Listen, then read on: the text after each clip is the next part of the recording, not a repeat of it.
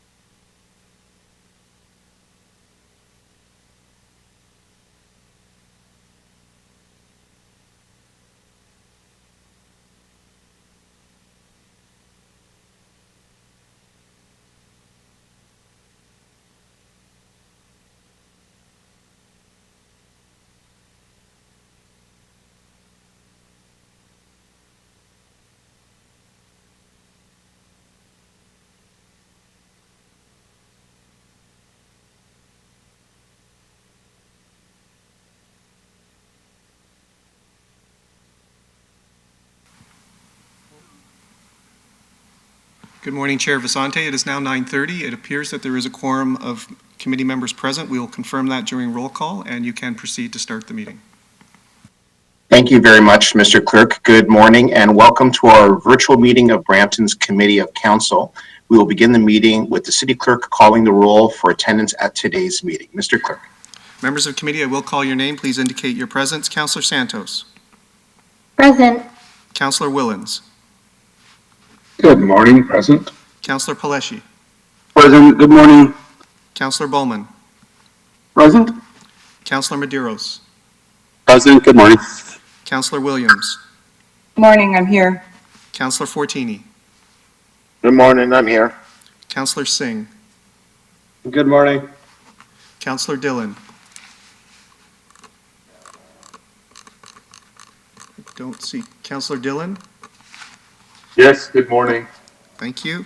Mayor Brown. Present. Yeah. And the chair, Councillor Visante, is present. All 11 members of the committee are present, Mr. Chair. Thank you very much. Next item is approval of the agenda. Does any member wish to add a business item to today's meeting? If so, we'll be using the chat function where you can add your name to the speakers list. I recognize Councillor Fortini. I'd like to add a discussion on the snow plows. And also, I'd like to ask about what's happening with this roof on Knightsbridge that was supposed to be done. Thank you very much. Thank you. Councillor Medeiros. Thank you. Through you, Chair. I'd like to add just a quick discussion on the capital projects which were canceled during the budget. Thank you. Councillor Singh.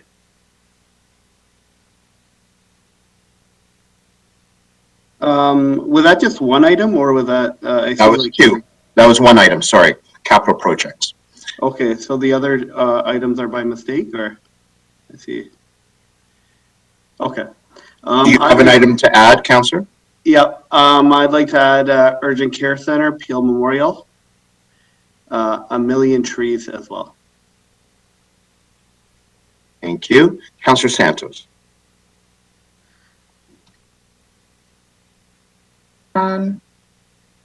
Thanks so much. Through you, Mr. Chair, I'd like to add a discussion item regarding the Beauvard House property, and then an in-camera item as well regarding negotiations. And I spoke to the city solicitor about that before, and I believe the clerk knows about it as well. Thank you. I see no other folks on the board. Does any other member wish to add an item? Seeing none? Mr. Chair? Yes? Sorry, I just wish to advise that item 8.3.3 on today's published agenda is a discussion item at the request of Councillor Visante regarding the GTA West Corridor Highway 413. That item was added to the December 8th City Council meeting and was referred to this meeting, and a request has come in from Councillor Visante to remove that item from the agenda. So as part of approval of the agenda, that item is identified to be withdrawn. Thank you very much, and thank you for pointing that out, Mr. Clerk. So there are no other speakers on my list. We have a motion moved by Councillor Fortini to approve the agenda. Instead of seeking a recorded vote for this item, Councillor Singh? I see your name up on the board. Yeah, sorry, I need some more clarity with the MP on the million tree, so I'm gonna take that off. They said they were gonna get back today, but they're gonna take some more time, so I'll just leave urgent care. Thank you. Thank you. So noted by the clerk. Instead of seeking a recorded vote for this item, I will ask if there is anyone opposed to this motion. Otherwise, your vote will count in the affirmative. Are there any objections? Seeing none, that carries. Next, we have declarations of interest under the Municipal Conflict of Interest Act. Does any member have a declaration of pecuniary interest under the Municipal Conflict of Interest Act or any other matter to be considered on today's agenda? Seeing none, the clerk will so note for the meeting minutes. Next, we move on to our consent agenda. Committee, as part of our consent motion process, I will be reading each agenda item that is subject to the consent motion, and any member may verbally identify the item to be held for debate during the meeting. Any item that is not held for debate will be considered as part of the consent motion and voted on for approval. Any of the following agenda items will not be subject to the consent motion for approval. These are announcements, delegations, presentations, added new business, member discussion items, member question period, public question period. So I'll start to read the relevant agenda items and members can identify any items to be held for debate. Item 8.2.1, a staff report a request to begin procurement on material testing and geotechnical investigation services on an as-need basis. On consent, 8.2.2, a staff report request to begin procurement on the downtown hub study to retain a multidisciplinary consulting firm to carry out the transit project assessment process and supporting studies for the downtown transit hub. That is on consent. Item 8.2.3, a staff report for the color change for Williams Parkway noise wall. That item is to be held as we have delegations. Item 8.3.1, the minutes of the Brampton School Traffic Safety Council for December 2nd, 2021. That is on consent. Item 8.3.2, the minutes of the Environment Advisory Committee for December 7th, 2021. That is being held as we have a delegation. Item 8.3.3, that item has been withdrawn. Item 9.2.1, a staff report and a request to begin procurement on the hiring of a general and specialized landscape contractor for the construction of the Gorham Meadows Community Park. That is on consent. Item 10.2.1, staff report on the 2022 municipal election, updates to the use of corporate resources policy. This was referred from the November Governance and Council Operations Committee. That is on consent. Hold, please. Councillor Williams. Hold by Councillor Williams, thank you. We have next item 10.4.1, correspondence from Darlene Stripe, a Brampton resident, received email on January 11th regarding the dog bylaw. That will be held so that it can be read into the public meeting. We have next item 11.1.1, a staff presentation on the virtual FDI mission to Nigeria. That will be held. Item 12.2.1, a staff report to begin, request to begin procurement on plans to review services for 2-unit dwellings for a 2-year period. That is on consent. 12.2.2, a staff report, the delegation of regional tax ratio settings for 2022. That is on consent. Item 12.3.2, a discussion item at the request of Mayor Patrick Brown regarding the addressing of nursing shortages within the local health system. We will be holding that for discussion together with Delegation 6.5. And finally, we have in camera item 15.1, closed session meeting exception under section 239-2-D of the Municipal Act of 2001, labor relations or employee negotiations. Hold, please. That is being held by Councillor Bowman. Thank you.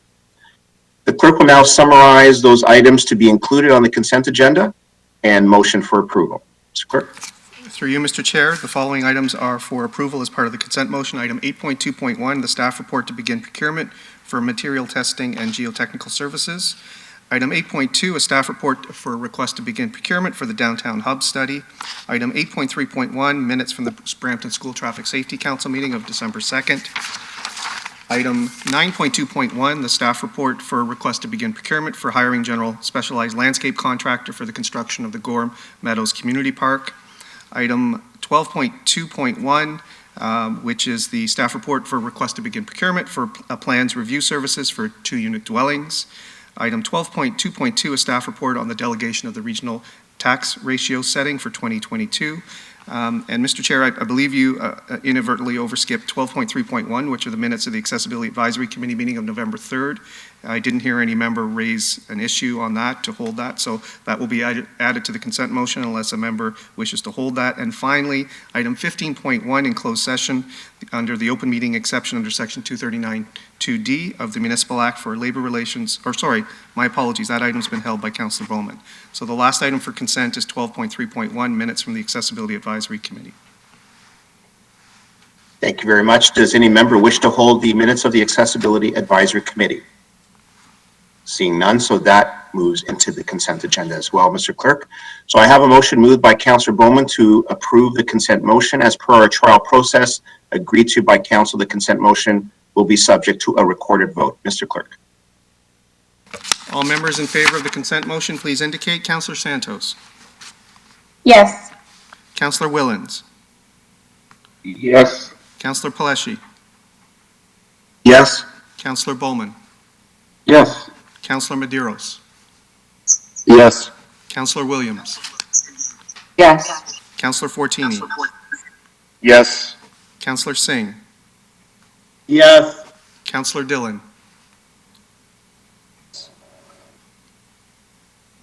Councillor Dillon. Yes. Thank Yes. Yes. Mayor Brown. Yes. Thank you. Chair Visante. Yes. That carries unanimously, 11-0. Thank you, Mr. Clerk. Our next item is 5.1, an announcement regarding the economic outlook for 2022. I am the council sponsor for this announcement, and joining us today will be Andrea Williams, our Economic Development Coordinator for the Planning, Building, and Economic Development. To make this announcement, welcome, Andrea. You have 2 minutes. Thank you, Councillor Vicente, and good morning, Mayor Brown and members of Council. My name is Andrea Williams, Economic Development Coordinator, and I'm here today to tell you about our upcoming event happening tomorrow, January 20th, from 9 to 10:30. In partnership with RBC, the City of Brampton's Planning, Building, and Economic Development Department will host an Economic Outlook event for 2022. The event will feature a keynote by Josh Nye, Senior Economist with RBC's Economics and Thought Leadership Team, as he highlights global trends, projections, and disruptions for the new year.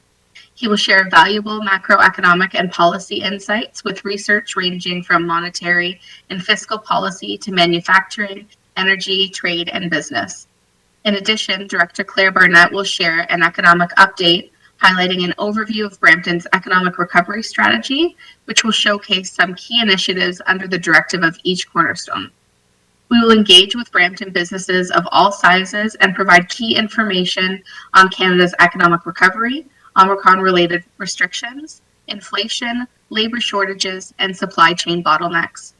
This virtual event will offer information of the world ahead and will discuss what the continued economic recovery will look like in 2022, how businesses will move forward safely given new Omicron-related restrictions, and how we will address high job vacancies. This event will provide a backdrop for the new year in an effort to support businesses by providing current information from an economic perspective. And by helping employers understand trends and identify risks, we hope to improve their planning and business models in this challenging time. We hope you will join us to gain some valuable insight and ask any questions you may have. Thank you. Thank you very much, Andrea, for that. And we'll move on to item 5.2, an announcement regarding the economic outlook for 2022. This announcement has been sponsored by Councillor Medeiros, and joining us today is Usha Srivanasan, the Director of Ryerson Venture Zone. Welcome, Usha. You have 2 minutes. Good morning, council members, Mayor Brown. I'm just here to share with you the start of our second cohort of startups at Ryerson Venture Zone. We welcomed 5 health and wellness companies and 9 smart city mobility and logistics companies. Mayor Brown, thank you very much for sending us a recording welcoming our companies. We launched on January 11th. In the interest of time, I will not go into details of every single company here, but just to highlight a few, we have such a depth and breadth of amazing startups that have begun their journey with us and will be with us for 8 months. One example, Teanomics, is led by a founder who's a pathologist. They have developed a technology that will enable pathologists to detect lymph nodes in a much more accurate way so that cancer detection can be done in a more efficient way for gut cancer, for example. So that is a medical device kind of a company, all the way to companies like ESI, which is developing a next generation type of air quality monitoring device and works with cities and industries, to Scooty, who many of your council members are already familiar with and have met the company, the e-bike and Scooty service.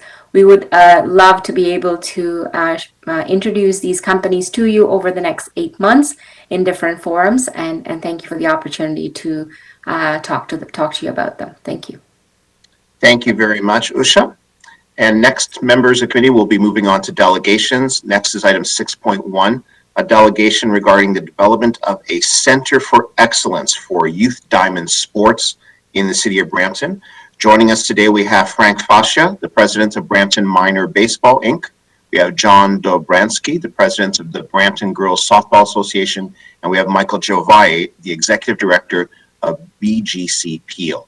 Welcome, Frank, John, and Michael. Frank and Michael, you can unmute your mic and you have up to 5 minutes. Please proceed. Thank you very much for this opportunity, Council. I'd like to request at the outset if we could request a up to 5 minute extension for our presentation. Sure, yeah. Thank you, Mr. Councillor Bowman. You have the extra time. Go ahead. Thank you. And this is Frank Fascia speaking. I just want to let you know that John Dobransky had intended to be on, and he just sent me a text saying that he's having trouble getting in. So I don't know if he probably tried to get in after the meeting started. So I haven't answered his text, and I'll just explain it to him later on. So I'm assuming that I can just go through the presentation? Yes, please. Go ahead. Thank you. Many thanks to all involved in allowing us to make this presentation. Brampton Minor Baseball and Brampton Girls Softball Association have worked closely together with many projects in the past. And we have a vision for the future so that we can develop a center for excellence in order for players to develop and showcase their skills at all levels, whether it's grassroots or whether it's at the most competitive levels. Brampton has a rich baseball and softball history. And what we want to do is continue to promote the safety and being active and creating proactive citizens, which is something that we strive to do with both organizations. Next slide, please.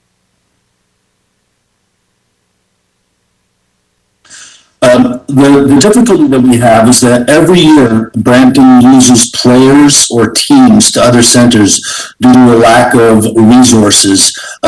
Because of our weather, indoor training is very, very important, and showcase diamonds are very, very important. And we're often competing with other centers in trying to retain our athletes. 15 years ago, Brampton Girls Softball Association opened up a facility on McMurtry Avenue, and they've outgrown it. It's basically 2 tunnels that allows them to practice their pitching and hitting.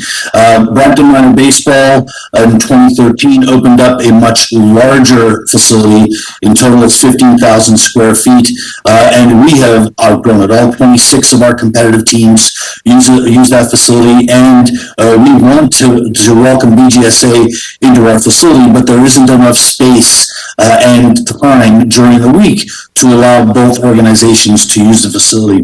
The two entities would like to partner in some fashion to build a center for excellence to be used by both organizations. The next slide, please.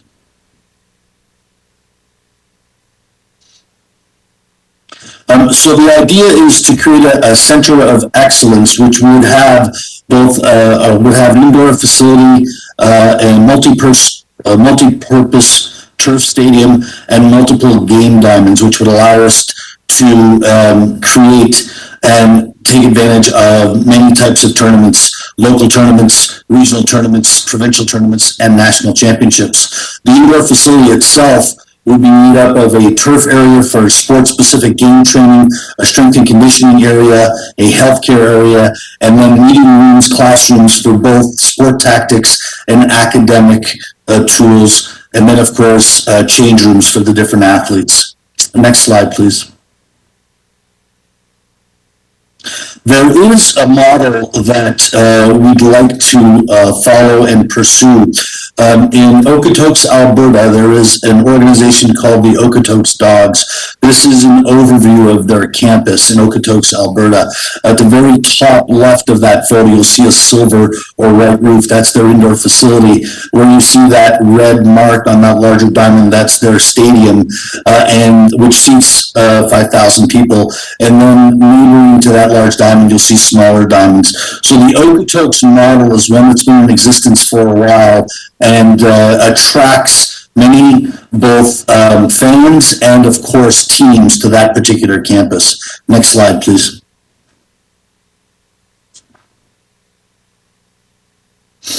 This is better shots of the Okotoks facility, so you can see that they have that large stadium in which there are higher profile teams playing, including a senior men's team that participates in the Western Major Baseball League, which is a summer collegiate baseball league that attracts players from all over Canada and the U.S.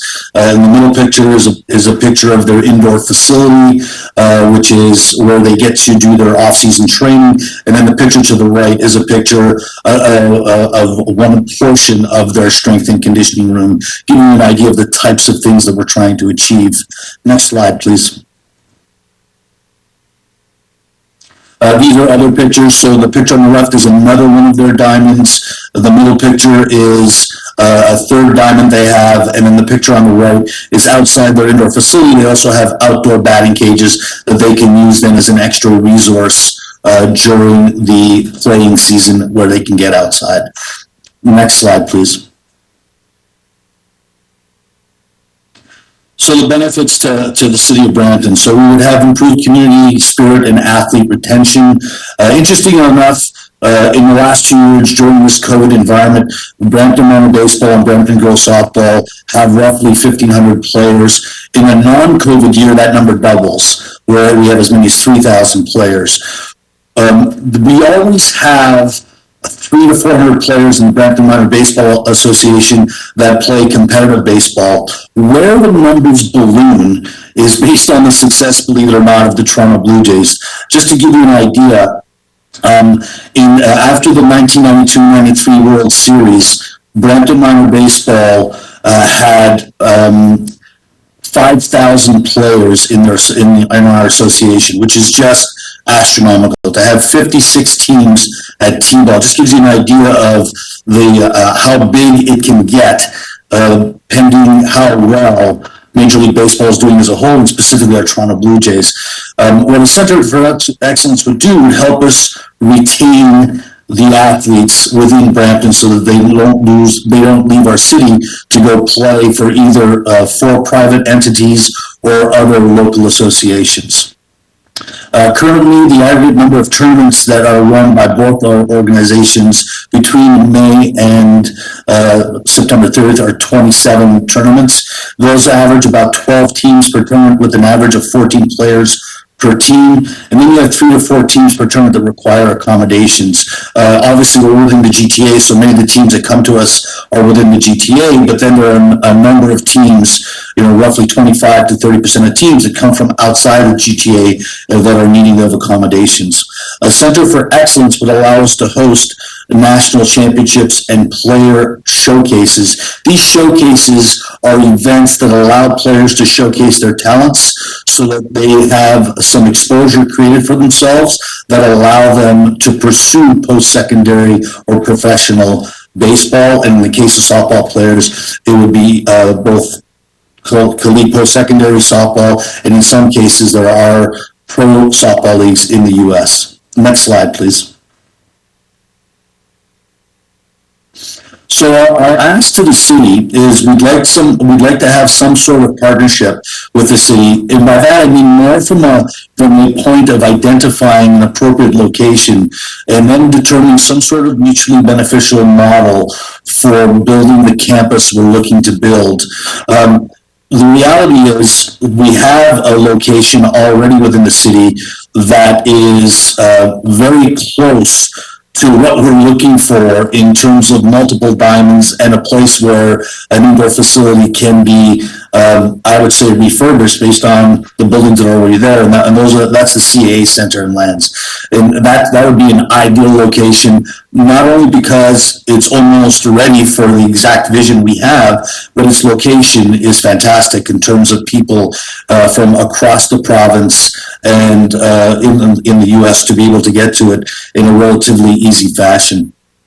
The second point we want to make is a longer point. We are asking the city if they would consider amending and accept an expanded scope in the research and consultation to be performed by your consultants of the Cricket Stadium project, which would include a full SWOT review of sports impact on the city, residents, business, and surrounding GTHA community and market assessment and matrix, including an element to economic tourism and future domestic and international investment opportunities and impacts for the city of Brampton through the development of a Center for Excellence. Next slide, please.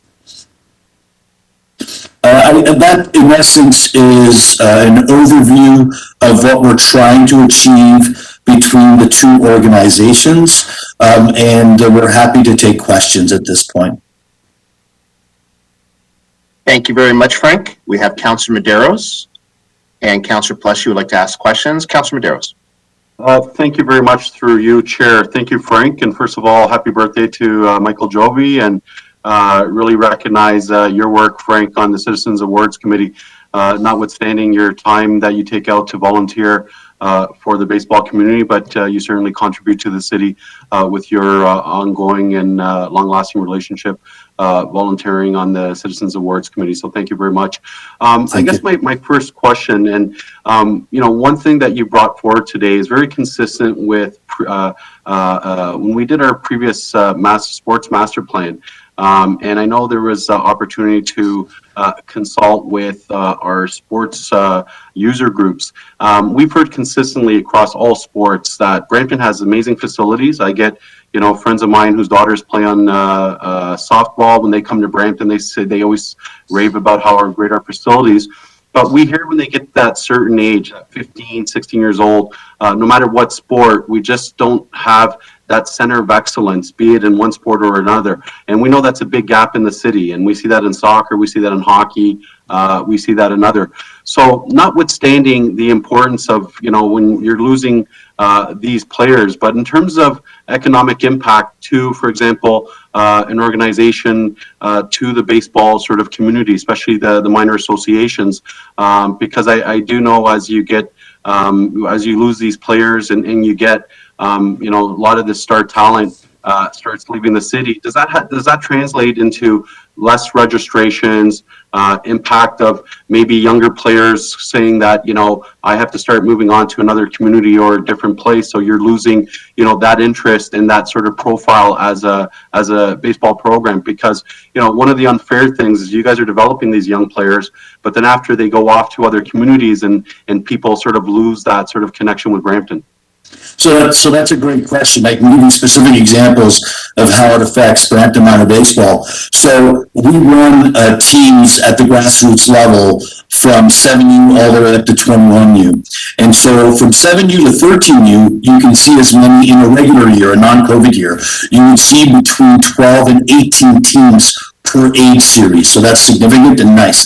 And then once we get to 15U, then it starts to go down to 10 teams. Once we get to 18U, it gets down to 6 teams at the grassroots level. And then when we get to 21U, even in the non-COVID year, the last year we had we had 4 teams. So it definitely impacts us at the older age groups. And what's interesting is when you look at adult leagues, you still have a number of, so for example, the Brampton Men's Recreational Baseball League has 32 teams in it. So you still have people over the age of 21 who want to engage in diamond sports, but they don't necessarily have the facilities to be involved at the local association level. And that's what we're trying to achieve. And just my last question through you, Chair, notwithstanding the players, but how about, for example, that coaching talent? So are you losing, for example, good coaches to these sort of outside organizations or other levels of excellence where they're looking to excel in coaching, or they're attracted to a little bit higher sort of bar of talent? 100%. So, for example, even within our Brampton Minor Baseball, as an example, just this past year, we lost a coach named Stan Wilson. Stan's been a long-time Brampton coach and he's been courted for many years by a for-profit entity. And finally, this year, he made the jump because the offer was just too good. But the important part of the offer was, the lack of resource we had on our end to be able to retain him.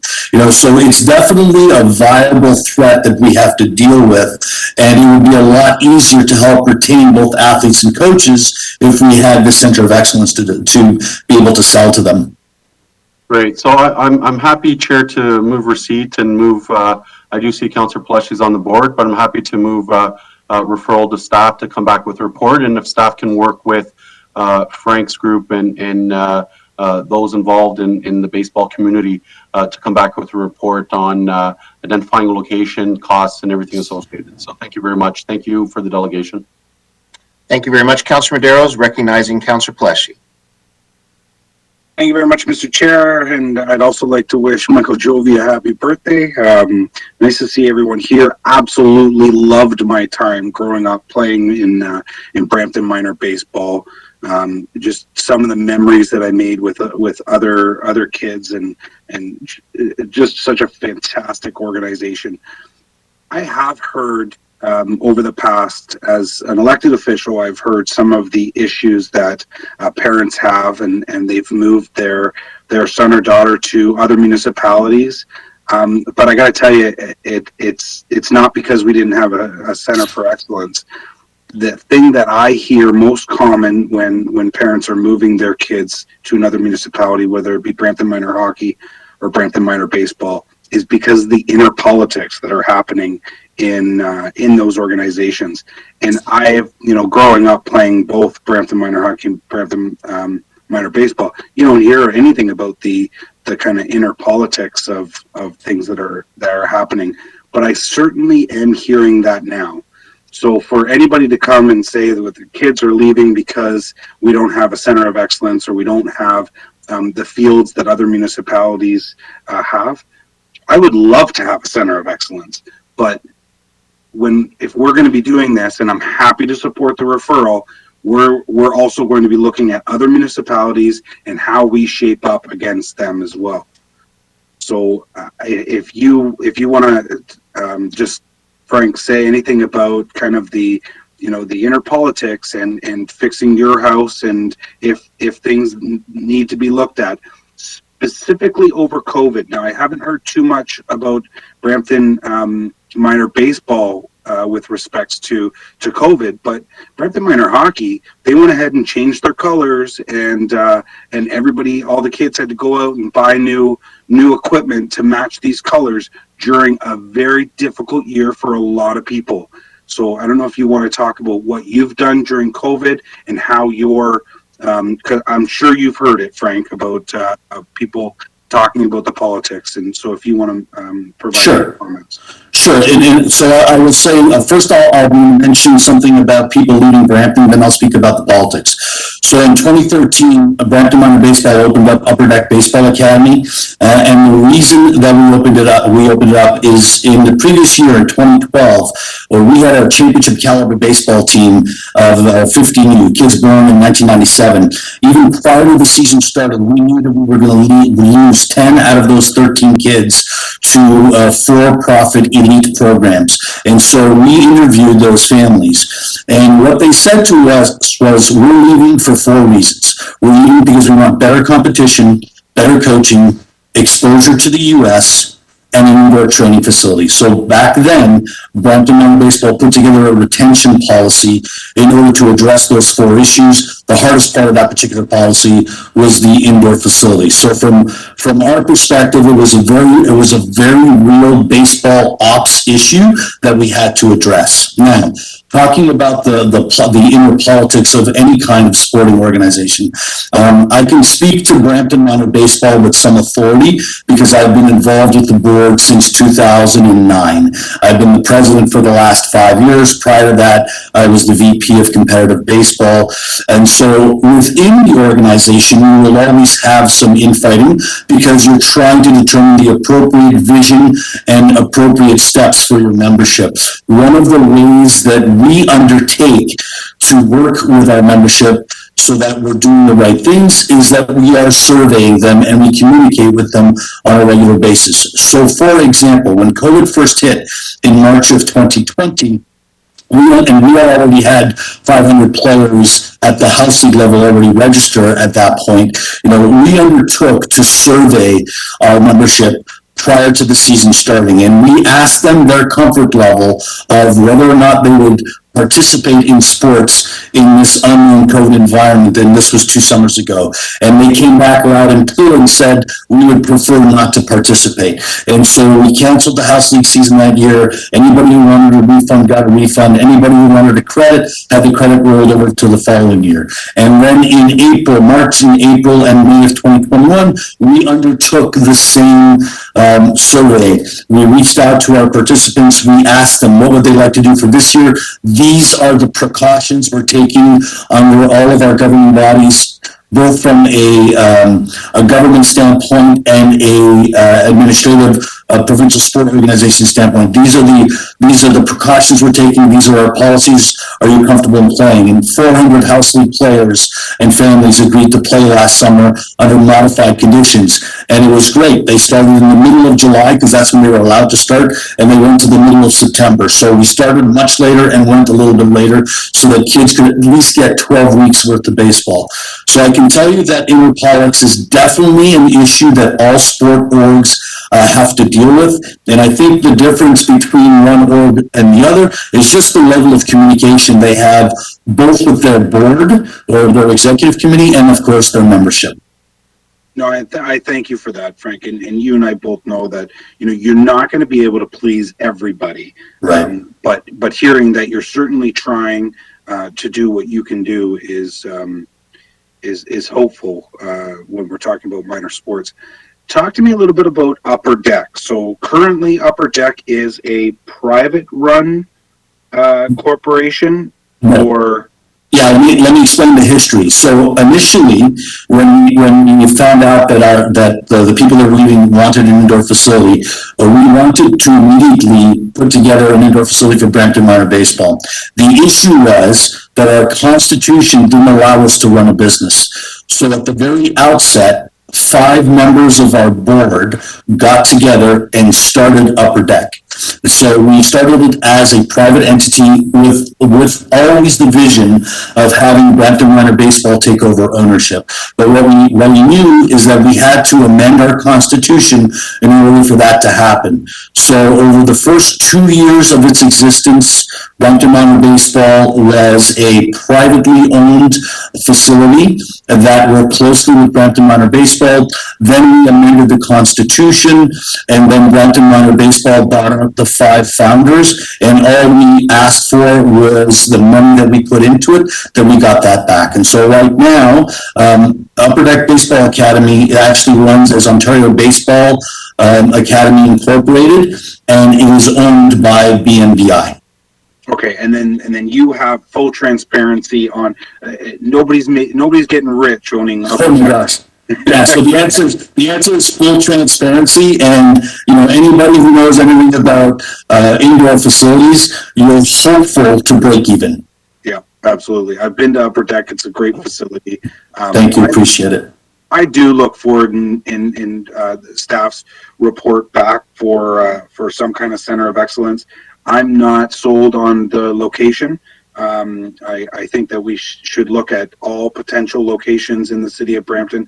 I love Sesquicentennial, so that's an opportunity as well. But we also need to look at what other municipalities are doing and get a read on why kids are truly leaving the city of Brampton to go play in other places. And if it's competition, then I've always said the city of Brampton shouldn't have anything to do with kind of the minor sports. You're putting politics into already a pretty political organization. So, but let's see what we can do to see if there's a solution here. Thank you very much for your delegations. Thank you, Mr. Chair. Thank you.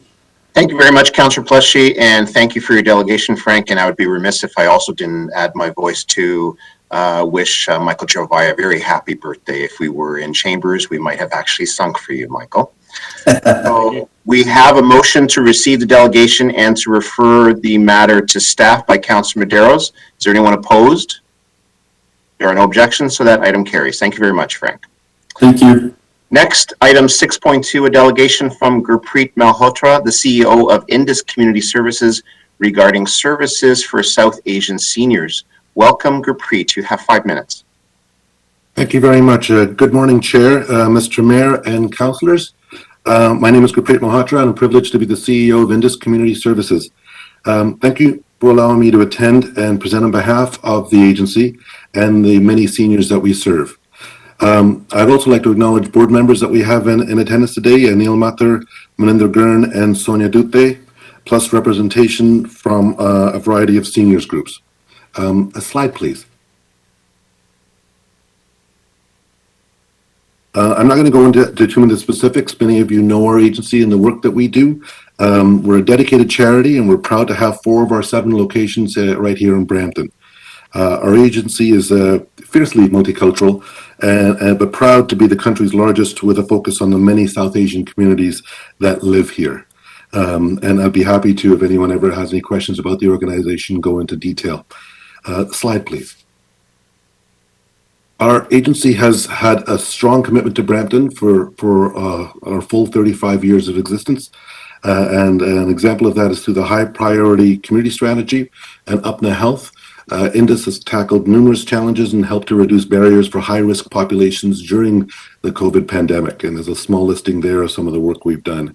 We continue to be an ongoing advocate around international students, their housing crisis, mental health needs, and access to social services. And we have also been loud advocates around Brampton's health emergency, the $1 billion a year annual shortfall in funding that has such a huge impact on our communities. Through the work of Indus and other lead agencies working here in Brampton, our city went from the most infected to the most vaccinated. And we're very proud of that work, and it continues every day with a dedicated team that is working very hard to make sure that PPE, access to testing, access to vaccination, and correct information continues. And so we're proud of that work.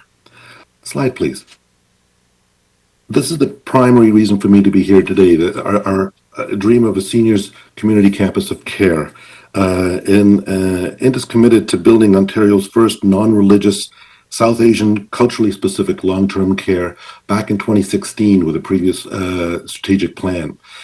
We currently do everything that's in the bottom left-hand corner, community access, and we've been working with consultants, the city and the region, as well as CMHC around affordable seniors housing. And we have been working around long-term care. We've been approved for 2 projects so far. one in partnership with Trillium Health Partners, the hospital system in Mississauga, and the well-recognized Yihong Center for Geriatric Care serving the Chinese community.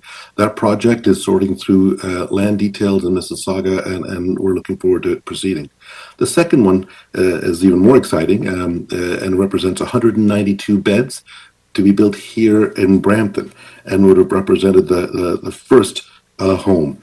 The concept of a community campus of care is similar and designed to Holland Christian Homes located in McLaughlin and Steeles, and our entire board met there twice over the years to tour and get a better understanding of how wonderful that facility is and how it needs to be replicated more often around the city.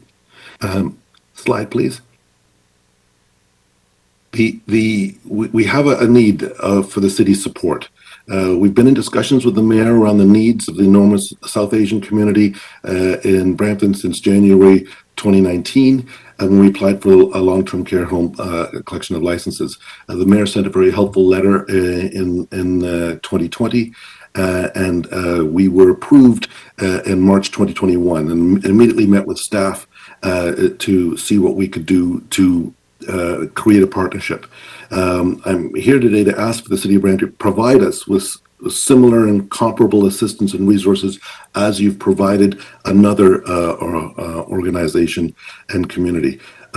We are interested in a similar process that helps us achieve around 5 acres of land and the ability to then build for the 44% of the population that represents the South Asian community. So what we're hoping for is that will the City of Brampton actually commit to helping us in writing, and this could be done through resolution as well as potentially through other supports that we desperately need as our one-year deadline expires in March of 2022, and this amazing opportunity would then be lost not only to our many members of the community, but also to the City of Brampton. So I'll pause there and ask if there are any questions. Thank you very much, Gurpreet. We have Councillor Santos on the board. Councillor Santos. Thank you so much, and thank you, Gurpreet and Indus, for coming in with your delegation today. I do have questions, but I am concerned because they're questions mostly for staff, but because it may have to do with city land, etc., and negotiations. I'm wondering, through you, Mr. Chair, to the clerk, if we could deal with some of those staff questions in camera. Through you. Through the chair. Go ahead, Peter. Through you, Mr. Chair, I'll start, and then Samir, if you wish to add. So if committee wishes to address certain matters in closed session related to this, if it relates to property, there is an appropriate exemption under the Municipal Act that could afford committee that opportunity. I don't think specific properties have been identified yet through this delegation. So I think it's more of an ask to work with the city at this point. Mm-hmm. So I know that, so the, thank you through you, Mr. Chair, the delegate then, can I ask if you have been given various options, or staff have been working on trying to find various locations? Yes, at first staff offered the opportunity for us to purchase land from private parties, so something that we really didn't need the city to assist us with. We'd be able to do that on our own. Our interest is much more in the possibility of a 5 acre or so plot of land, and the possibility of a 50-year lease similar to another community. And that we would be able to move on from there. So it's gone back and forth very disjointedly and somewhat slowly. And then we were offered in December the opportunity of either a 2 acre parcel of land in north central Brampton, or a 1 acre parcel of land in the east end of the city. And our board quickly deliberated and said that they'd be happy to go with the 2-acre plot of land, understanding that other forms of assistance can be rendered by the city that would make, if you will, the two arrangements with the two communities comparable.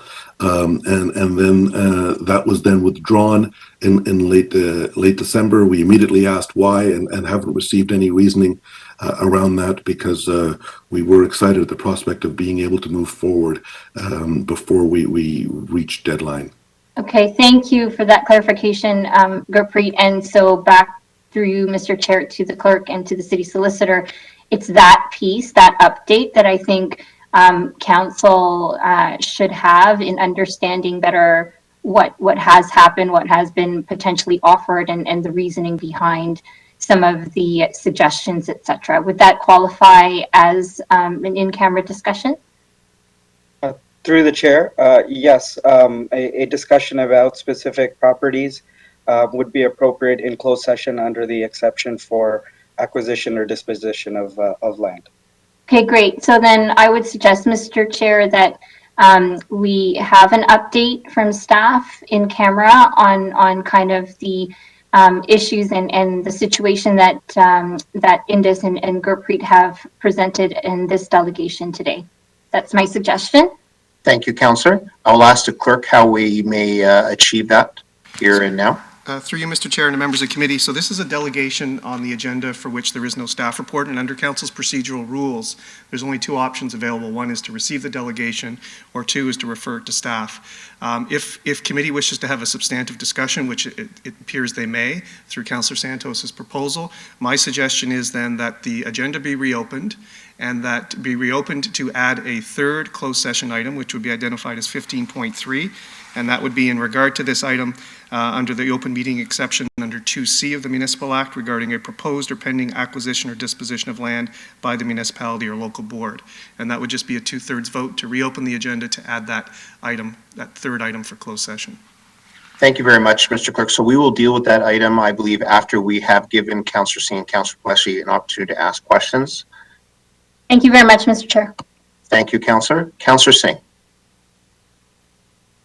Thank you. And going back to the CEO of Indus, Gurpreet, you said something interesting. You said, staff was looking at 2 acres plus some other benefits to make it more comparable between what was given to a previous organization. Can you just elaborate on that? Because I was going to ask about that, but you probably... Examples of the kind of thing, and staff can certainly expand on what is doable versus what is presumed.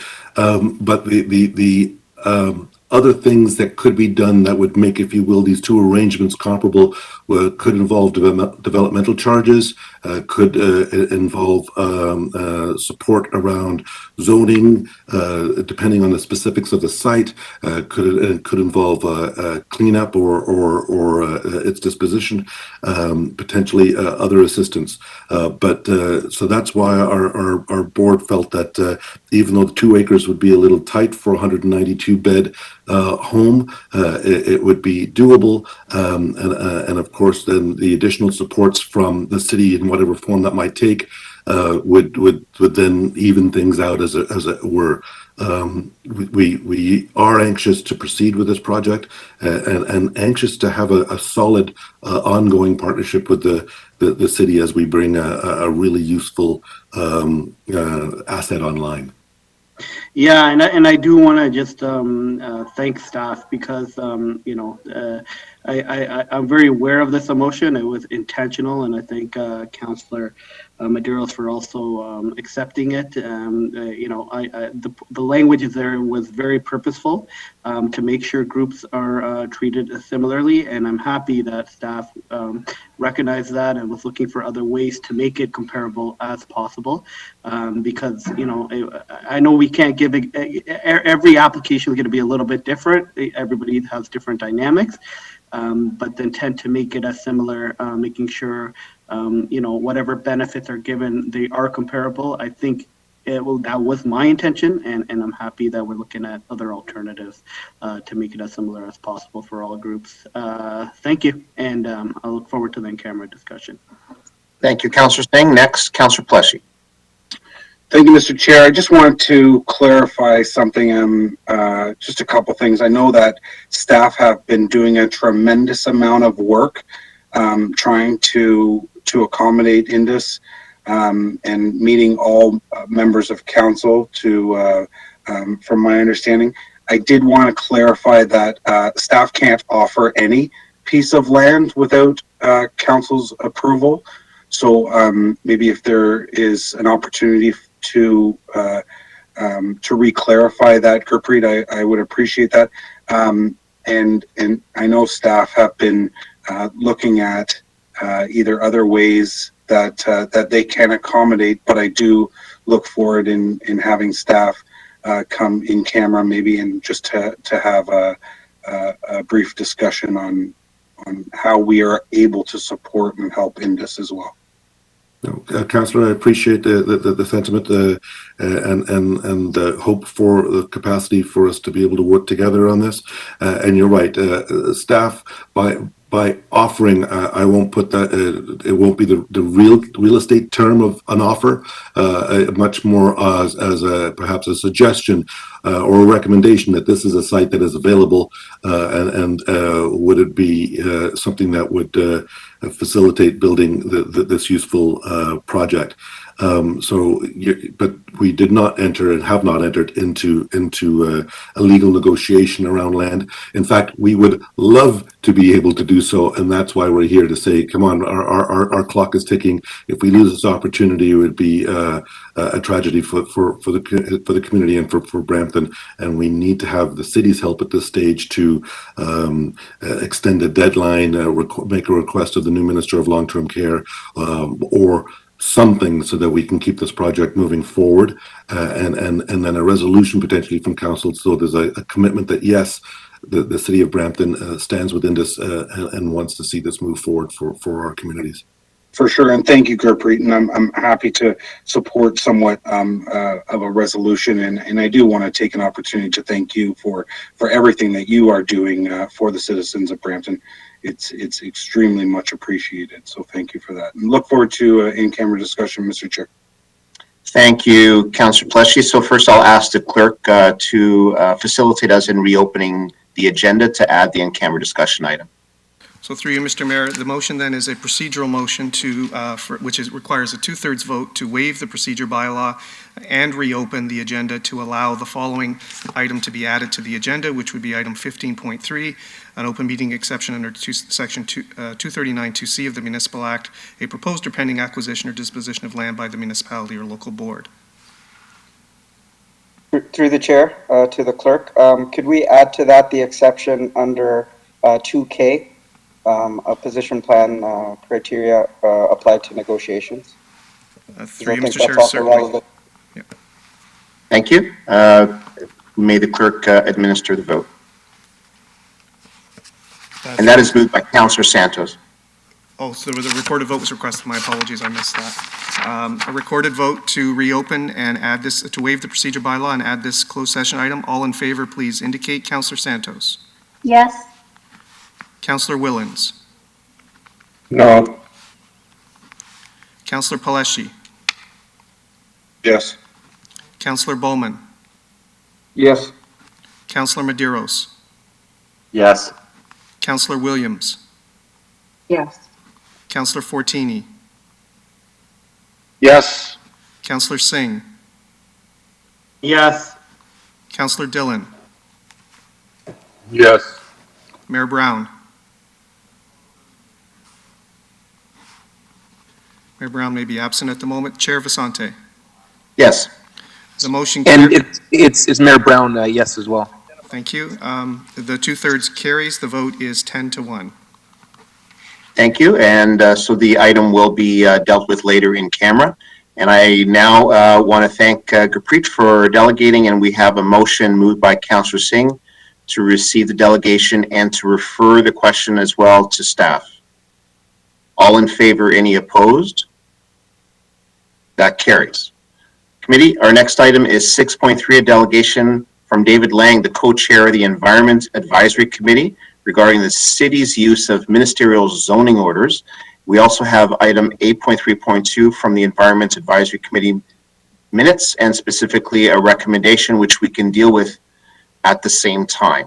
So welcome, David. You have 5 minutes for your delegation. Thank you very much, Mr. Chair.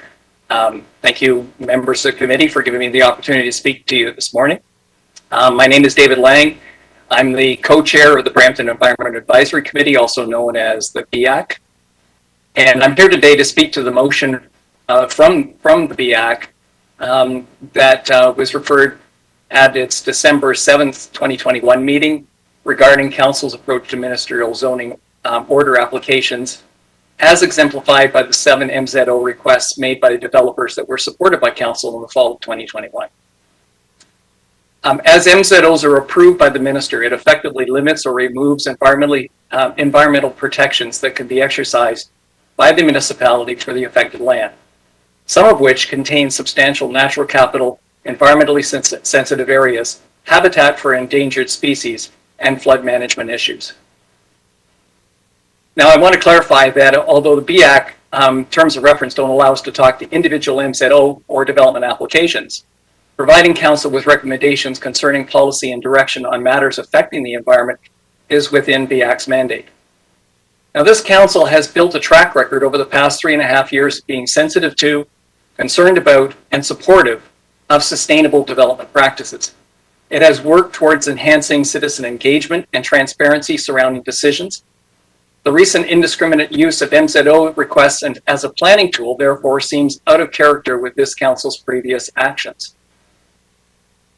BIAC members recognize that they are not privy to all the information that Council has in making decisions. We also understand that Council must at times make difficult choices, elevating one priority at the expense of another to meet the best overall interests, and that not all information available to Council can be shared with the public.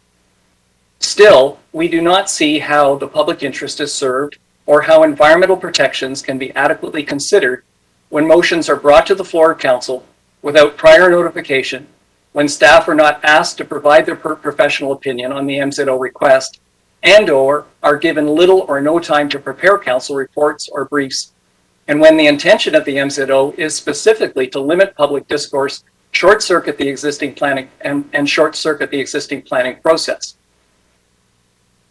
Expediency in processing development applications shouldn't take precedence over due diligence and occur at the expense of environmental controls or public discourse, particularly in our time of climate crisis.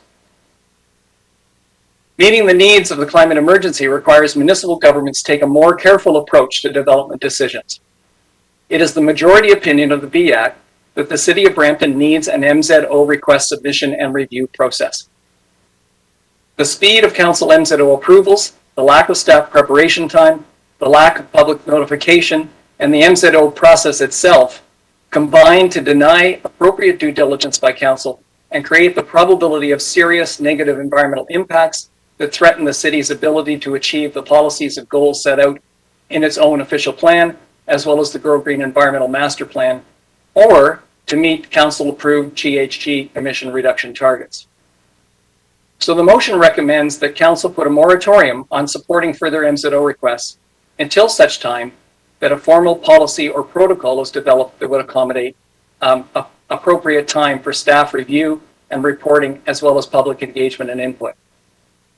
So BIAC respectfully requests that Council review our motion and take immediate action to implement our recommendation. Thank you very much.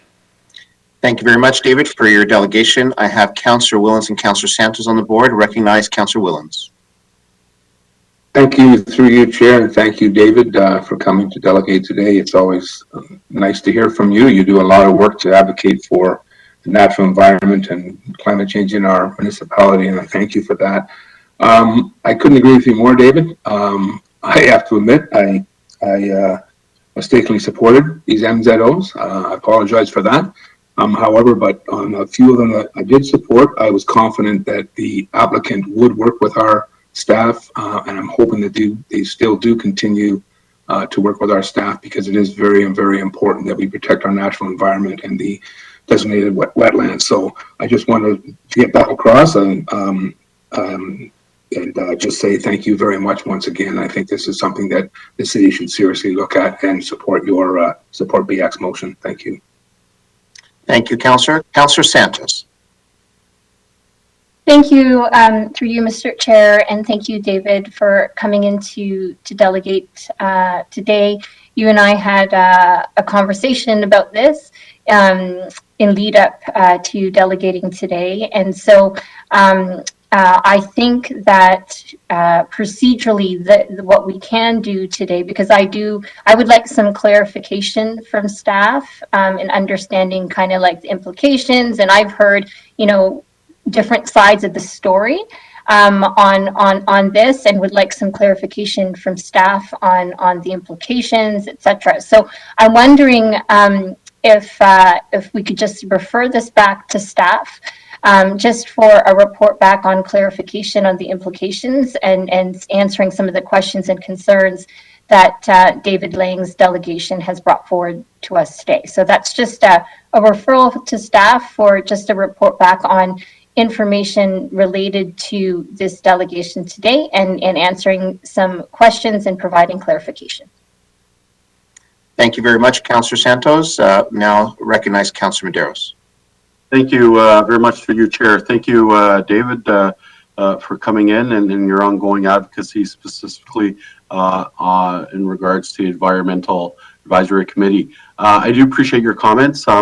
One of the challenges that we have as Chair of Planning and just, everything that you have spoken to, I will say, public on record, staff has advised council many times, they're not really in favor of MZOs themselves. They really want to go through the planning process. But I think some challenges, and I'll get to the question that we have, is that we're dealing with the tsunami of a population boom here in Brampton, illegal housing. We're having pressures from across the city.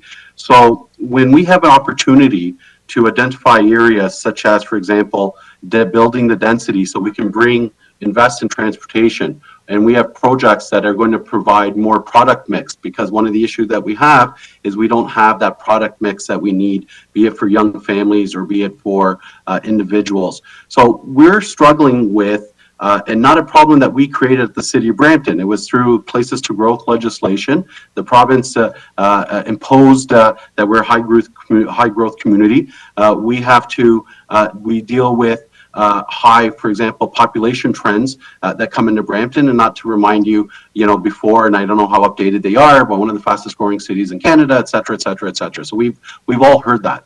So when we have opportunities to move forward, and I think the timing was unfortunate, where there was a compact amount of MZOs, just because the nature of the timelines, understanding that there is an election coming up, that the federal government had a small window, the provincial government, there was a small window, such as other communities have done, to really push key projects. And Brampton, in our unanimously as council, had supported many of the MZOs because we've identified some of these MZOs as key projects. Not all of them were dealt with housing. For example, some of them are specific in nature, so not every MZO is similar. One MZO we supported because we think it's going to help with their transit. The other one was a faith-based community and is bringing schooling to children. And so, these are different instruments, and these instruments are there for us to use. So I guess my question to you, when we have an opportunity to put forth an agenda, especially transportation, let's look at transit, and we have an opportunity to, and we have a short window to do that. And this is where, council's wisdom was that, dealing with all the pressures, are you suggesting then, in the opportunities in which we still have controls over site plan, we still have controls on, for example, environmental protection in many of these cases? So you would just say that flat out, don't support MZOs, or in certain circumstances based on the characteristics and nature? Because I do agree with you, some of the MZOs could have been scrutinized a little better. So I just want to get your sense that, you've talked about some of those criteria that you would have in terms of a public meeting, in terms of other things. But, the MZO tool is specifically that in nature for us to be able to put forth what we find as a priority project to the province. But it's not a fait accompli. We still have the opportunity to deal with it at site plan, deal with it in terms of community benefits, so we don't lose complete control. And I think staff will come back with that response. But just, from your perspective, is it just completely, all MZOs, or would you sort of say if there's an opportunity for some MZOs which, bring employment, which is a big, issue that we're lagging in, is a lack of employment in the city, issues such as moving transit ahead, as we sit around and we talk about LRT all the time, years and years have gone by. If we had the ability through an MZO to, push an opportunity for public transit. So just, what are your thoughts on that? Well, thank you, Councillor Medeiros, for your question, and through you, Mr. Chair. So I'm going to give you my personal opinion, obviously, because we haven't discussed this at BIAC. But from my understanding, the use of MZOs historically has been to address what I would classify as emergency development situations. So the prime example of that is Elliott Lake, when they had the collapse of their one shopping mall, where the roof collapsed and nobody understood why, but it was the only shopping center that provided groceries and so on.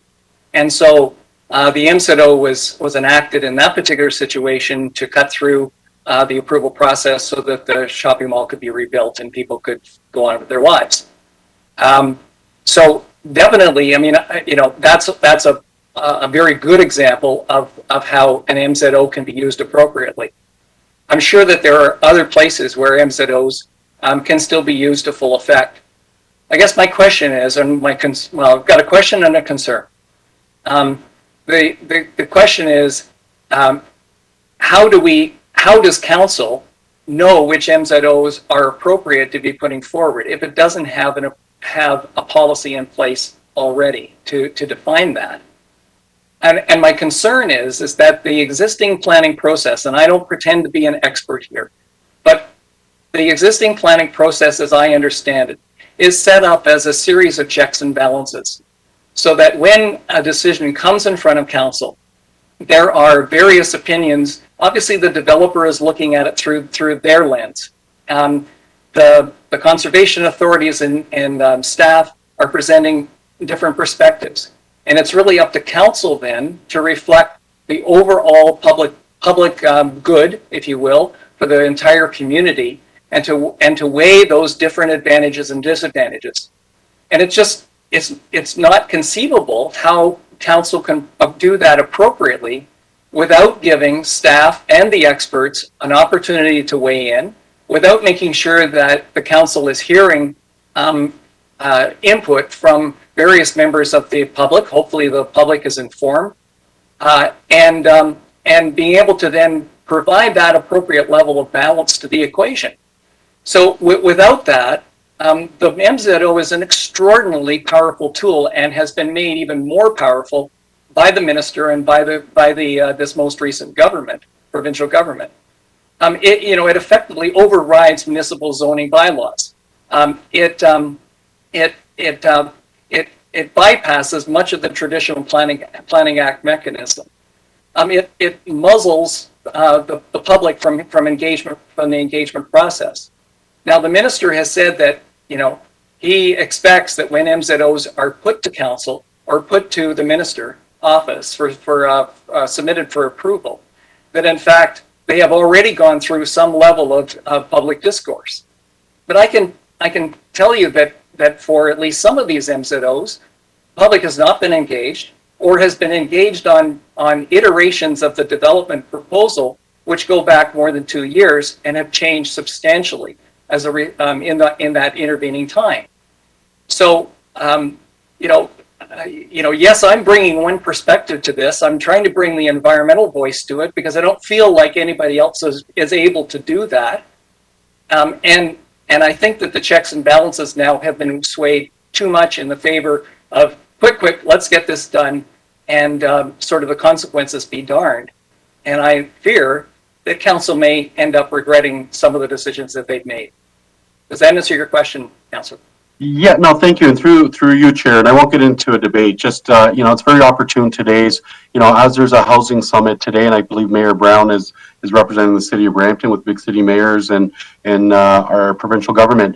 Within the context of a perfect world, I agree with you, David, and I do believe that, key projects that, an MZO is very useful. Now, it's really up to council to determine what they find are business critical or city building projects. And I won't belabor that. I hope staff in the report back or on what comes back can really sort of talk about what mechanisms that we still have control over planning. And also, I would just tell you that when we're dealing with the housing crisis, the population tsunami that we're dealing with right now in the city of Brampton, from an environmental perspective, when you have 7-8 people crouched in a home and the amount of lack of control, security, what we're dealing with, Councillor Bowman and myself, and across the city, frankly, it's really deteriorated to the city of Brampton and the community. And that's what we're facing. So it's not a simple question of A or B or C, and it's not black and white.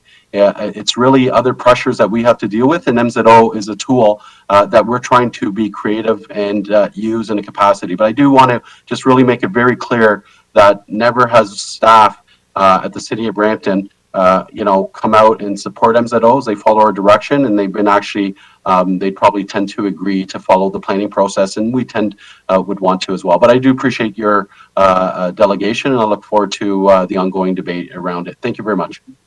Thank you very much, Councillor Medeiros. Councillor Pleshy. Thank you very much, Mr. Chair. Thanks, David, for coming in and delegating. And I do appreciate the comments that you've made, but I also appreciate you stating that, you may not have all of the information that council has. And that is much appreciated because like what Councillor Medeiros was saying, there are a number of issues that we're dealing with, some of which you do know, David. And David, you're a businessman, so I don't need to tell you that, when these businesses, these developers and landowners that are looking for opportunities to use a minister zoning order like this, they're not one-offs. These are community builders. These are city builders. More specifically, they're city of Brampton builders. They have lands that are in the city on their 5-year horizon, their 10-year horizon. They're not going anywhere. And I have to say, one thing staff is really good at, not only staff, but councillors as well, is if we use something like this, an MZO, and something's not brought to the community or to the city that we really didn't support from the beginning, they're going to have an awful time in their future investments in the city. And you ask any of them, they know that. So bringing anything to the city of Brampton that we're not going to like, the community's not going to love, is going to be kind of that red flag on them in the future. And I know that's not politically right to necessarily say, but unfortunately, that's the business. The business of bringing the best possible product to the community is what ultimately every member of council wants. So I do thank you for bringing this forward from the Environmental Advisory Committee. I look forward to staff's comments on it being referred back to them, and having that come back, and future discussions with not only yourself but BIAC to see how we can ensure that the environment is protected with the proper development that we have. To have here in the city of Brampton. Thank you, Councillor, and through you, Mr. Chair. I appreciate that the council is in the business of city building and over the long term, and I really appreciate that the city has developed a vision and a strategy for doing that, the 2040 vision, and that 2040 vision was. Involved a whole bunch of public engagement and process. I would also, though, just caution council that the implementation of these visions and the moving towards the vision is done incrementally. individual decisions, thousands of individual or hundreds of individual decisions that are made each and every day by council that either move us towards that vision or away from that vision. And I believe that council really needs to, and I'm not saying that you don't, but I believe that council really needs to take into consideration how each of the decisions that they make affect the driving toward that vision and the achievement of the climate targets that have been set out. And then I would ask, humbly ask, that council be very transparent in expressing their position to the public to say, okay, in this particular case, we believe that that this particular thing takes precedence over, and that it's going to put at risk some elements of our environmental plan or environmental strategy. And then the public can make its appropriate decision about whether they want to continue to support that movement forward. What I am concerned about is that if this is done very quickly and without public engagement and without the opportunity of the public to express their opinion, then it is effectively not. It's going against the whole transparency element that that council started off with so well at the beginning of this term. Thank you. No, and you're absolutely right, David. And 7 MZOs compared to hundreds and hundreds of applications that we deal with throughout the year. But you talked about the vision and whether it be 2040 or any of the master plans that are currently on the docket, like it's and I'm a stickler for every time we talk about any types of master plans or vision exercises that they don't get shelved. And that goes back on you, that goes back on to the advisory committee, staff, members of council, and the public to ensure that these plans, these visions are constantly updated and they're constantly being brought forward, like the way that you're bringing forward any of the issues that you have here today, to ensure that they're not only top of mind for staff, but they're top of mind for the politicians around the table as well, and they keep evolving and they keep changing as time goes through, because time does bring change, and we want to ensure that we're on top of all of that change that is certainly necessary for the city of Brampton. Thanks, David. Thank you, Mr. Chair. Thank you, Councillor Pleshy. Recognize Councillor Willens. Are you speaking to the motion,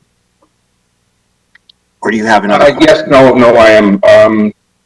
I'm good with the motion that David brought forward. I just want to make it clear that David, by no means, is here to speak against the intensification, creation of affordable houses, creation about just intensifying what we have. I think what he's here to put the point across is that we've got to do it better. We've got to have that built environment between the natural environment and the built environment, and I think that's what he's trying to get across here.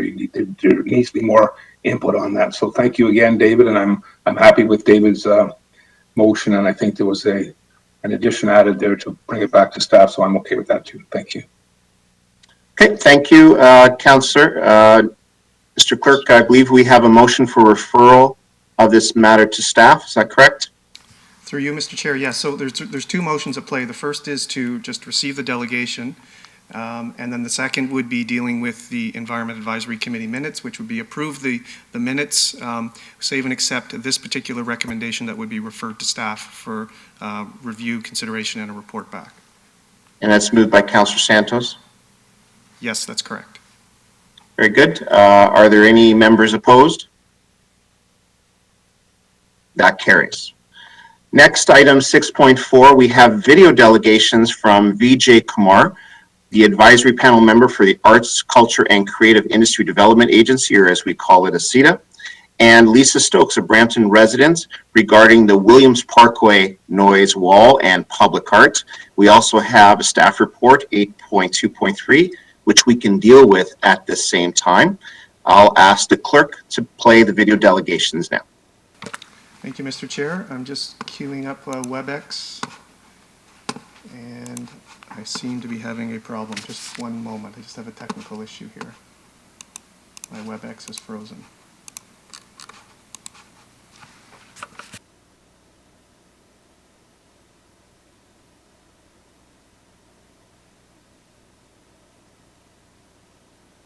So, Mr. Chair, if you can just give me 1 minute, and then we'll queue up the video.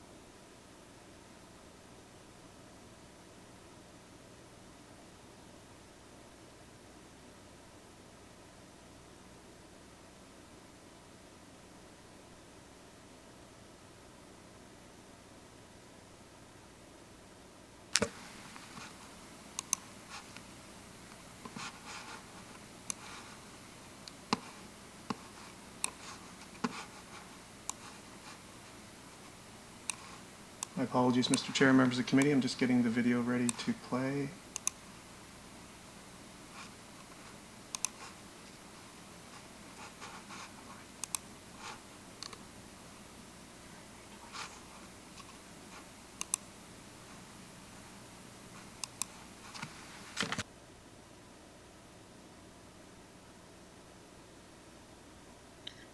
Would it be helpful, Mr. Clerk, if we stood down this item and moved on to the next one to allow you time to determine what the difficulty is? Through you, Mr. Chair, yes, that would be helpful. These two are video delegations, and we do have a remote delegation for the next item, and then we can come back to that. Thank you. Thank you. So we'll move on then to item 6.5, a delegation from Paul Emanuel, the President, and Amik Singh, Policy and Political Action Officer for Registered Nurses Association of Ontario Peel Chapter regarding 12.3.2, addressing a nursing shortage within the local health system. And we also have a discussion item brought forward by Mayor Patrick Brown, 12.3.2, which we can deal with at the same time. Welcome, Paula. You have 5 minutes for your delegation. Just one moment, Mr. Chair. We're just bringing in Paula. I'm going to make you host.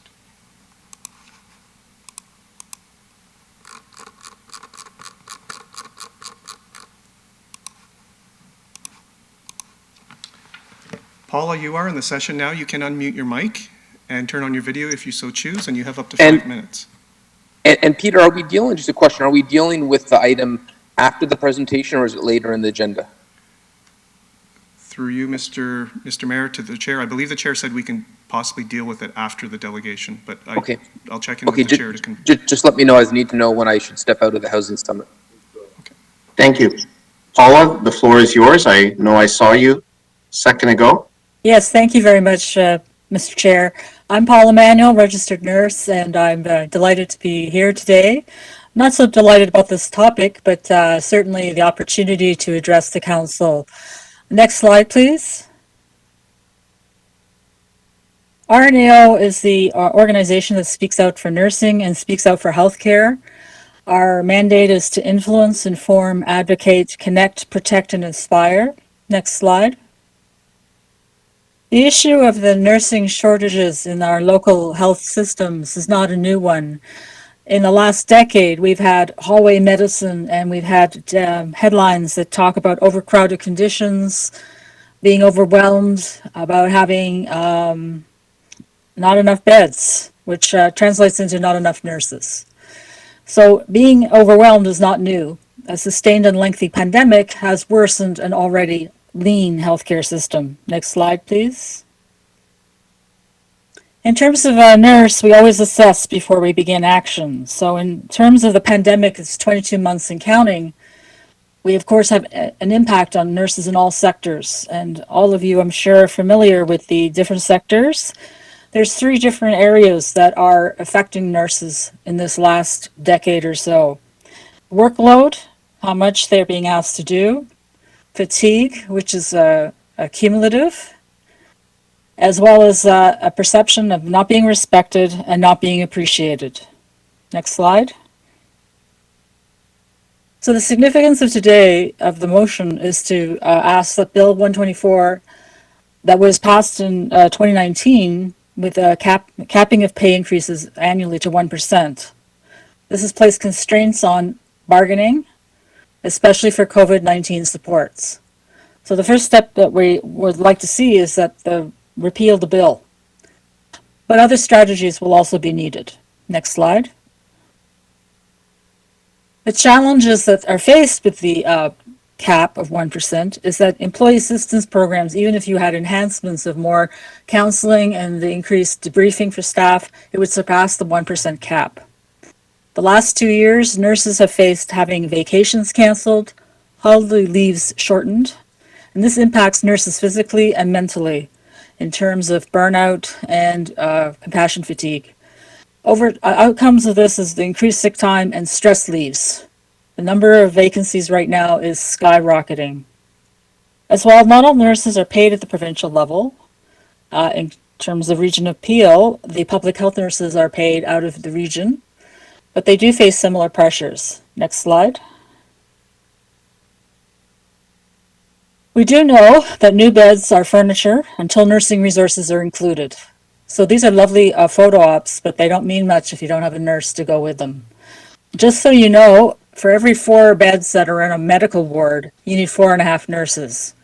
In critical care, you need 4.5 nurses for every bed. Next slide, please. Specifically for the nurses of Peel, we know that they're leaving positions in all sectors, especially 25 to 35-year-olds. The academic personnel in our ranks are saying that they are currently in a strike position. They're currently working to rule. And the huge issue is there's limited to no clinical placements for nursing students to meet the competencies to enter practice. This means we have students that are left kind of out in the wildness, that there's nothing there for them to be able to get their experience. Nursing is a practice discipline. Next slide. Nurses in Peel also have an overwhelming fear for their families that they may take the COVID-19 home. They have challenges with their own family needs, so trying to ask them to work extra impacts their abilities to do childcare, children with special needs, elders. Also, they've been deployed for months to other jobs with no choice. I heard earlier you're mentioning the urgent care clinic at Peel Memorial. The decision by the organization there would be that they need those nurses to augment their emergence at Brampton and Etobicoke. So these are not always easy solutions or decisions to make, but indeed the decisions have to be made. Next slide. RNs also identify there's safety issues. For instance, a lot of senior nurses have left, and the question is who will mentor new and novice nurses. There's also increased workload due to covering RN gaps. For instance, a colleague mentioned that she has a manager's portfolio, her regular responsibilities, in addition to infection prevention and control throughout the organization. So she's really working 2 jobs instead of 1. Next slide.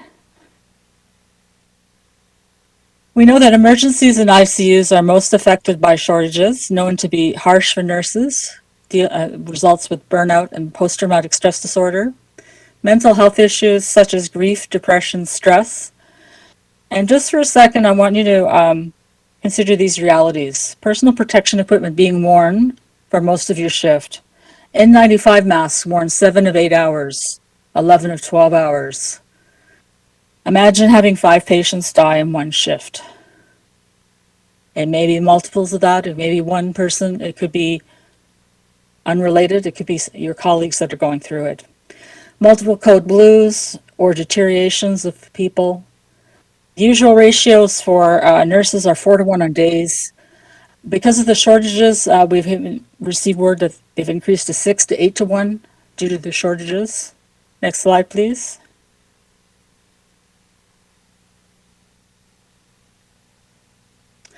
When staffing is leaner, patient care alters to basic needs: vital signs, medications, dressings, treatments, safety checks.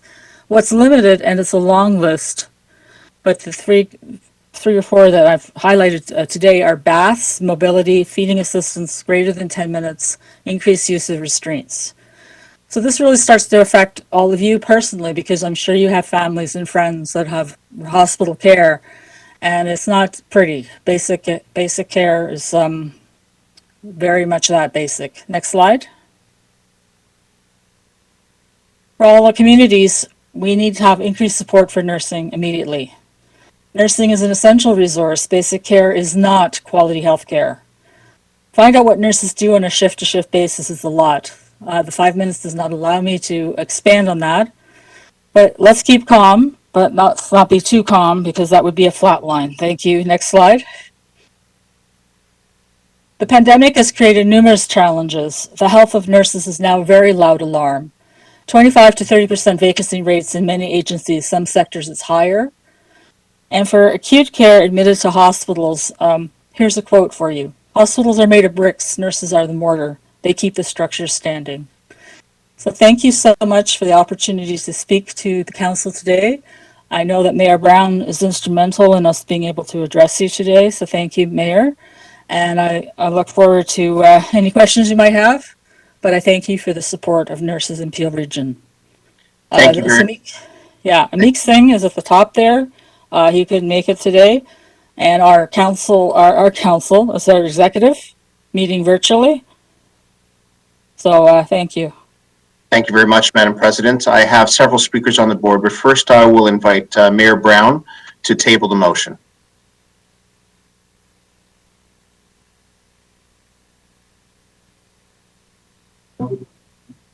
Sorry, Councillor Vicente, I just heard my voice. Did you call me? I'm inviting you to take the opportunity to table your motion and to start off our discussion. Okay. Well, I want to thank RNAO Paula for making the deputation today. A number of nurses at Brampton Civic had reached out to me about concern for being included in Bill 124, what it meant for them, the fact that they are being capped when other public servants aren't, in the midst of a pandemic when they're on the front lines, for me is just wrong. These are frontline heroes, and we can't call them heroes and treat them as secondary public servants and put a restriction on them that is not on other public servants. This has been really hard. Staffing levels have never been more challenged, and it's not like we're seeing investments that would address this in terms of, we've had 2 years of the pandemic and we're not seeing staffing levels increased. If anything, we've seen them further challenged. I'm encouraged by the fact that we're allowing internationally accredited nurses to join the workforce, but that will only do so much. The messages that I've received, particularly from nurses that are working in Emerge or ICU, my heart goes out to them. And I had a number of nurses at Brampton Civic ask if our council could pass a motion expressing our opposition to Bill 124. And Doris Greenspun from RNAO Ontario, who I worked with provincially, mentioned they're hoping municipalities could assist in standing up for our nurses. And so I think this would be a show of support with our frontline nurses who have sacrificed so much at a personal cost to their health. And to our chapter in Peel, I just want to say thank you, and know that when we get those messages, we take them to heart. And I'd go further. I'm not sure if this wording can be, I believe Councillor Medeiros would be seconding this. So Peter, if you could reflect that. I understand right now at the hospital that temporary staff are being paid more than our permanent staff. And the notion that we'd have temporary staff that are being paid more than people who are literally bending over backwards, breaking their back for public health, is a real head scratcher. And so while Peter works on the wording for this, Paula, could you just speak to that aspect of it in terms of how the temporary nurses that are being brought in are compensated at a higher level than our full-time Brampton nurses? Not knowing the specifics, if it's agency staff, it is indeed the hospital pays a premium to obtain them. And they do pay out more money to those agency nurses than they do to their regular staff. Secondary, there's an actual wiggle room in terms of the collective agreement that they could negotiate something outside of the collective bargaining agreement, and they could tell the government, you know, to heck with you, we're going to be creative in our compensation to the nurses. So I found that out just the other week. So I think this is something that needs to be creatively done. Certainly, your biggest employer of the area is William Mosler Health System, and I will declare a bit of a conflict of interest. I used to work for them. So I know that they try very hard, but there's still areas that they could work on more. The temporary workers, if it's people they're hiring on contract, if they are hiring them at a higher rate than the staff, that just seems morally wrong. And I think that's good that you would call them on that. Because, and Paul, I've had a number of your members reach out to me about that particular point, that sort of salt on the wound. Mm-hmm. You know, I've been speaking publicly about the fact that we've had 2 years during this pandemic to invest in capacity, to invest in beds, to invest in staffing, and we haven't seen that. And one of the reasons that I am worried about Bill 124 is that we want people to come into nursing. And if you don't treat nurses with the respect they deserve, it's going to be increasingly hard to get young people in our community to sign up for a career in nursing. And we need more people to pursue that career path. You know, interestingly, Mayor, the number of people applying to nursing programs has never been higher. Mm-hmm. The challenge is how many seats we have, definitely. Yeah. But we can graduate nurses, but the thing is we have to be able to keep people. The attrition rate right now for 25 to 35-year-olds is astronomical. So it's very much a multi-focus kind of approach. As someone who is leadership management oriented, it requires like the whole boatload of what's good practices in business. You have to have a trusting environment. You have to have people who are actually caring for the people who work for you. I like Mr. Branson's idea. You don't have to look after customer care, you look after the employees. And if you do that, customer care improves, customer service improves. So there's a lot of things that could be involved, which will take more time than you probably have for today. But I would say the first step would be definitely great. Bill 124 needs to be taken down, because in this last couple of years, why didn't the provincial government pivot to say this isn't going to work for us?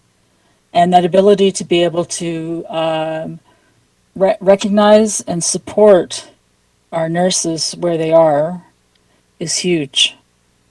Now, Paula, part of the focus behind this motion is to make it very clear that we stand with our local nurses. And I would note, for me, it's personal. I've got 2 members of my family that are nurses, and I know it is the work is incredibly difficult, but I know the reason that you go into this profession is to care for others, to help others, and you should certainly be treated with the love and admiration you deserve. I know that other councillors have questions, but I hope that this resolution can be a basis for our solidarity with our NAO Peel chapter. Thank you. Thank you, Mayor. Thank you very much, Mayor. Next speaker, Councillor Medeiros.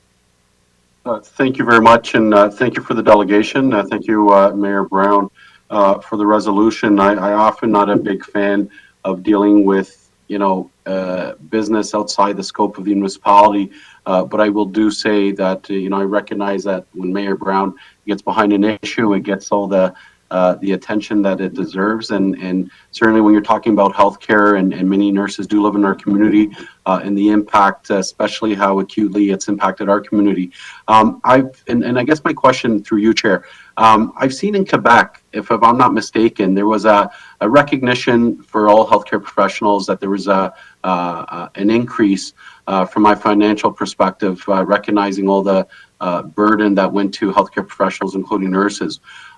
Is that something that, you know, that you think that would be warranted? For sure, but it's something that is due because, you know, even in our own municipality, our staff have really done yeoman job stepping up to a COVID's crisis. And, you know, if we were to impose that type of bill or that type of policy to limit to that 1%, certainly that would lead to some morale issues, and that would deal with, and that may force some staff to leave the organization. You know, so if you could just maybe comment to what that's done to, you know, I've heard those anecdotes from Mayor Brown, but can you speak to some of your membership, specifically in Peel, in terms of notwithstanding the conditions they're facing, but that lack of sort of recognition?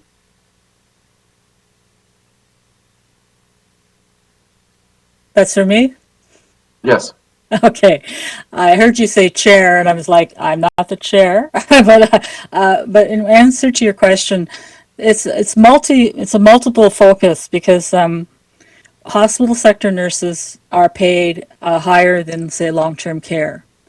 So there's disparity among the sectors. Home care nurses are paid like 45% less than hospital care nurses.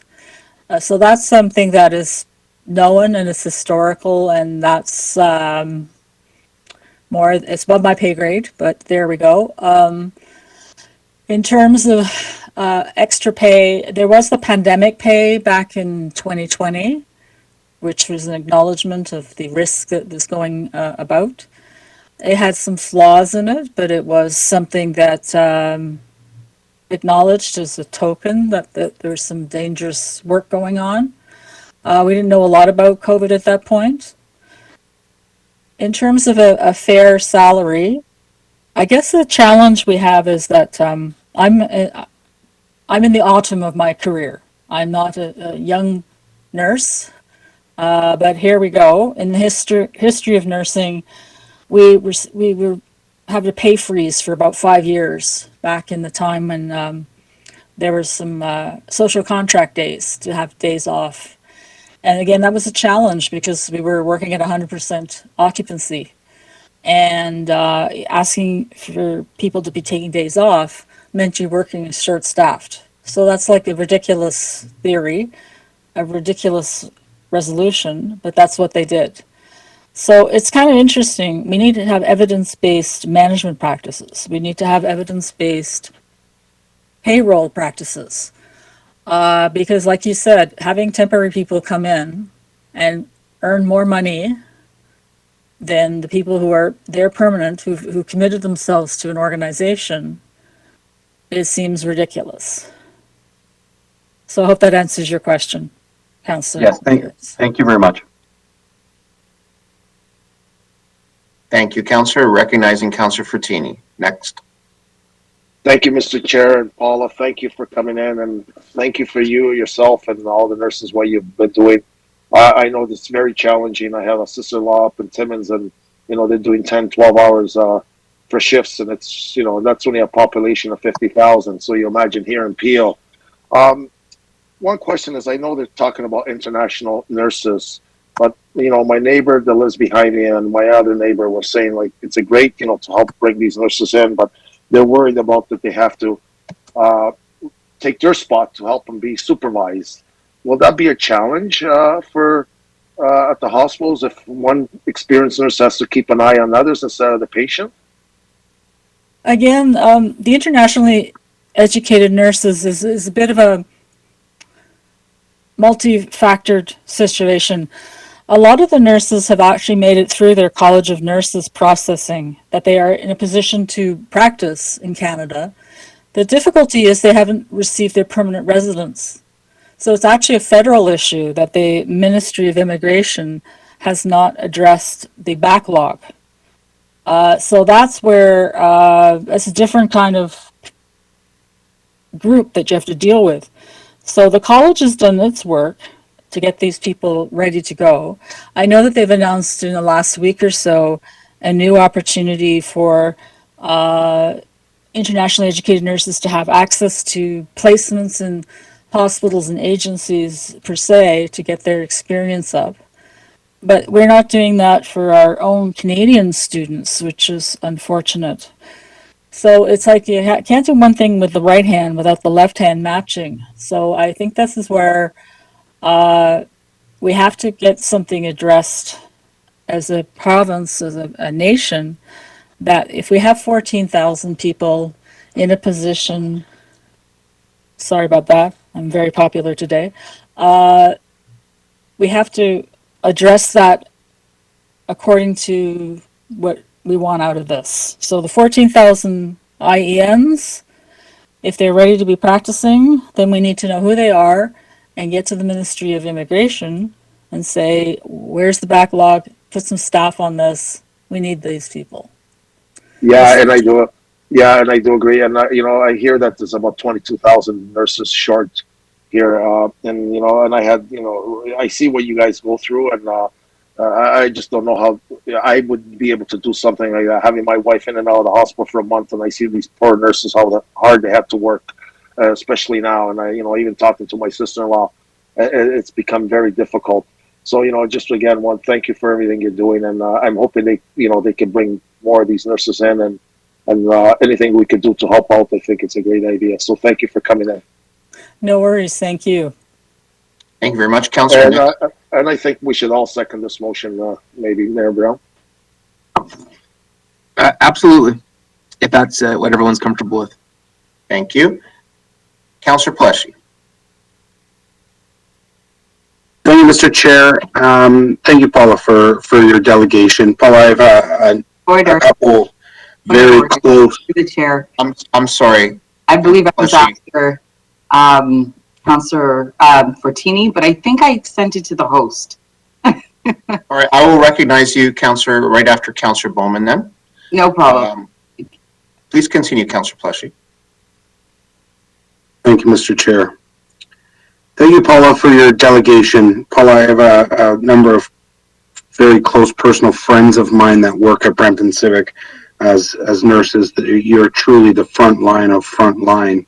It was May of last year that nurses were calling on the Ontario government for some kind of funding acknowledgement when they were redeploying doctors, getting paid at doctor levels, doing the job of the nurses. And I whether it's, and I talk to some of my friends, and they're always very hesitant to bring any kind of issues forward to any levels of government, or even to complain. And I've never really understood that. So I do thank you for coming forward, and very much happy to support this motion. And in the future, I only ask that if it's issues that our nurses are having, whether it be at the executive or government issues, please with advocates like Mayor Brown on your side, use him as much as possible, because I think that with his background specifically in the nurses and healthcare industry, that he's one of your biggest advocates, and certainly every member of council that's here today is one of your advocates as well. Thank you again for your delegation. Thank you, Mr. Chair. Thank you. Next, Councillor Bowman. Thank you very much. Through you, Mr. Chair. Just want to echo the sentiments of some of the other councillors here. I've got two nieces who are in the nursing industry, and they have young families below 4 years of age. And the stress, not only from the work environment and the amount of work that they need to do, but the stress of possibly bringing any type of infection home to young children and to babies is paramount to them as well. And I hear from them all the time the conditions since COVID started, and the number of people who have booked off, and the shortage of nurses. So I very much support this, and the nurses deserve to have us advocate on their behalf. So I'm very supportive, happy to second the motion as well. Thank you.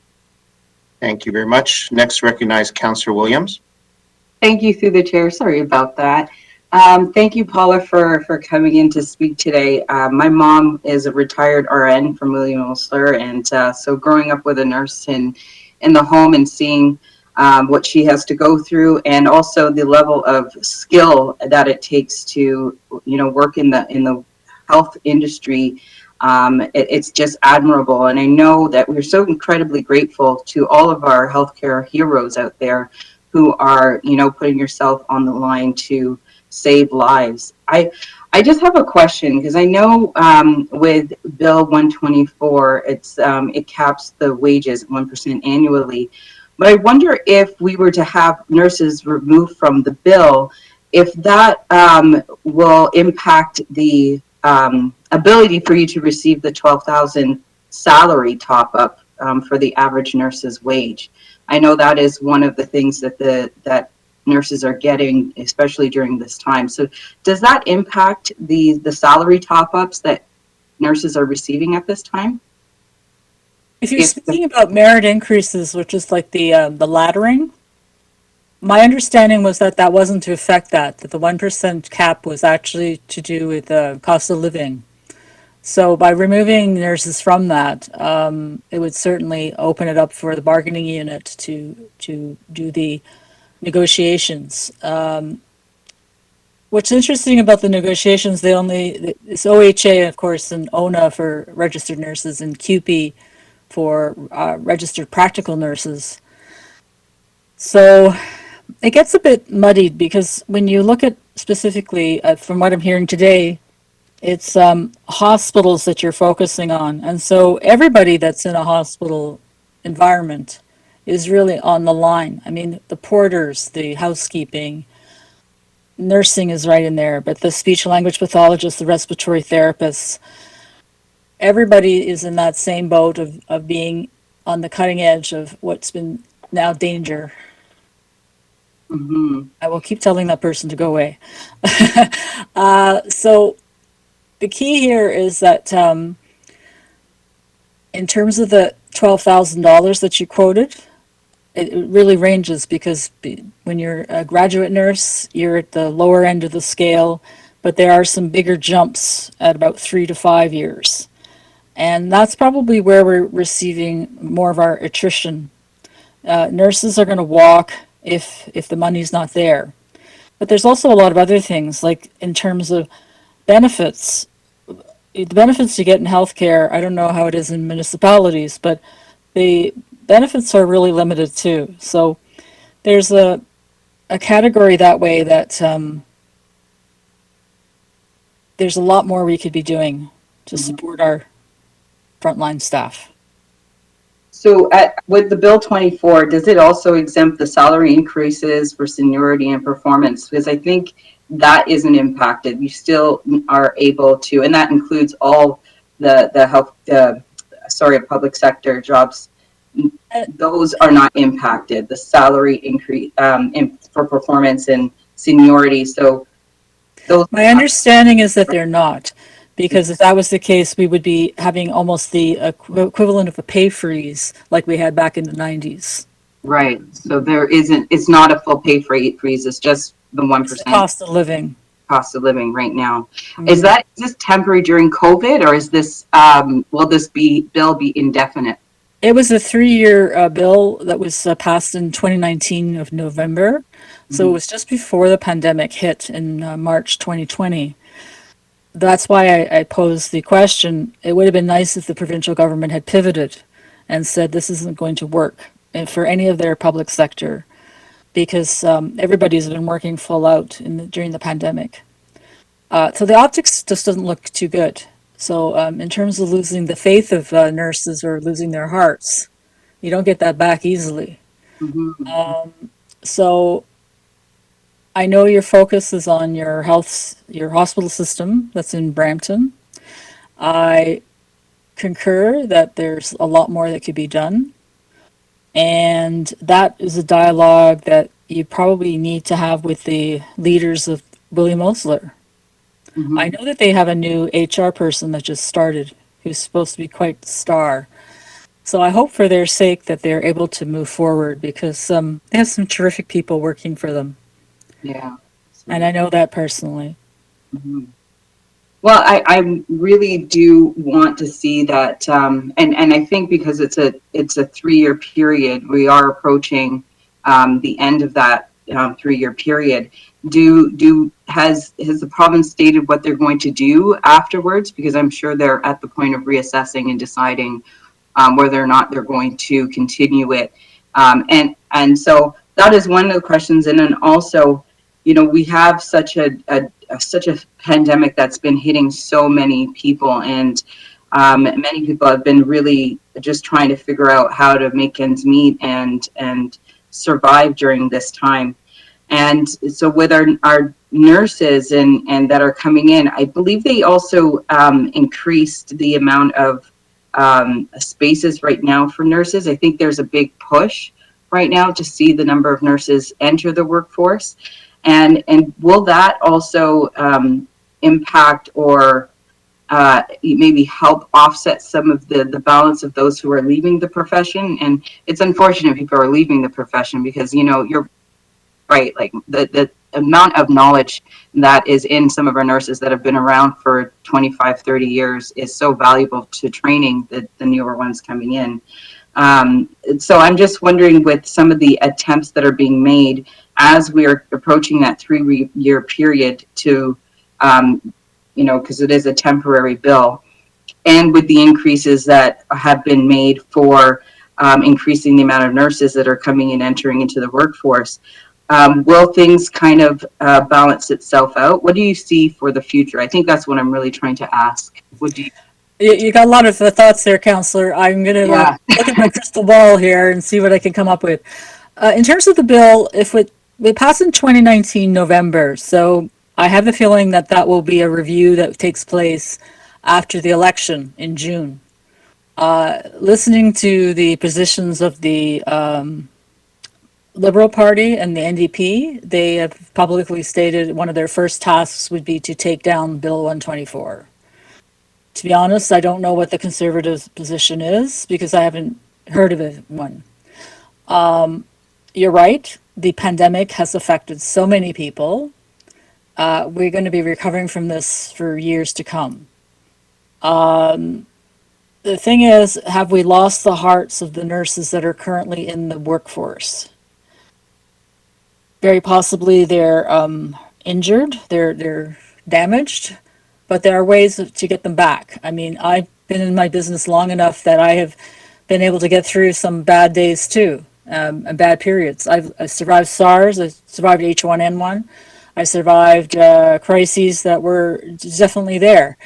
You don't go into nursing because you're delicate. They have to be pretty strong people to go into nursing. In answer to your query about the number of people that are coming through the system for education, for registered practical nurses, it's a 2-year program, and for registered nurses, it's a 4-year program. So in some ways, yes, it's great that the seats have been taken. The challenge is it takes time to grow a nurse, so to speak. So if we're in a deficit, which we were before the pandemic hit, I'm not sure if you're familiar with the RN to Canadian ratio, which is in Ontario one of the lowest. Yet we have some of the most pressing needs because of the nature of our province. We've attracted a great many immigrants, and they are doing the best they can.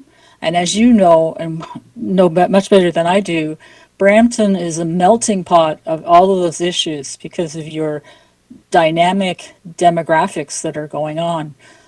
You have the most births, the most deaths, the most renal failure, the most diabetes. I mean, you guys have got it in excess, which is like a reflection of how you've attracted people to this community to be in the family way, to be members of the community.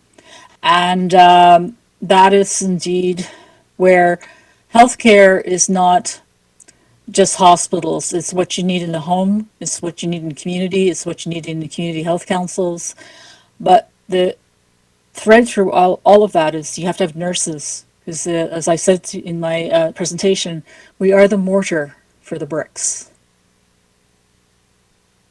Have I answered all your questions? Yeah, thank you. I appreciate that. And I think I know that the province has announced about 61 million to further support nurses, and they're really making a push to add more nurses, up to 5,000 over the next 5 years. So the desire to see more nurses and to close that gap that you speak of with the ratio here, especially in Ontario, there is a push to see that happen. And, again, I do significantly support our nurses, and I think we need our nurses. The amount of hard work and dedication that has been poured into during this pandemic period has been difficult. And so thank you so much, Paula, for coming in and answering some of my questions. Much appreciated. Yeah, no worries. And one further thought, which is something that is not only specific to nursing, is the need for permanent jobs. Precarious employment is in many different levels, and nursing is even in that boat. What you need is an actual job that pays your salary and your benefits, and you don't have to cobble together a couple of jobs to get a life payroll. And organizations need to do that investment, really, and that's going to add costs to the system. So we have to be ready for that kind of decision making. But it is evidence-based practice, so if you practice that, you get good things. You get better returns on your investment, so to speak. Thank you. Thank you very much, Paula. Thank you, Councillor. So we have a motion for receipt of the delegation moved by Councillor Medeiros. All in favor, any opposed? That carries. And next we have the motion moved by Mayor Brown and seconded by all members of committee. I would ask that the clerk administer a recorded vote. A recorded vote has been requested on the motion on the screen. All in favor, please indicate. Councillor Santos. Yes. Councillor Willens. Yes. Councillor Paleshi. Yes. Councillor Bowman. Yes. Councillor Medeiros. Yes. Councillor Williams. No. Councillor Fortini. Yes. Councillor Singh. Yes. Councillor Dillon.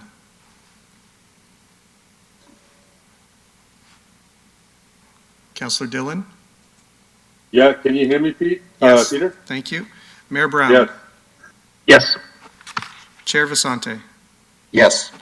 Mr. Chair, that motion carries 10-1. Thank you very much, Mr. Clerk. Next, I believe we've worked out the technical gremlins, so we'll rewind to item 6.4, video delegations from Vijay Kumar and Lisa Stokes regarding the Williams Parkway noise wall and public art. And we have the accompanying report 8.2.3. Mr. Clerk, if you could play the video delegations. Thank you, Mr. Chair. I'm just queuing them up now. There are two video delegations. The first is from Vijay Kumar.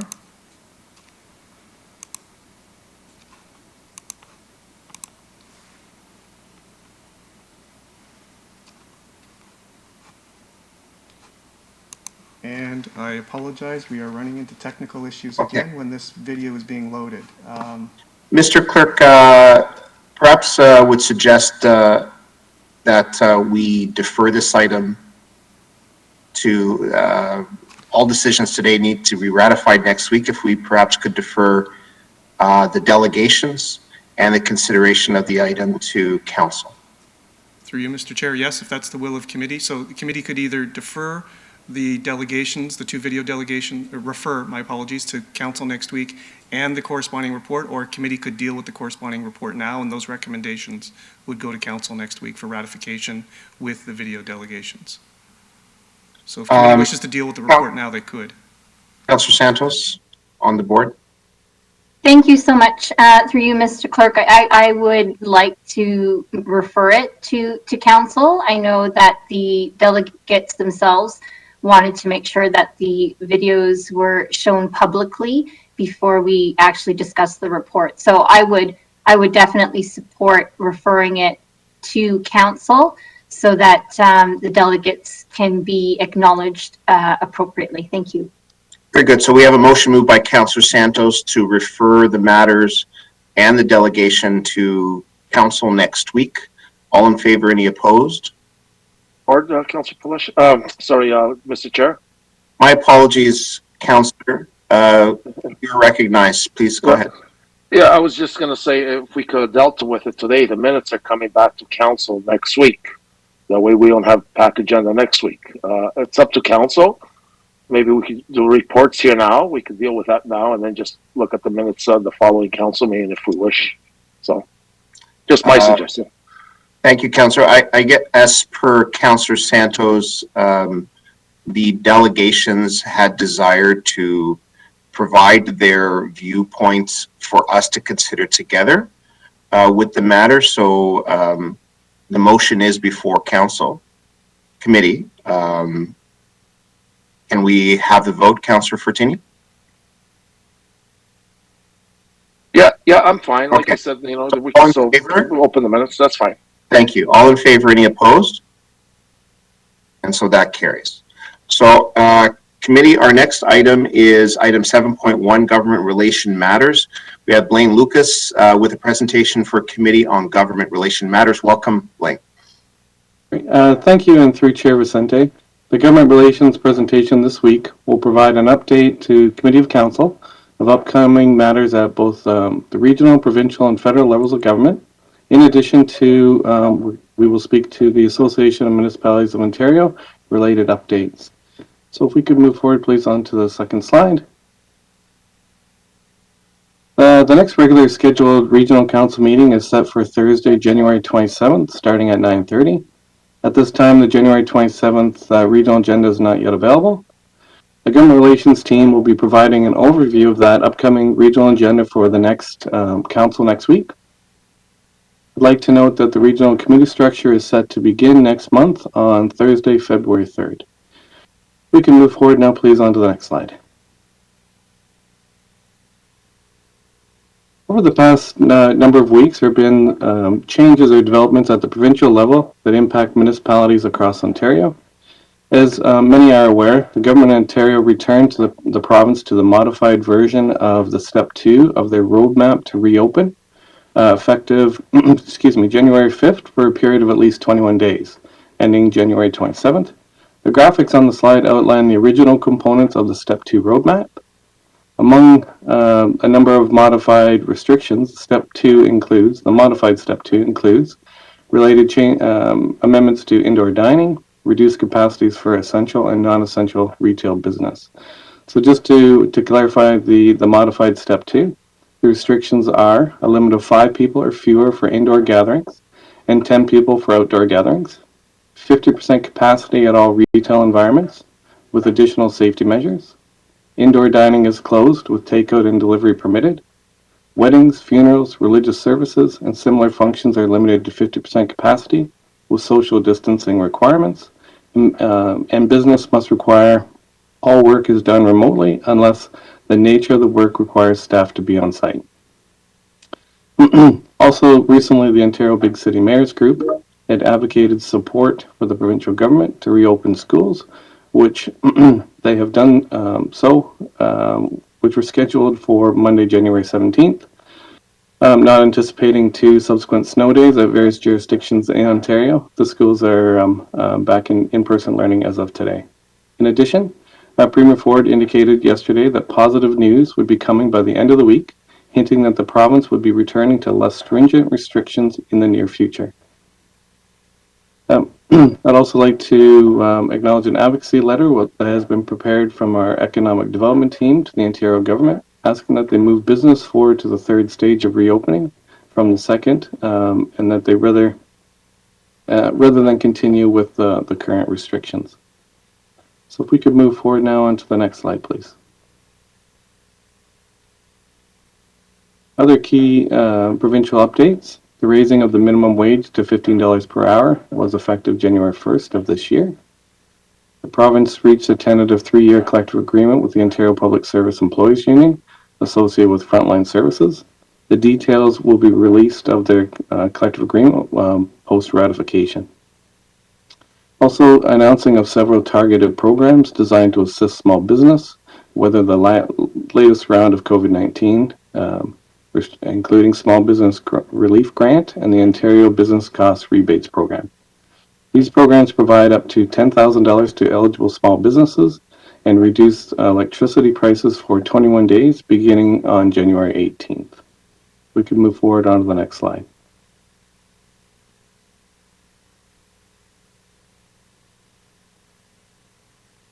As noted earlier, the province announced the reopening of in-class learning in Ontario schools that was scheduled for January 17th.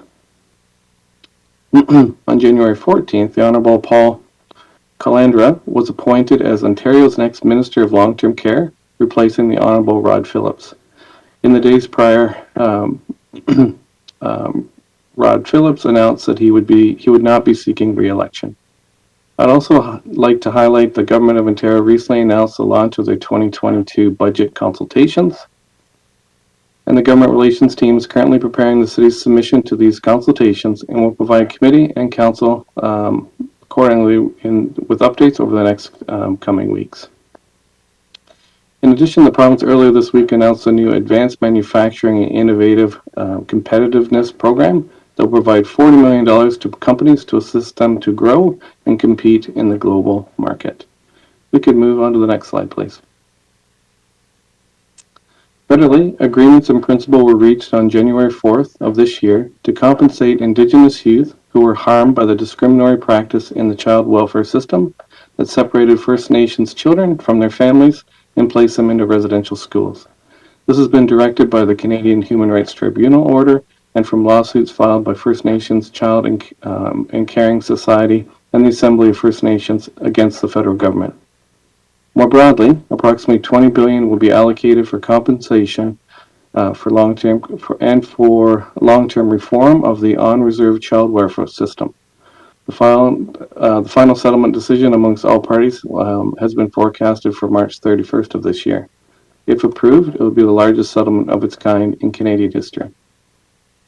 We can move forward, please, on to the next slide. Other relevant federal updates include an extension of the repayment deadline for Canadian emergency business account loans to qualify for partial loan forgiveness from December 31st, 2022 to December 31st, 2023. The federal government is also welcoming a report written by the Council of Canadian Academias entitled Building a Resilient Canada that is focused on climate change and disaster risk reduction. The report is aligned with the city's soon-to-be-initiated climate adaptation plan. I'd also like to note that the federal government maintained its policy position on vaccinations, and effective January 15th, unvaccinated or partially vaccinated non-Canadian resident truck drivers coming to Canada from the U.S. by land will be directed back to the United States. There's widespread concern across industries that this policy will worsen current supply chain disruption, and our understanding is staff in the economic development team are monitoring the impacts for Brampton business. If we can move forward, please, on to the next slide.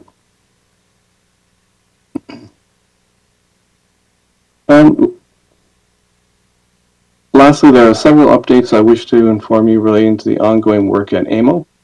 In October 2019, AMO submitted a report entitled Towards a Reasonable Balance, Addressing Growing Municipal Liability and Insurance Costs to the Attorney General of Ontario. AMO is asking municipal councils across the province to lend their support to the 7 recommendations contained in the AMO submission to re-establish a priority within the provincial context. Should council wish to provide their support for this matter, staff have prepared a draft motion for council's consideration at the end of this presentation. The public affairs team will also forward the AMO document to members of council if they have yet to receive a copy. In addition, the Federal Minister of Housing and Diversity has launched a call for ideas for 2 of the federal government's priorities outlined in the speech from the throne. These priorities include Housing Accelerator Fund, and the Rent to Own program, and ideas may be submitted until January 31st of this year for consideration by the federal government. Staff are working on a submission on behalf of the city. AIM also recently submitted to the Ministry of Health recommendations related to the municipal Ontario health team engagements. Contained in the recommendations include a requirement for a municipal voice to be included in healthcare service planning, governance, and decision-making by Ontario health teams, a mandate to require formal linkages between local public health units and Ontario health teams to ensure there is ability to exchange information effectively, and administrative resources, funding to allow municipal governments to facilitate meaningful participation in Ontario health team service planning. The one last piece I just wanted to mention, I wanted to bring forth the Federal National Adaptation Strategy for Climate Change. I appreciate the communication this week from Councillor Singh that brought this to our attention. The Government Relations team is aware of the federal government's development of the National Adaptation Strategy. We understand that the federal government will be entering a public engagement phase this winter as part of the development of that strategy. City is looking to address this through the development of a local climate change adaptation plan, and I understand will be initiated shortly. The Government Relations team is monitoring the progress of the strategy's development and will accordingly update committee and council as appropriate.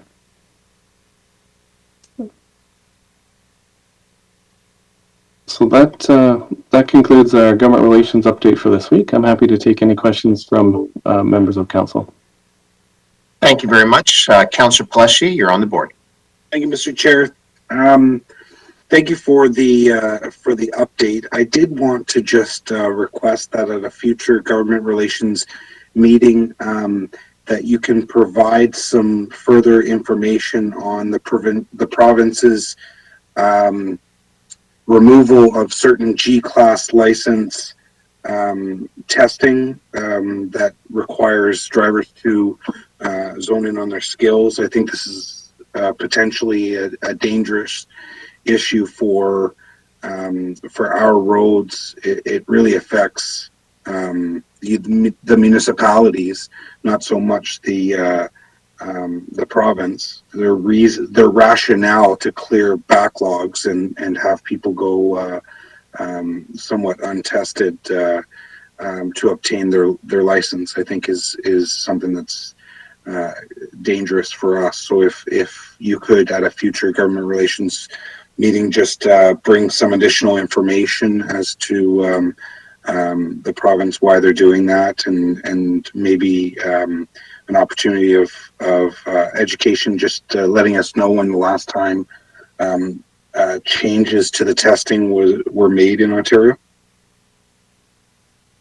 Through the chair of the council, yes, sir. We'll take that back and we'll secure that information and provide an update. So as a father of a 16-year-old new driver, I 100% agree that that's important information for us to provide to you. Thanks, Blaine. I appreciate that. Thank you, Mr. Chair. Thank you. Councillor Singh. Thank you, Blaine, and thanks for looking into the article I sent you. I know they're just starting to build a resilient Canada and do the plans for that. If you could just keep us updated on public consultations and any input that they're looking for from cities. I guess overall this document is going to have a ripple effect across all levels of government, especially when it comes to climate change and adaptation to climate change. So just keep us up to date. I thought this was important for council's awareness, and I think if we could even make some submissions along the way, it would be good. Through the chair of the council, yes, sir. I appreciate the fact that you brought that to our attention. We'll continue to track it and make sure that we keep council informed. Thank you. Thank you very much, Blaine. Thank you, Councillor Singh. That wraps up government relations. So I have a motion moved by Councillor Pleshy to receive the presentation. All in favor? There's no opposed, so that carries. Next is 7.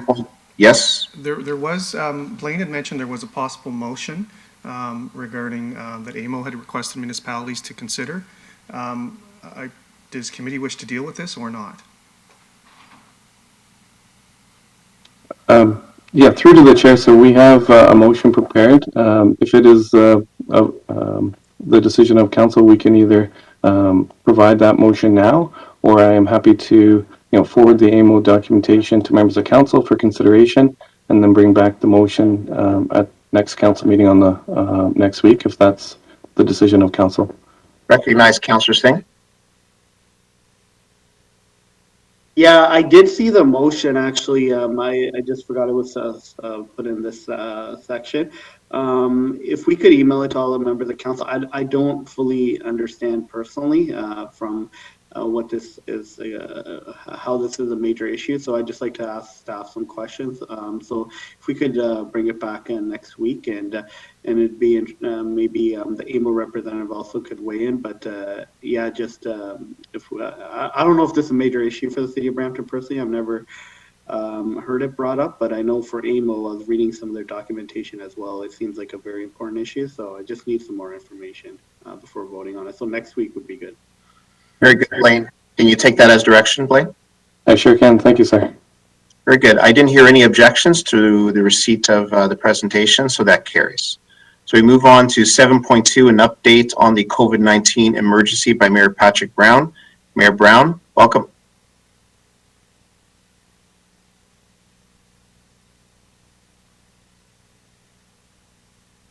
Mayor Brown, has Mayor Brown stepped out of the meeting for other municipal business, Mr. Clerk? Well, I'm back. I'm multitasking. Franco. The floor is yours. Okay. Thank you, Councilor Vicente. Sorry for the delay, everyone. We just finished up the housing summit, so I am back with you. And we had a good discussion with mayors across Ontario today. In terms of the COVID-19 emergency update, we are anticipating a loosening of restrictions at the end of the week. The Premier has promised us good news.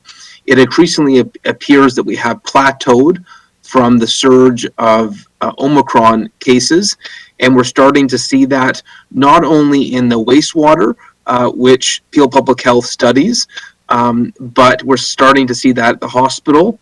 Hospitalizations have decreased over the last week at Brampton Civic from 101 to 95. The ICU capacity has decreased from ICU numbers have decreased from 14 to 11. So it's an encouraging trend. We're not out of the woods yet, but it is positive to know that that we're starting to see this trend, because for 4 weeks we were seeing rising numbers, and we're now starting to see decreasing numbers. And so just like we saw in the UK and South Africa and elsewhere, you see a steady rise, and then you see a steady decline. And so those are reasons for cautious optimism, and I'm looking forward to the provincial news release later this week. We'll hopefully have some good news for our small businesses and recreation facilities. That's a quick update in terms of COVID-19. I don't have any other updates from public health or from the hospital. Thank you, Mayor Brown. Councillor Williams on the board. Thank you, through the chair. Just a question about rapid tests. I know we've seen other municipalities handing them out. Is there a plan or for Brampton, any locations in Brampton, to be handing them out? I've been getting questions into my office about where they can get them, and if a province has added us to the list to receive rapid tests. So the cities don't distribute the rapid tests, the provincial governments do. The federal government has procured rapid tests. They are then sending them to the province to do mass distribution. And I asked about this last week, and the province of Ontario said that they have not received the rapid tests from the federal government that were promised, and that's why they haven't been able to aggressively roll out the rapid tests that they want to. But I'm told that as soon as the province gets the federal procurement, they will be distributed broadly in the province of Ontario.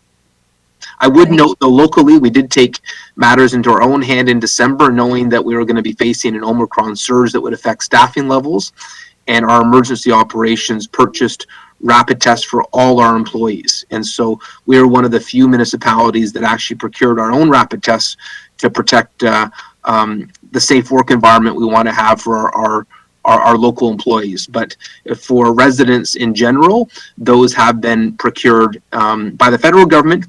The initial ones that the province got from the federal government, they distributed at GO stations and LCBOs, but we anticipate when the millions of rapid tests arrive that were promised, that they will be distributed much more broadly than a few select locations. Will we be partnering with the province to use some of our city locations to hand them out? Is that an option? Yeah, we would offer any location to the province, but I'm told right now they are still waiting for the arrival of those rapid tests. But just like we have with public health, any city amenity would be made available to help bring any of these provincial protective measures to our residents. That's great. Thank you.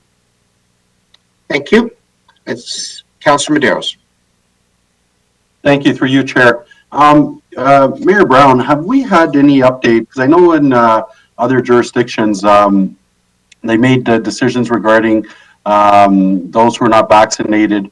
In other countries, those who are not vaccinated not being included or not being allowed to, go to restaurants, movie theaters, etc.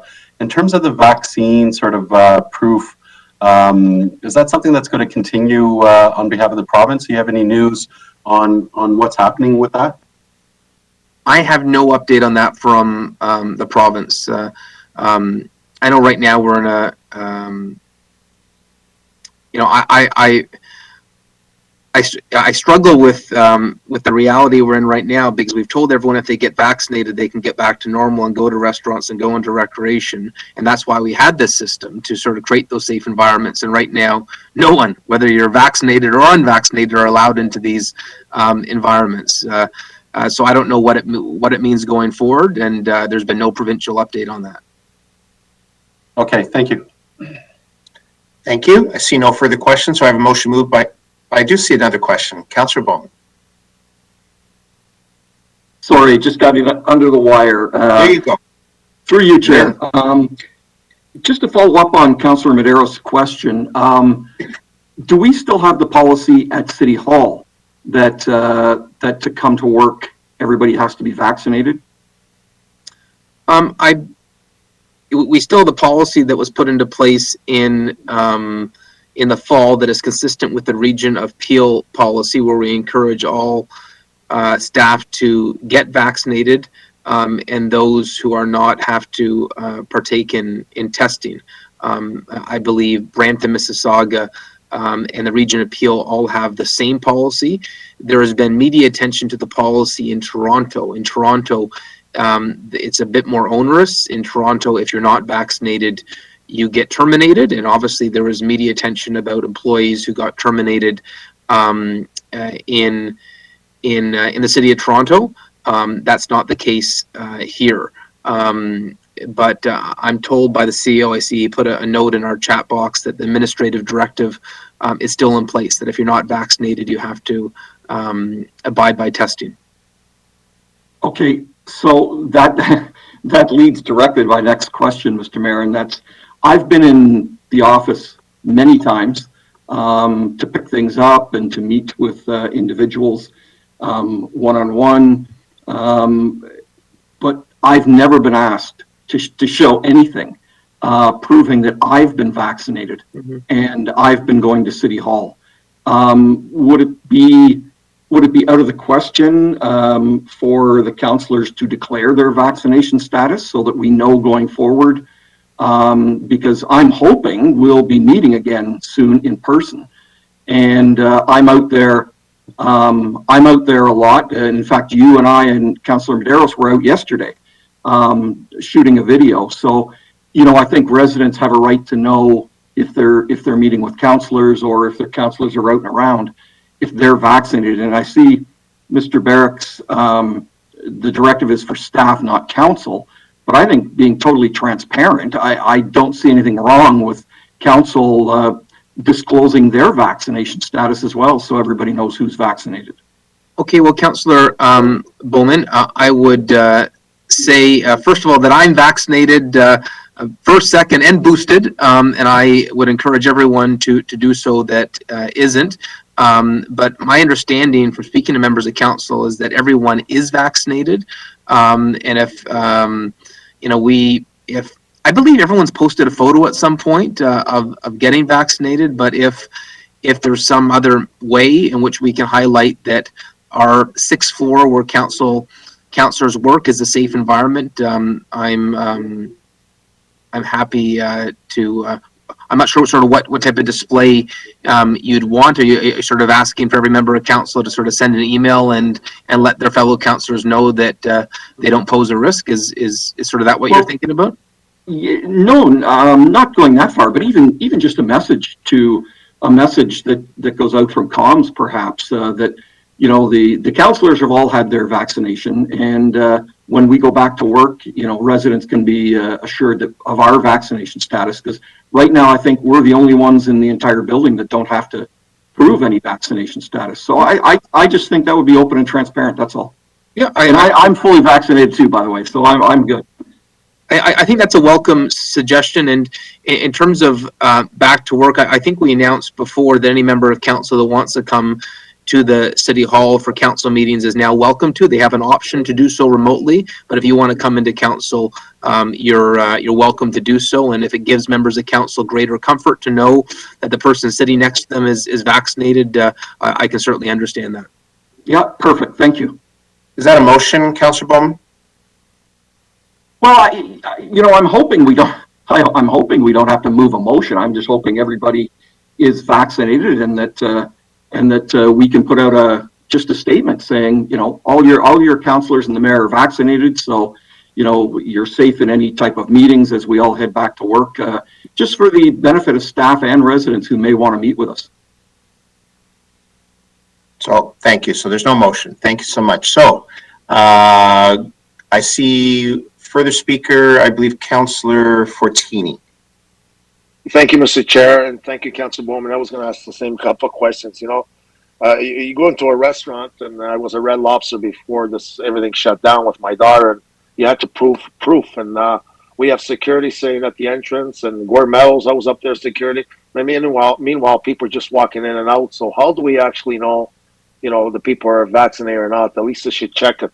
And I do agree with Councillor Bowman. We're meeting with people going all over the place. We should be leading the charge saying, get vaccinated, and you never know what happens.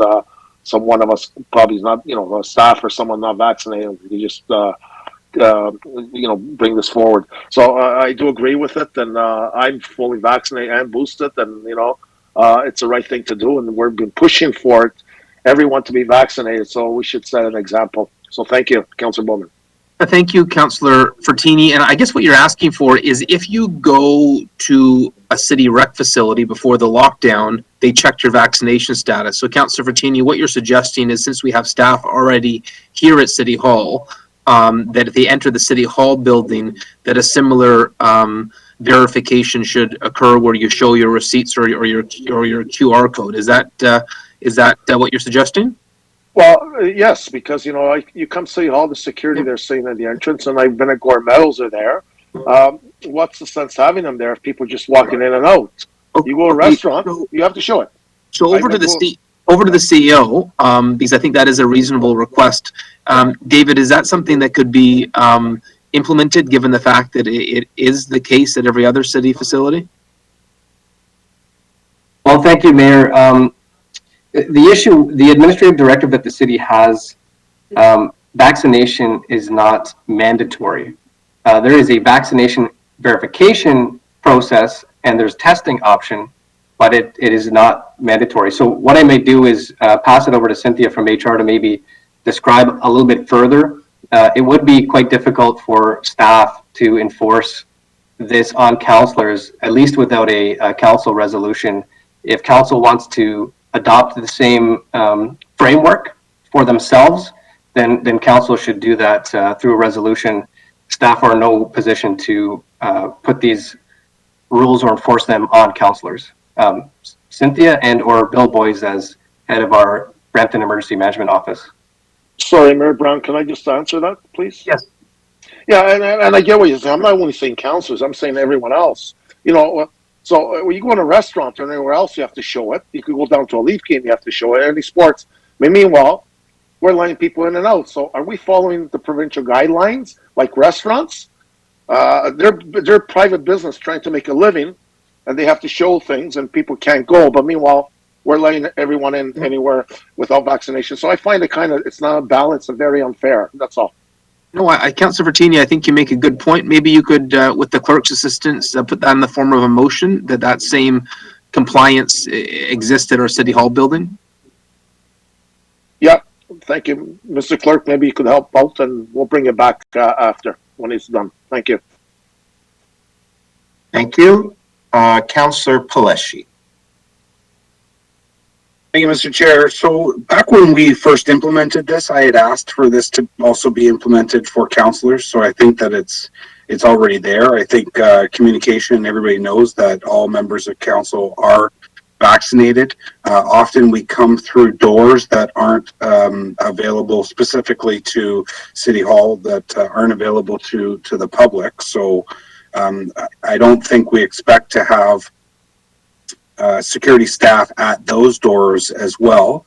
And I do also want to take the opportunity, before this latest lockdown, I had been to many recreation facilities in the city of Brampton, whether watching Brampton minor hockey or any of the sports that are going on. And I want to say that security at all of the rec centers in the city are doing a tremendous job ensuring and checking to see if everybody is vaccinated.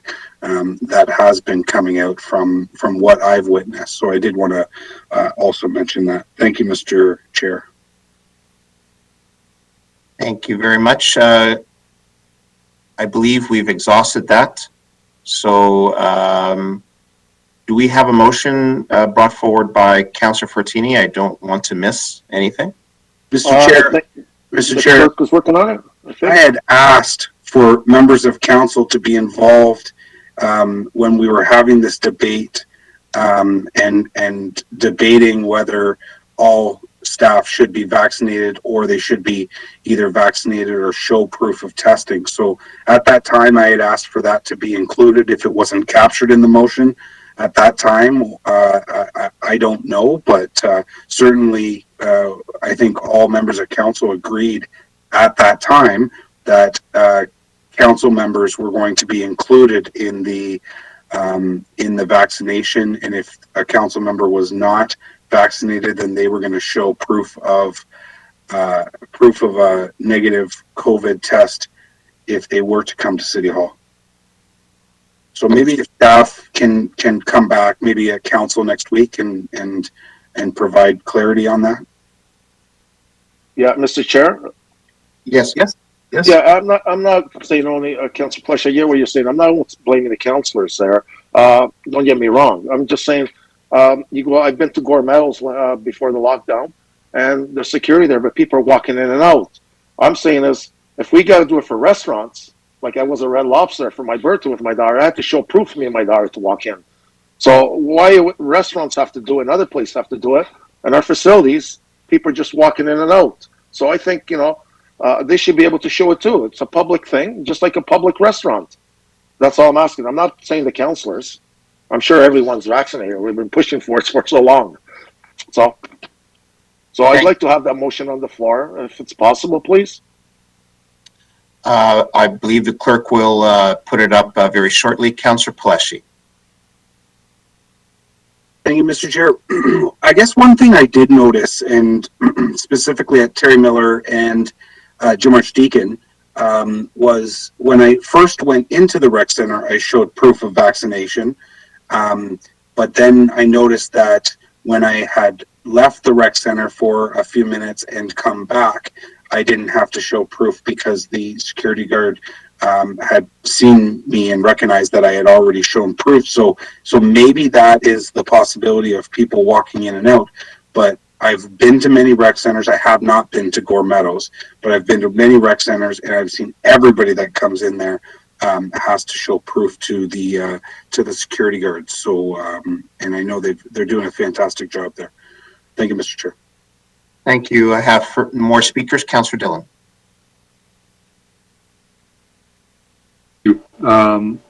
And I think everybody is fully vaccinated on council. And I'm just wondering, the province came out with their restrictions, and under the restrictions, they indicated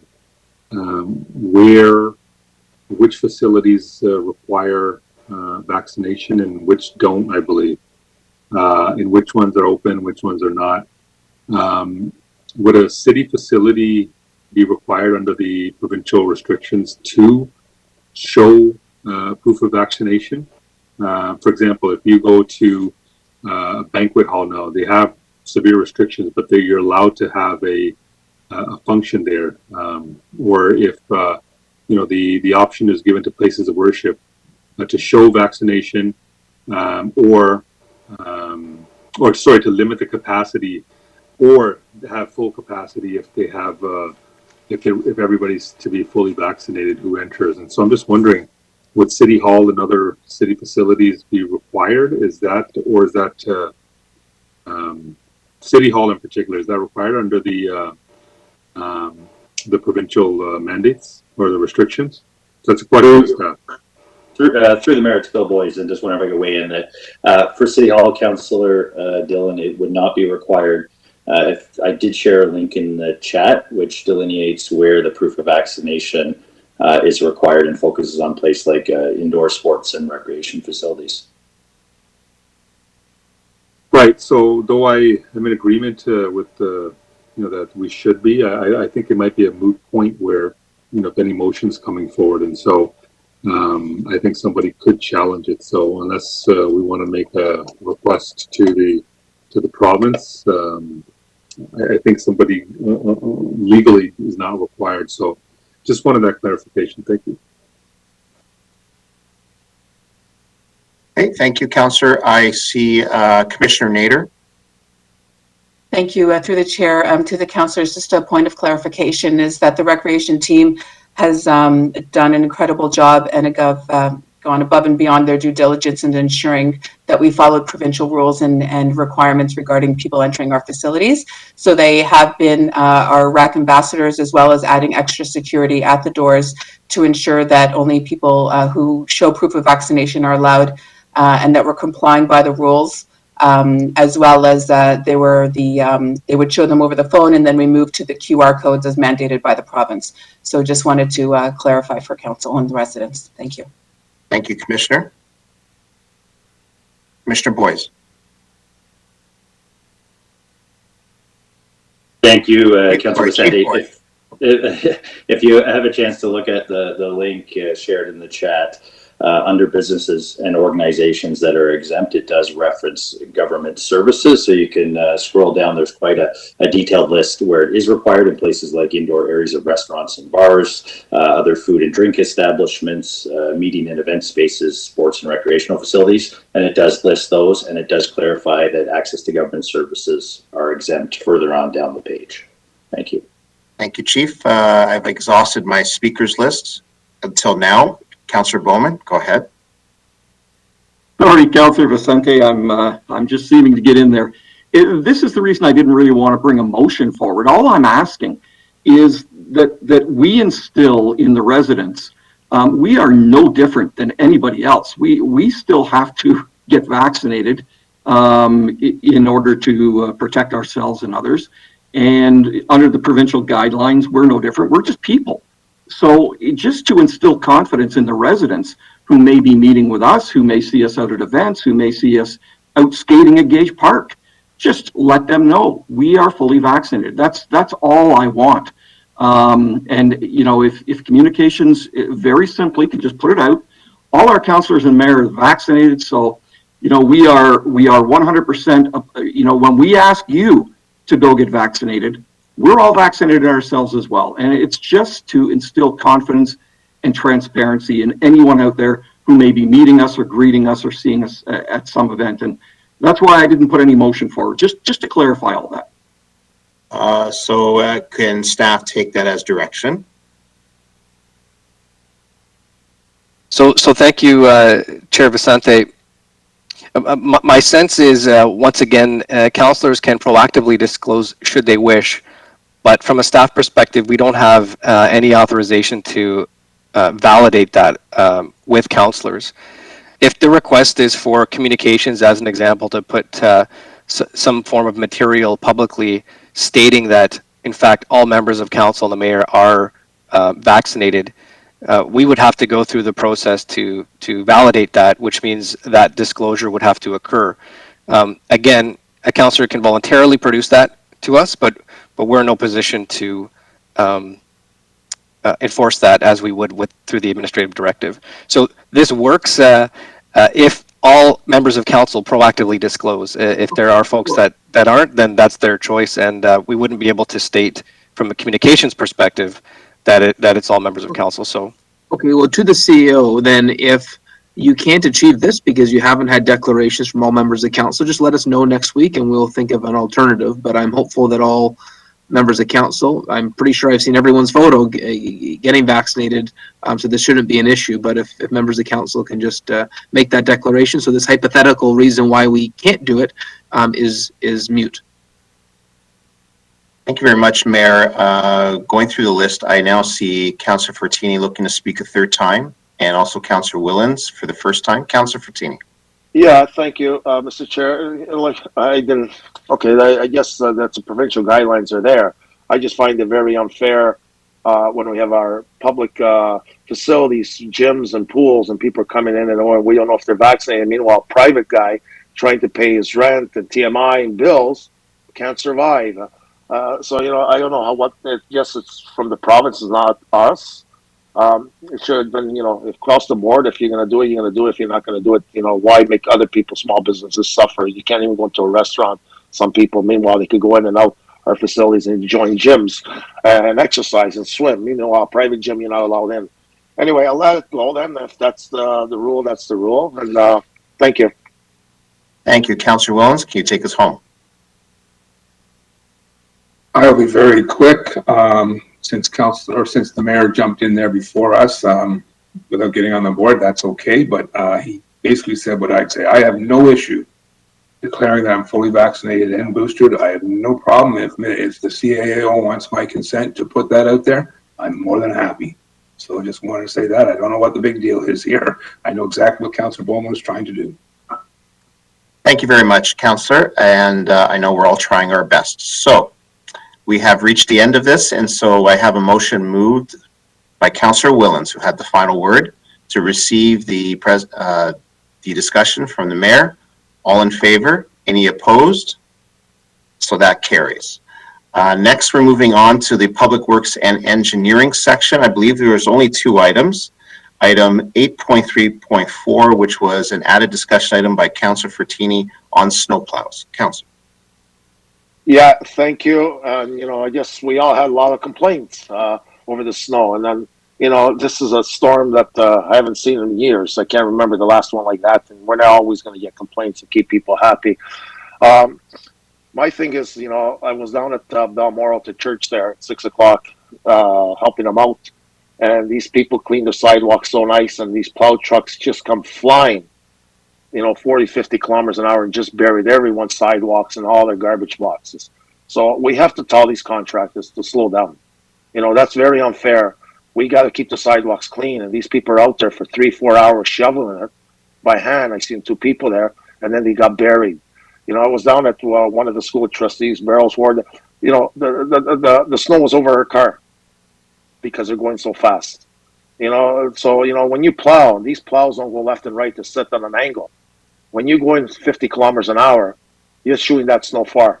On Torbram and Bavard, the Lake of Dreams there, it was all over the guy's cedar fence. The mailboxes were buried. They couldn't get the mail. I don't even know where the mailboxes were. They were all buried. So, they think it's a joke. And I see them coming down Main Street in Bavard. They're just flying by on the main road all over the bus shelters. When you got snow like this, we got to tell them, instead of doing 10 roads, do 9, but do them right. And the other 2 could wait if you have to, but not speed 50 kilometers an hour.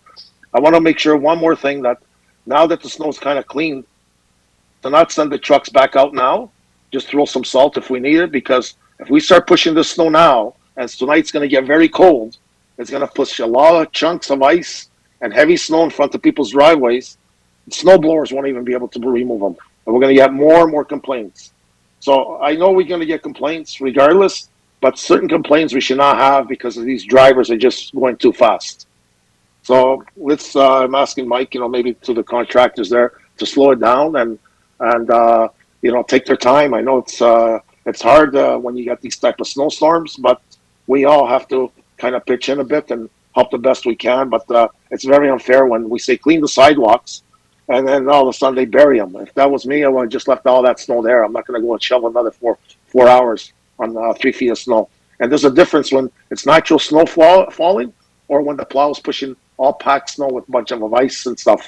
So but those are my comments, Mr. Chair. One more question I wanted to ask Mike. Do we have a say dump? People to dump in?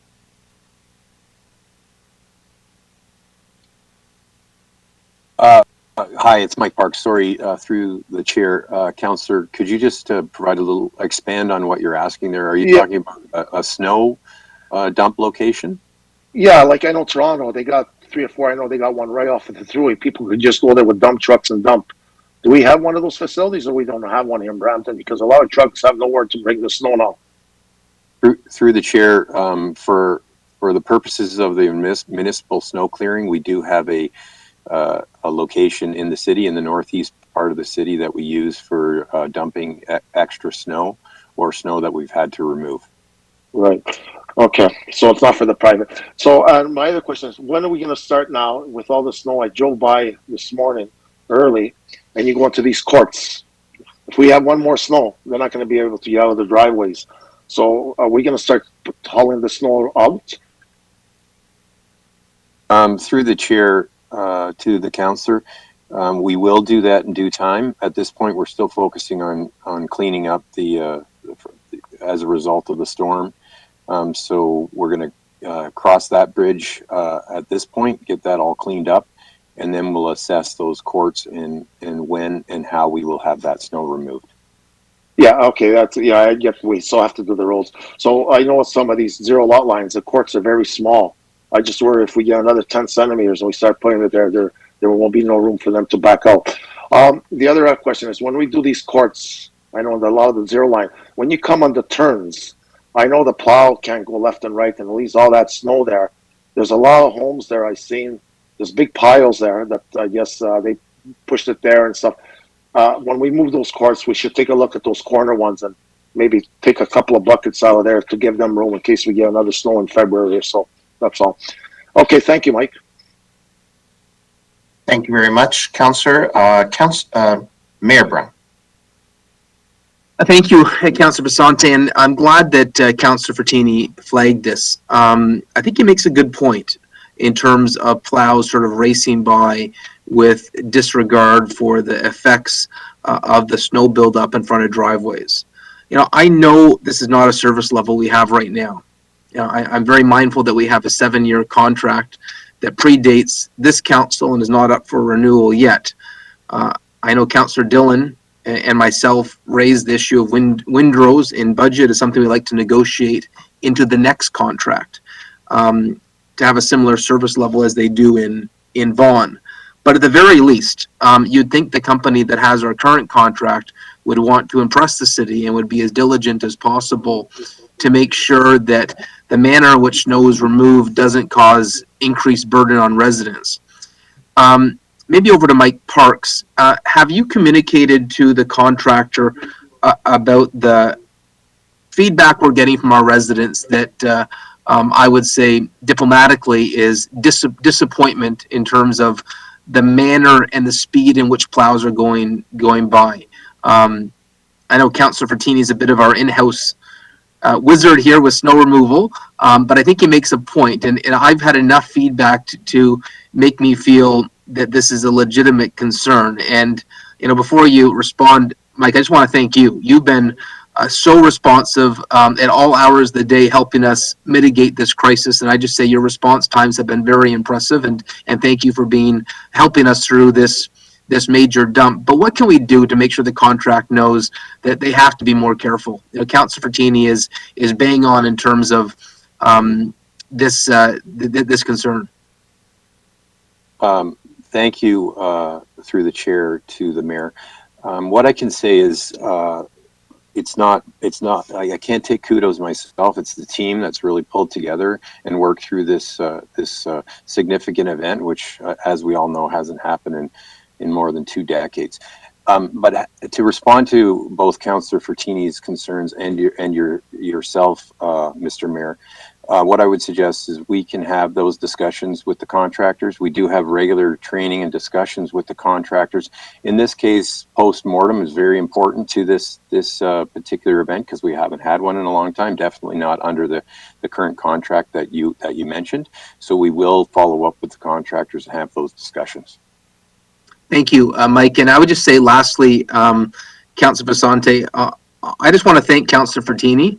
He stepped up over the last 2 days as well. It's not a councillor's responsibility to go and be clearing driveway entrances, and I'm grateful that there was a few cases where I shared addresses of seniors that were facing predicaments, and he personally went and helped. It reminds me of that Simpsons episode, Mr. Plow.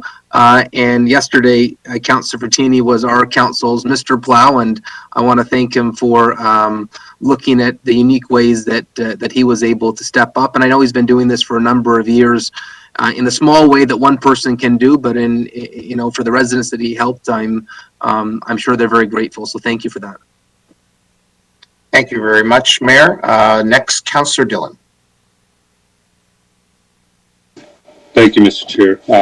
And so just kind of repeating a lot of what has already been said by the mayor and Councillor Fertini. I was out in a number of areas yesterday, and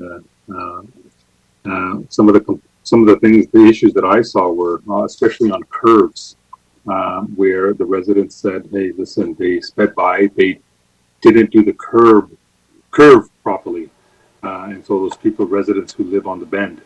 And so, on a number of different areas, I saw that there was like 10 feet of snow that the resident had to clean themselves. And so wherever I was able to go to, I was able to call Franco. I just want to give him a big shout out as well.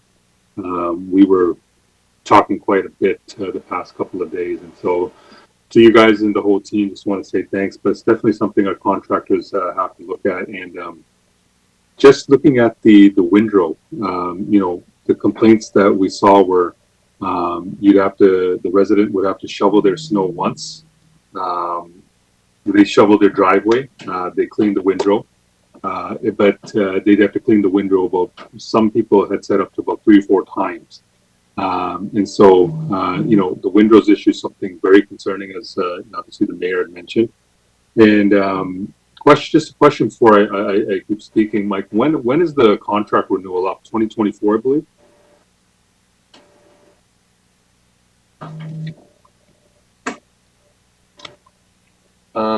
Through the chair, I believe that. Yes, I do believe that is the year.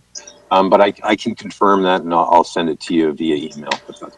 Right, and just for the benefit of anybody who's listening, we did pass a motion in budget that we're going to prioritize windrows, and I'm hopeful that we'll be able to come to some solution.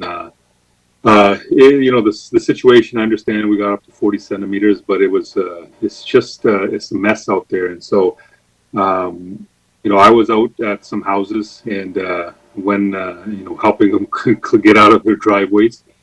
Me and my assistant were able to go out, but I want to give a big shout out to Councillor Fertini. We called him for some of the bigger situations, and again, Mr. Plow came through in the clutch, and he was able to clean a lot of the mess up. And just to go out of your way, something you didn't have to do, but you've done it for years, and I just want to commend Councillor Fertini. He's been doing this even before he became a councillor. He does the places of worship, all the seniors, and wherever we ask him to go. So I just want to say thank you. And so again, just want to, these are my comments, and hopefully we can find some more solutions as we go forward. Thank you, Mr. Chair. Thank you. Councillor Willens. Thank you, through the chair. I'll be very quick. A lot of people, a lot of residents, even some of the residents, maybe the new residents to Brampton, that don't realize this is quite a significant storm we had. It's probably one of the worst we've had in the last 10 years for sure. I just want to thank staff. I did have some serious issues. I'm not talking about windrows at the end of the driveways. I'm talking some serious issues where on some courts where they were actually plowed in and they were 7 feet high at the end of their driveways and across the properties, and there were some elderly people that couldn't get out. But I got to commend the staff of Public Works. I contacted them and they corrected the issue immediately, and communication has gone out to the residents from our office, stating the fact that Mike's guys are on top of that. They are talking to the contractors, and I just want to congratulate you guys again. You did a great job. I think I had, all right, in my office anyway, I can't speak for Councilor Fletchy, but I had less calls this time about snow than we did with that little storm we had back in December. So thanks again, Mike. Thank you. Here. I agree with everything you said there, Councilor Willens. Next, Councilor Frattini. Yeah, thank you, Mr. Chair. Just quickly, thank you, Mike, and all your team. I know it's this was going to be very hard, and we knew we were going to get complaints. Do we have exact number, approximately how many driveways, not commercial or plazas? I'm saying mostly like residentials, not the townhouses, because usually they have the condo corps, semis, and regular homes. Do we know approximately how many driveways we have?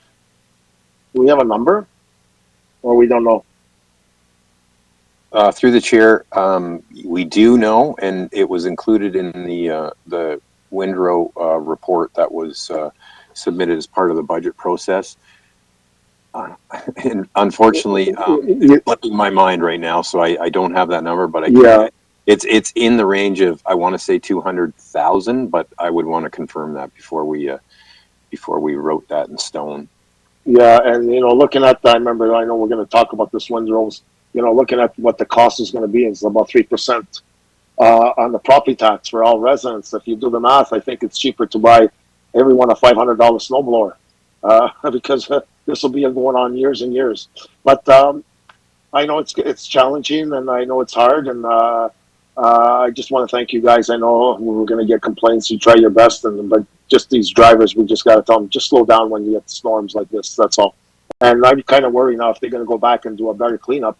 They're going to push more snow, and it's going to be all frozen after tonight. And it's going to be very challenging when someone wants to go to work tomorrow morning or the following morning and can't get out. So maybe, it's not calling for any snow now for the next until Sunday. So maybe, some of the snow will be kind of melting today. Thank you. Thank you for all you do. Councilor Pleshy. Thank you, Mr. Chair. And I agree with a lot of the comments. It's typical whenever we get our first major snowstorm, we council rallies together to talk about the any issues or commend staff for the amount of work that they've done, and they've been doing some great work. And I too received a little less phone calls and communication from residents this year than I have in the past. The one thing that I have taken notice to, and I've never really been for or against really the windrows, other than the hefty dollar figure that comes along with it. But I have taken some extra paid attention to Vaughan, and there seems to be a big issue out there where they're clearing windrows, but it's only that they're just knocking it down, bringing it back onto the street. So something that we really need to look at when we do make this decision when the contract is up is how well is the windrow clearing being done in other municipalities. Thanks, Mr. Chair. Thank you very much. And if I may have permission just to speak, I also want to echo a lot of the comments from the members here today. We have this discussion annually, usually at the first meeting of council after the break. And I just want to say thank you to Mike and to the entire team. The operators, they are not the ones who negotiate these contracts. They are there working for us, long hours and very difficult conditions. So it was a huge storm and presented challenges for every single resident, and certainly for those who were out there working for us. It was a difficult job, and I think as I drove around our wards that I share with Councillor Santos, I saw the majority of it clear, and I'm very happy. We are very happy with the work that was done. There are some exceptions, but usually caused by parked cars, and we all understand that that can make it virtually impossible for the plows to get through. It's a different issue, but with respect to staff and their efforts, really a Herculean task, if I could put it that way, and very much appreciated. Councillor Medeiros to close us off. Yeah, my apologies, Chair. Just very quickly, and echo many of the comments of my colleagues. And just quickly, I received a lot of calls regarding sidewalks, and I've been sent pictures over the last couple of days, notwithstanding people trying to get to transit routes, and notwithstanding early morning, just even across City Hall, along her Ontario going south, kids trying to go to school walking on the side of the road. In terms of priority, in terms of how we do sidewalks, can you just, for public record, for our understanding, recognizing that this was a unique snowstorm, but Mike, can you just outline usually what our process is, just as a reminder? Through the chair to Councillor Medeiros, with the dispatch of sidewalk equipment, there's always a judgment call depending on how the storm hits and how we can react to it. In this case, with this particular storm, we did send out the sidewalk machines fairly early on in the storm. The intent was to punch through the sidewalks so that we had them cleared. And the benefit to that also is, from a technical perspective, it identifies where those sidewalks are early on by leaving a windrow behind them, so that once the snow's finished and we circle back and go through those sidewalks again, we can actually see where those sidewalks are, and we minimize the impact of potentially driving off the sidewalks, if you will. So in this case, we were out fairly early in the storm, did the sidewalks, but then we got a significant amount of snow following the initial punch through of the sidewalks. And then we circled back, and we're still in the process of cleaning up some of those sidewalks as we speak. Yeah, and for you, Chair, when we talk about clearing sidewalks, sorry, Mike, what's our capacity in terms of getting to the sidewalks? Do you think we have adequate capacity, or is this something that we're going to have to address eventually in terms of getting more capacity to address those sidewalks? Specifically, when you're seeing situations that we saw just across City Hall, kids, walking along the side of the road during traffic, that is concerning, notwithstanding as a parent, but, I know two parents per se. Through the chair, from a capacity perspective, you're absolutely right. We could increase the resources significantly, and we could push the snow before it even lands, and I say that sort of tongue in cheek. But the reality is, you have to be efficient, and you have to use the funding that we have available to us effectively. If you look at other municipalities within the GTA, they would have encountered the exact same challenges. The advantage is it's a short-term issue where you do have those situations like you've described. So I guess it's sort of a twofold answer. Yeah, we could use additional resources, but the cost is fairly significant, and we manage with what we have available to us, and I think we're very effective. And when we compare ourselves to other municipalities, we're in line, or if not better. Yeah, and I certainly don't want to, thank you through you, Chair, I certainly don't want to overreact. As Councillor Palachi said, we do tend to have this reaction, especially after the snowstorm, and I do recognize great work of staff, and I do know I've received really good sort of feedback, notwithstanding council's support of the senior, upping the senior contribution, what we did for snow clearing, and really recognizing Councillor Furtani's leadership, and certainly recognizing also the app. So from a communications perspective, I think we are leading the way in terms of service to our residents, and it's really going noticed. Thank you very much. Thank you. Councillor Furtini, final word. Thank you.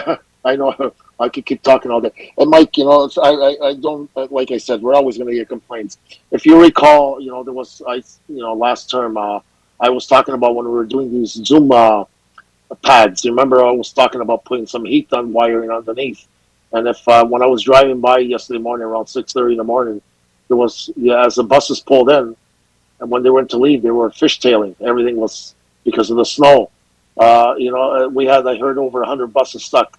I understand people should have stayed home yesterday, but we got these essential workers, and some people, have to go to work, and we can't just say, well, we're not putting the buses on the road. But those heating things, I've seen Montreal has them up and running. They did a pilot project, and you could just turn them on, and we don't have to go around there with all these loaders and trying to clean these bus stops and all this salt. And it would have been a good thing on the storm now. As the snow came down, it would have just melted automatically itself. So just for the future. Thank you. Thank you very much. I'll have a motion moved by Councillor Fortini, or do we need by Councillor Fortini to close off this discussion? All in favor, any opposed? That carries. Our next item 8.3.5, discussion at the request of Councillor Fortini regarding the roof on Knightsbridge Senior Center. Councillor Fortini, back to you. Yeah, so thank you, Mr. Chair. And I know I talked about this before. I just want to know, I heard there was an RFP out. I just wanted to make sure it's gone out, and what is the price and everything on this roof at Knightsbridge. Now we have all this snow on this roof. As it melts, it's just going to keep leaking. On one side, I know I was there about 3 or 4 weeks ago for a Philippine event, and Councillor Bowman was there, and Councillor Maderos, and Councillor Charmaine. We looked at the roof, and you could see the wood right through. This should have been done a while back. So is the RFP out, ready to go? Hi, through the chair to Councillor Fortini. We've actually retained the contractor to undertake that work. And we're in the process of working through the details as far as the type of materials that are to be used. Unfortunately, the biggest challenge with that particular site is the skylights. There are a number of skylights in that roof, and what we're finding is that we're running into some market condition issues as far as supply chain is concerned. So we are delayed a bit with securing the appropriate vendor that can produce those skylights. So by way of providing an update, it's going to be a little bit longer before we're going to be able to get the contractor out there and actually conducting the work. Okay, and that's where I was at. So I know there's those skylights there. Skylights is always a problem. Why don't we just remove them and just carry on with the roof? But the problem is in the front part facing the parking lot. There's no shingles there whatsoever. All the snow is going to keep leaking, and I just worry, for 14,000 square feet, 350 bundles, and it's going to cost millions to fix this place. So maybe just eliminate some of the skylights and just close it off and carry on, if that's the case, and to get it done. Do we know what the RFP price is so far? What the cost is going to be? So through the chair, Councillor Fortini, we do have provisions with the contractor that if there is leaking, that we can dispatch them to go in there and do the necessary repairs to prevent that leaking. So we've got that in place right now. We're monitoring it, and if we get to that point, we certainly will execute that with the contractor. Okay. Do we know the amount of the cost is going to be for the RFP? Yes, we do, although I don't have that number available to me right now. Okay. If you wish, I could circle back with you and let you know that. Okay, thank you so much. That's it, Mr. Chair. Thank you very much, Councillor Fortini. So motion moved by Councillor Fortini to receive the discussion. All in favor, any opposed? That carries. Next, we have item 8.5, Councillor question period. Do any members have questions with regards to this section of the agenda? I see none. And next, then, we have 8.6, public question period. Mr. Clerk, do we have any questions from members of the public up until now? Through you, Mr. Chair, there are no questions for this section. Very good. So I will now invite for us to recess until 1:30 for lunch.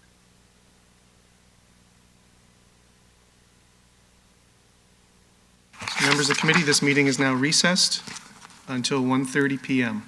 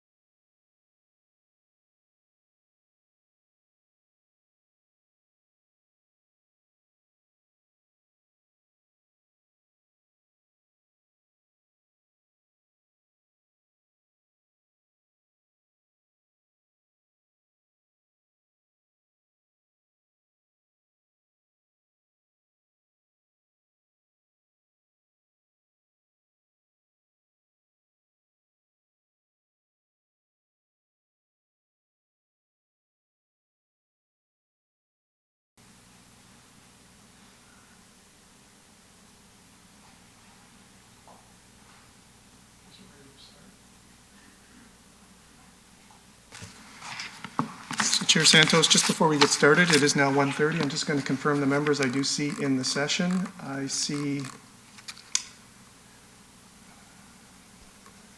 Chair Santos. I see Councillor Visante. I see Mayor Brown. I see Councillor Paleshi, Councillor Medeiros, Councillor Bowman, Councillor Singh, Councillor Dillon,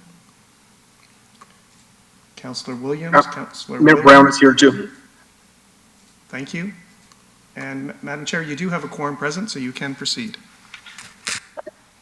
Thank you very much, Mr. Clerk. We are now in the community services section, and I believe that most items were added into consent, but I believe, Mr. Clerk, you have some clarification regarding some other business that was added. Yes, through you, Madam Chair. So just to clarify, when during approval of the agenda this morning, I heard and I accepted, based on the items that were proposed for addition and voted on by committee, Councillor Santos had proposed to add an item that I interpreted was only a closed session item in regard to the Bovaird House. In fact, what she was requesting following up in communications with her, was adding an open session discussion item regarding the Bovaird House property and a companion closed session matter should committee need to discuss that regarding the Friends of Bovaird House. And so I had only understood that there was one closed session item, and that's the way it was reflected in the approval of the agenda motion. So to remedy this, my suggestion is that committee take a vote, two-thirds vote, just to reopen approval of the agenda to add item 9.3.1 under new business, under community services, and that's to allow for a discussion item in public session on the Bovaird House property. And the approved 15.2 closed session component has been approved by committee and will remain on the agenda should committee wish to discuss that if it's necessary in closed session. Thank you very much, Mr. Clerk, for the clarification. And I guess speaking as chair, this is the issue when we as councillors try to add things last minute to the agenda.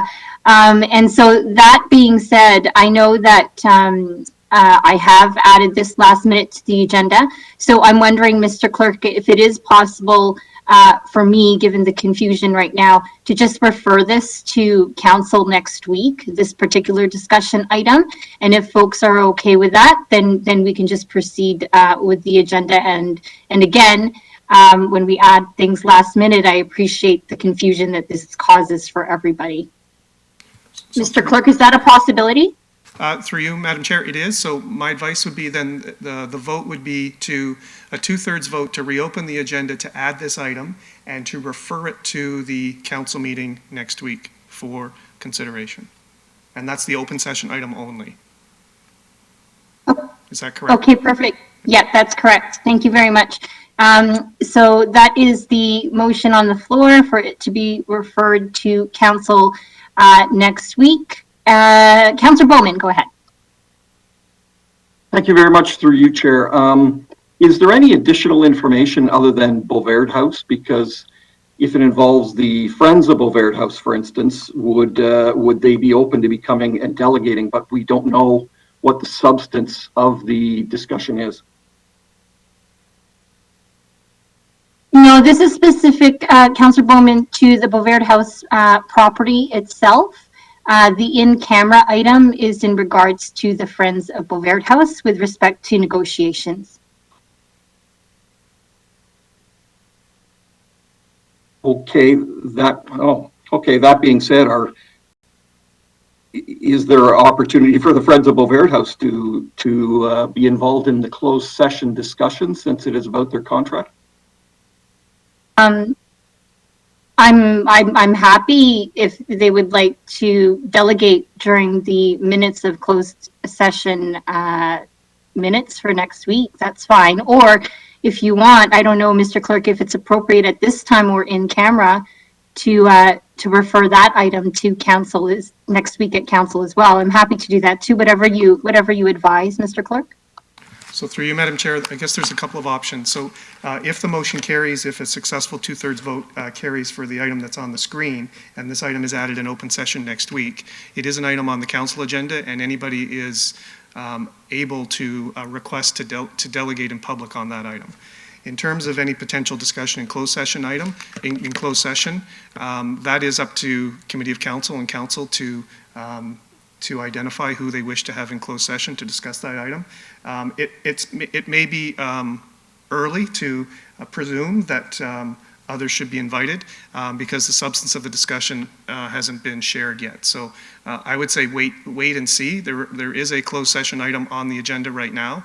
Unless Committee of Council wishes to refer that to Council next week as well, it is still on the agenda for discussion during closed session today. Thank you very much, Mr. Clerk, for the clarification. I would like to proceed with the in-camera discussion, and if councillors want to refer that to council next week when we discuss it in camera today, then I'm happy to do so. But I can't share or ask questions because it's an in-camera discussion. So the only thing that I can refer to council next week is the open session item that is before us right now. Councillor Fortini. No, I'm fine. I got the clarification. Thank you. Okay, so there's a motion on the floor. Anyone opposed? Seeing none, that carries. Thank you very much, Mr. Clerk, for your understanding, and to colleagues for referring this to next week. Mr. Clerk, are there any further items on community services other than questions from councillors? Any questions from councillors regarding this session? Councillor Maderos. Thank you very much. Speaking to the referral, I know we just approved it. So the question, I guess, the city clerk, I know when I was adding items, you required notice of motion because that's our interim control bylaw. Now, in terms of referring something to in camera for next week, are we going to get also an in camera? Are we going to get an in camera motion? So through you, Madam Chair, my apologies.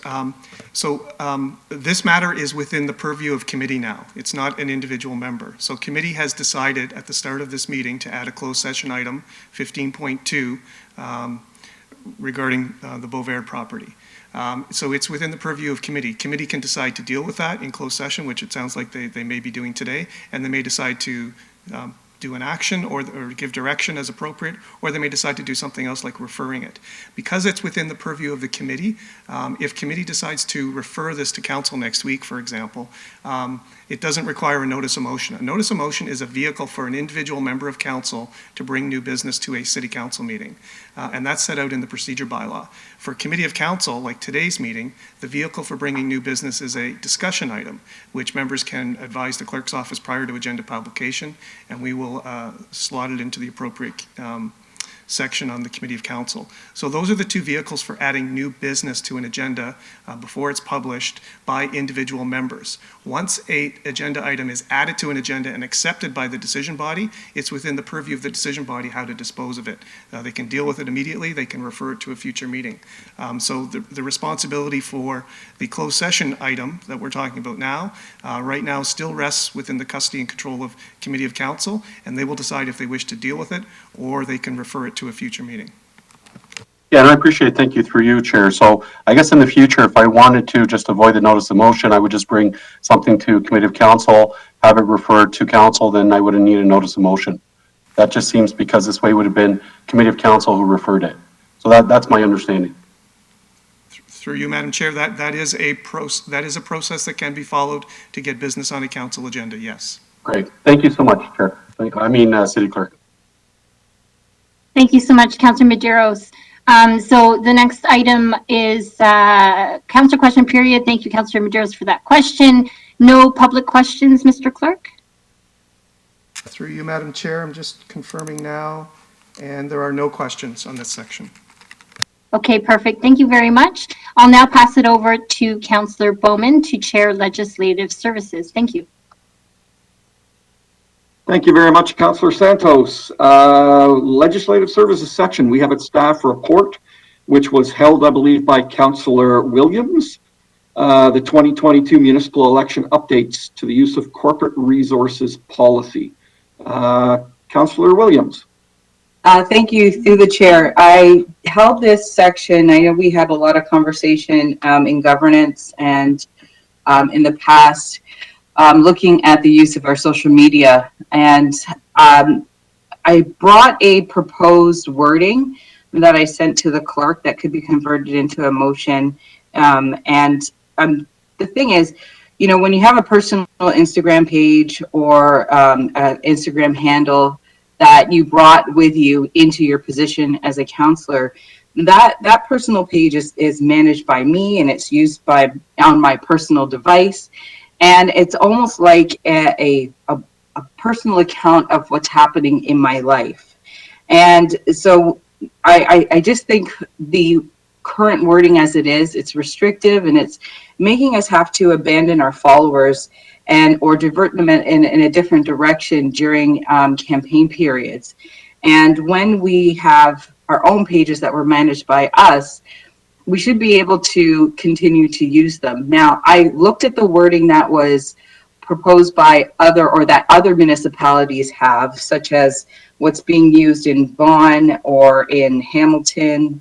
And so I took pieces from those policy wording, and so I have it there. It's on the screen. And I'm putting that forward as proposed wording, as possible wording that we can use, because it does allow for us to have our social media accounts, but it's not linked to the city and it's not being managed by our staff. So it's there as a proposed wording, and I guess as a motion on the floor. And I will yield to my further comments for other members to speak and share their thoughts. Thank you. Thank you, Councillor Williams. I believe we have, I guess, Councillor Medeiros, were you on for this or for the last item?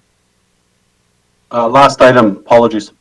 Okay, no problem. We have Mayor Brown. Okay, thank you, Councillor Bowman. I just wanted to add my 2 cents into this as well. I think it would be a mistake to censor what councillors or any elected official, myself included, can share on our social media. And there will be important messages that need to be shared. It could be a message from BMO. It could be a message from Brampton Fire. It could be a message from public health that we want to get out as quickly as possible. And that's not to say any resident, a candidate, couldn't share that same message. But the notion that you couldn't share a corporate message on our social media account is a disservice to our ability to communicate important messages. And so quite often, if there is an important issue, I will post it on my Twitter, Instagram, and Facebook in the hopes that you want to disseminate that message to as many members of the public as possible, as quickly as possible. So I just don't believe we should censor social media accounts, and I support this amendment put forward by Councillor Williams. And I would note, if there was an MPP running for a city council, despite the fact that they would have developed a social media account, this would not be applicable to them. And so I think by saying you can choose to communicate what you want through your social media accounts, as can people that are challenging or other candidates for election, is the best way to approach this. We don't censor social media accounts on what you can communicate. Thank you very much, Mr. Mayor. Councillor Fortini. Thank you. Thank you, Councillor Williams, for bringing it forward. So, Peter, just quick question. This is not under the Municipal Act or the Election Act that we can't use it, is it? So through you, Mr. Chair, to members of committee, the Municipal Elections Act is very clear. It says, one, that a municipality cannot make a contribution to a campaign. A contribution is defined as money, assets, or people being used towards an election campaign. The Act is also very clear that by May 1st in an election year, the municipality must pass a policy in terms of the use of corporate resources to ensure it doesn't offend the Municipal Elections Act. The city has had a policy in place for a number of elections, and also I should point out that city policy has been established through the Code of Conduct for members of council, and specifically Rule 5, which speaks to members of council must abide by the Municipal Elections Act. They must ensure that there's separation, and city resources cannot be used for election campaign purposes. The proposed policy, which is before you, is a change and to the existing policy that was in effect in 2018. In 2018, there was a external legal opinion obtained by the city, and the policy that's before you is consistent with what we see in other municipalities. And the Toronto Integrity Commissioner, the City of Toronto, the City of Mississauga, they have policies in effect which essentially prescribe that there must be a separation in social media accounts but for members of council who choose to run for office again. So there is a distinction between their elected official account and their campaign account. The City of Brampton, based on feedback from members of council, very welcome feedback, didn't go through the prescribed route. We went through an instructive route. So the way that the policy is proposed today, it does say that members must ensure that there is a distinction between their elected official account and their campaign account. The intent behind this is not to censure, not to not to mute the voices of elected officials. They are very important voices in the community. The purpose of the policy is to understand that there are different paths that need to be taken, because the public receiving the voices that you project, they may misinterpret it as an election campaign voice versus an elected official voice. So it's trying to draw that distinction. At the bare minimum, the Municipal Elections Act says use of corporate resources cannot be used for a campaign. So any city assets, money, personnel that are compensated by the city cannot be used for an election campaign account on social media. I also would, and I'll stop there, but I also would like to just make a comment at the end about Councillor Williams' first bullet in her proposed motion. Yeah, and I get what if it's a corporate account, but if I have my cell phone, which I had before I was elected, like Councillor Williams says, or even the mayor, it's got nothing to do with our corporate account, our Facebook page and stuff. It's always been there. Now, if we post something, please continue supporting Councillor Fortini. You're putting the word council or regional. It's a different story. But why can't I post anything? It's my personal phone. It's mine. It was my account before I was even elected. And most of us councillors have those. And like the mayor said, we get an MP or other people that ran the well-known, they use it. So how could it be a fair ground for us compared to them? You know? There is, through you, Mr. Chair, to the councillor, there is some fairness set out in the policy, because regardless of whether you're an incumbent member of council or you're a new candidate for election, you're not allowed to use city resources. And that includes city logos and things like that that give the perception that the person conveying the message is in fact representing the city. So it's trying to draw that distinction, whether or not it's an elected official or it's a new candidate for office. Okay. Thank you. Thank you very much, Councillor Fortini. Councillor Willens. Yes, you actually, Peter, through you, Chair, Peter, you actually answered my question in regards to the use of city resources, which is included logos, because I know last election we had an issue with some candidates were standing in front of city podiums with the city logo on it, and it does cause confusion. So you made that clear. So as long as that still remains, then I'll listen to other speakers and what you have to say about the first point of this motion. Thank you. Thank you, Councillor Willens. Councillor Dillon up next.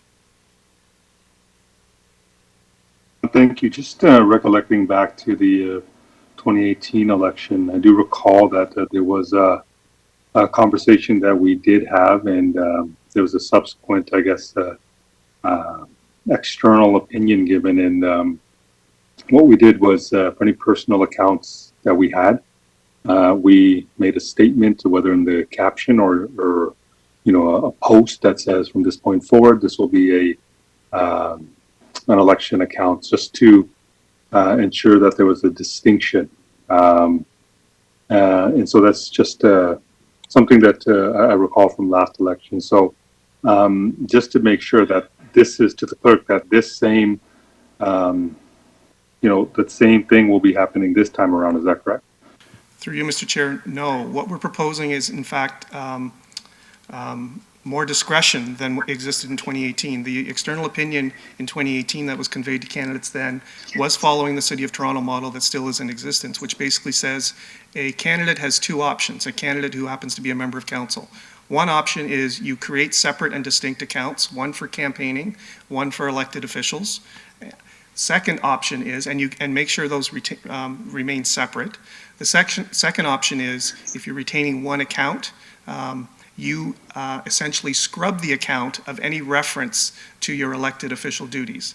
We understand completely that's a very onerous task, but it's about the principle of maintaining separation between a campaign and your responsibilities and duties as an elected official. And that's what the Municipal Elections Act is trying to put into place. So when we gave you our profile pictures at the beginning of the term, I was told that this is now the property of the City of Brampton. Is that correct? Through you, Mr. Chair, I would, without knowing the details of the conversation, I would say that if it is, has been assumed by the city as city property, if it's being used to convey your image to the public in an elected official capacity, whether it was obtained by the city or provided to the city, it may be within the city's custody and control and therefore a corporate resource. Yeah. But I would defer to strategic communications on that because I don't know the details of who provided which photos. Yeah, it is, and we've been specifically, council members have been told that we can't use that profile pic that we have on the city website for anything else unless we get permission, because that belongs to the corporation now. Nobody's taken away personal accounts from anybody though. Nobody said this is the, this is the property of the corporation of Brampton. And anybody's personal account,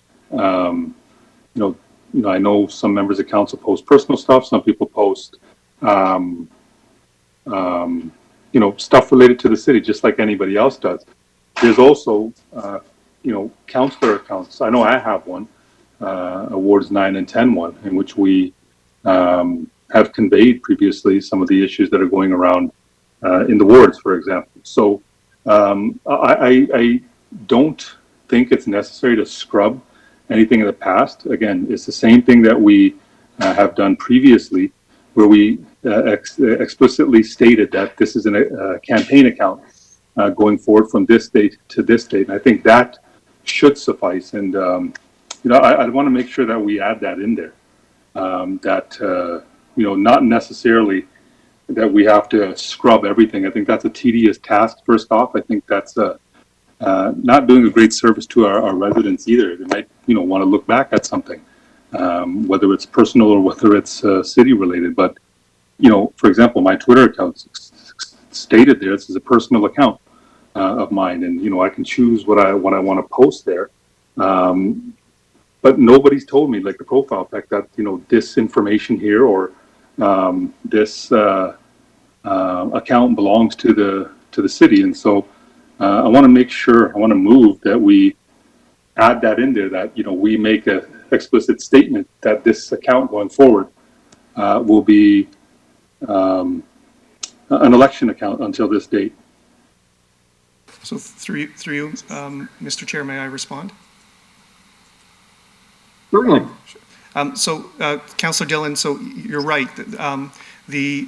The legal opinion and the direction, which was more prescription in 2018, we have stepped back from that. So the proposed policy today, what it's saying is that members must ensure there's a clear distinction between their elected official account and their campaign account. We are not prescribing how that's done. We're not saying scrub. We're leaving that to the members of council. And in fact, there is language in the proposed policy that says that members can, during the duration of a campaign, clearly include a statement on their election account stating that it's an election account and not their elected official account.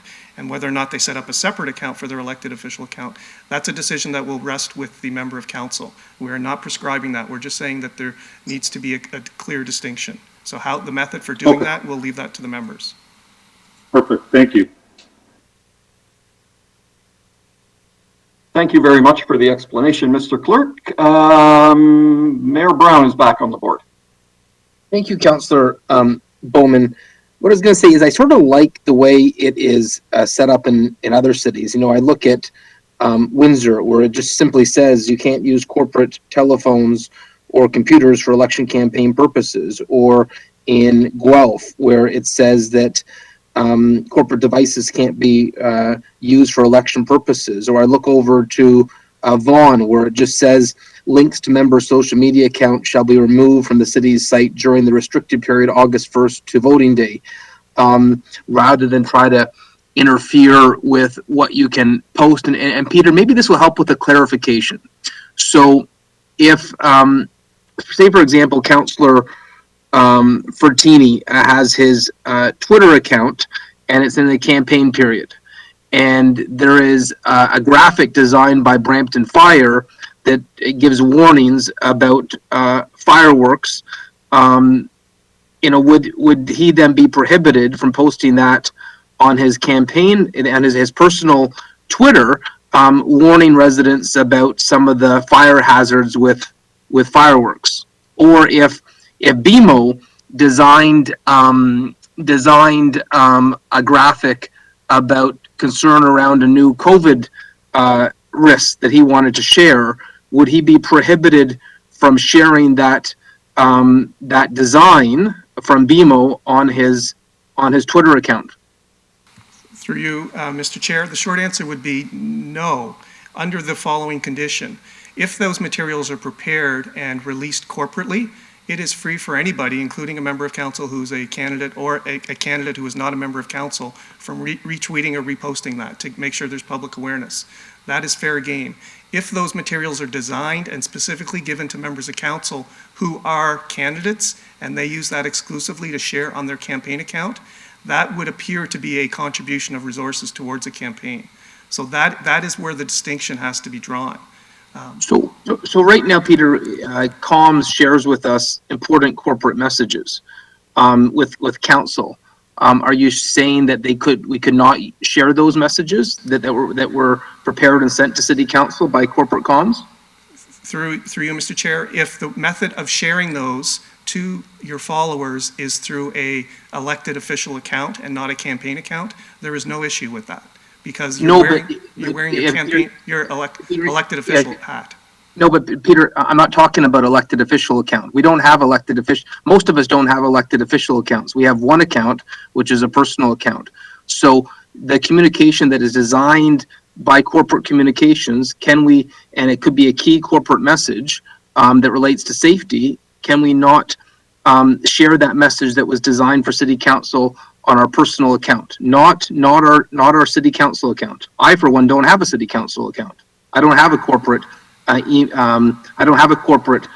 Twitter or Instagram or Facebook. I had what I had already had before I got elected mayor. Through you, Mr. Chair, I think the circumstance is that the persona that your personal account has taken on, it's identified as the mayor of the city of Brampton in your case. Therefore, it's perceived and received in the public as being an official account, as a representation of the city of Brampton. So that's where it gets very gray in terms of if the corporation is providing messaging that members who happen to be candidates are conveying that information exclusively from their accounts, that happens to be also be perceived as a campaign account, it does send mixed messages out to the public in terms of whether or not it's the city through these accounts that's contributing resources to a campaign. Yeah, so this is why I support Councillor Williams' amendments here. I think this creates a recipe for anyone to potentially be accused of contravening the city policy. And, you know, just that response that my personal account is now deemed to be a corporate account because of my role as mayor.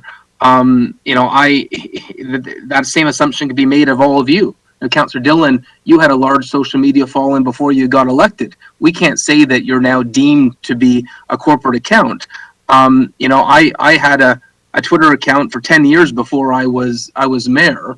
And so I just don't think we should be wading into this. I think the rules we see in other cities that simply are very clear and crisp, and they say corporate devices cannot be used for election-related purposes. Links to social media accounts should be removed from corporate websites. I think that's more than adequate. And so Councillor Williams, I support the way your wording and the way you've addressed this.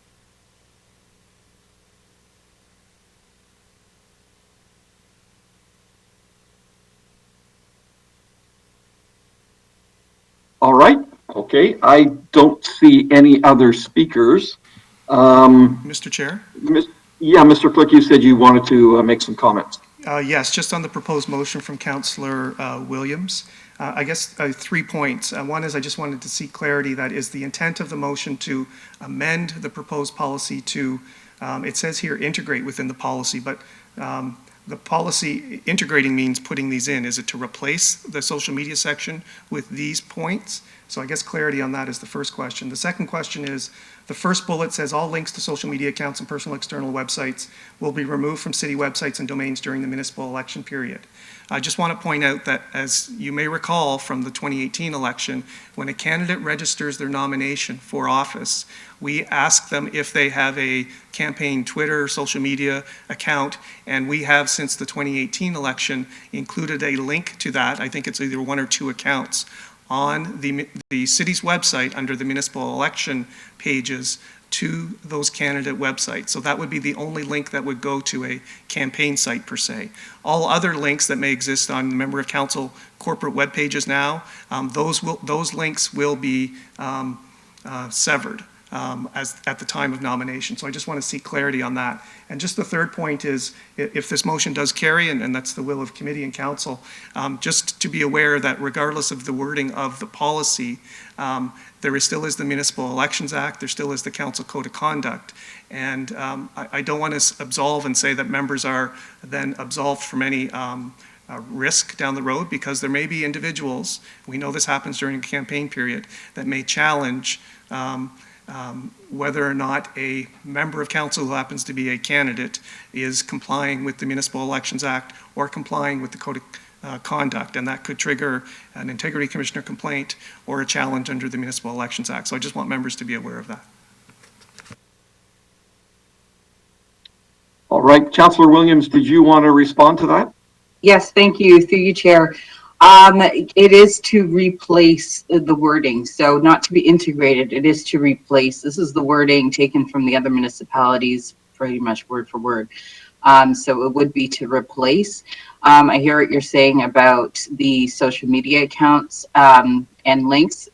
For the purpose of the election period, I'm speaking in reference to what we have right now currently on our city councilor City of Brampton page. There's sometimes links to our social media.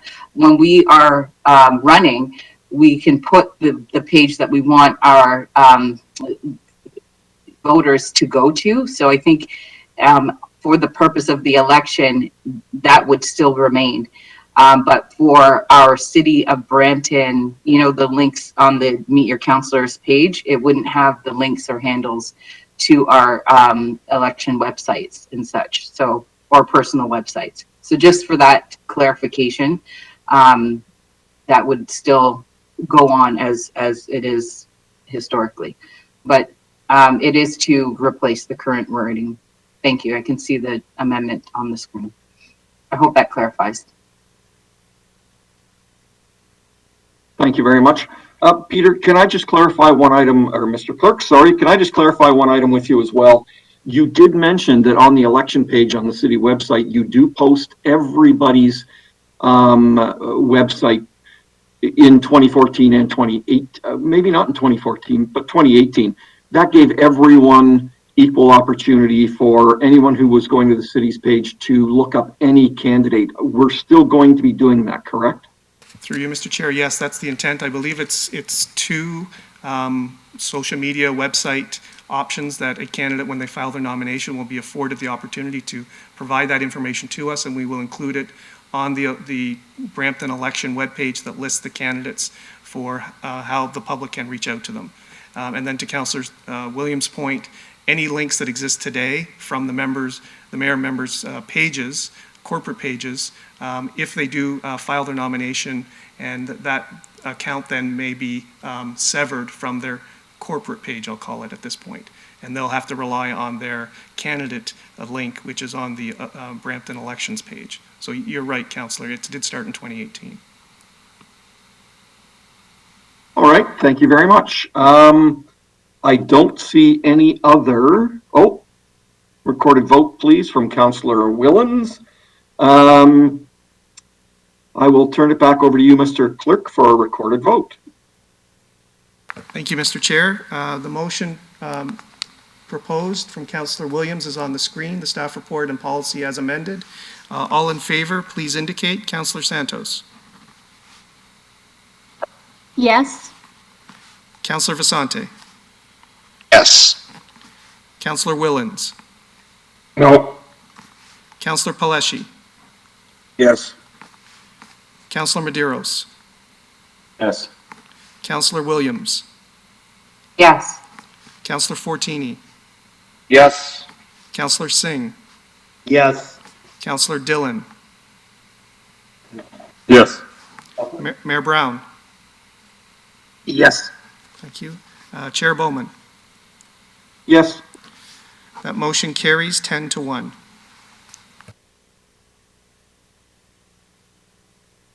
Thank you very much. We now move on. There was no added items under legislative services. So that moves us on Mr. to Chair? the chorus. Oh, sorry. Yes. There were two items. Councilor Medeiros identified capital budgets during the budget approval, item 10.3.1, and then 10.3.2 is urgent care at Peel Memorial from Councilor Singh. Oh, I'm very sorry. I forgot to mark those down. Councilor Medeiros. Well, thank you very much, through you, Chair. Is this the right section to be dealing with this, Peter? Sorry? Through you, Mr. Chair, so I understood that the purpose was to talk about capital budgets approved through the budget process, and my apologies, I am mixing things up. I put it under corporate support services. I've noted it wrong. Yeah. My apologies, members of the committee and Mr. Chair. It will be under corporate support services. Yeah, and I'm fine to speak to it now. It's just I was prepared at a later time. It should appropriately be under corporate support services. It's good to know that you're human as well, Peter. Thanks very much, Councilor Medeiros and Mr. Clerk. So I will move on to the correspondence from Darlene Stripe, Brampton resident. Now, this has been requested by Ms. Stripe to be read aloud at the meeting. Do I need to ask if committee is agreeable to that, Mr. Clerk, or do we just read it out? You can just ask if there's consensus. It's not the normal convention, but a specific request was made in this case, Mr. Chair. Okay, is there any opposed to me reading this out? Seeing none, I will read this. Brampton's Committee of Council. I'm submitting a request to attend the January 19th, 2022 council meeting. I'm unable to talk loud enough to be heard. Is there a way I can submit my letter? Yes, you can.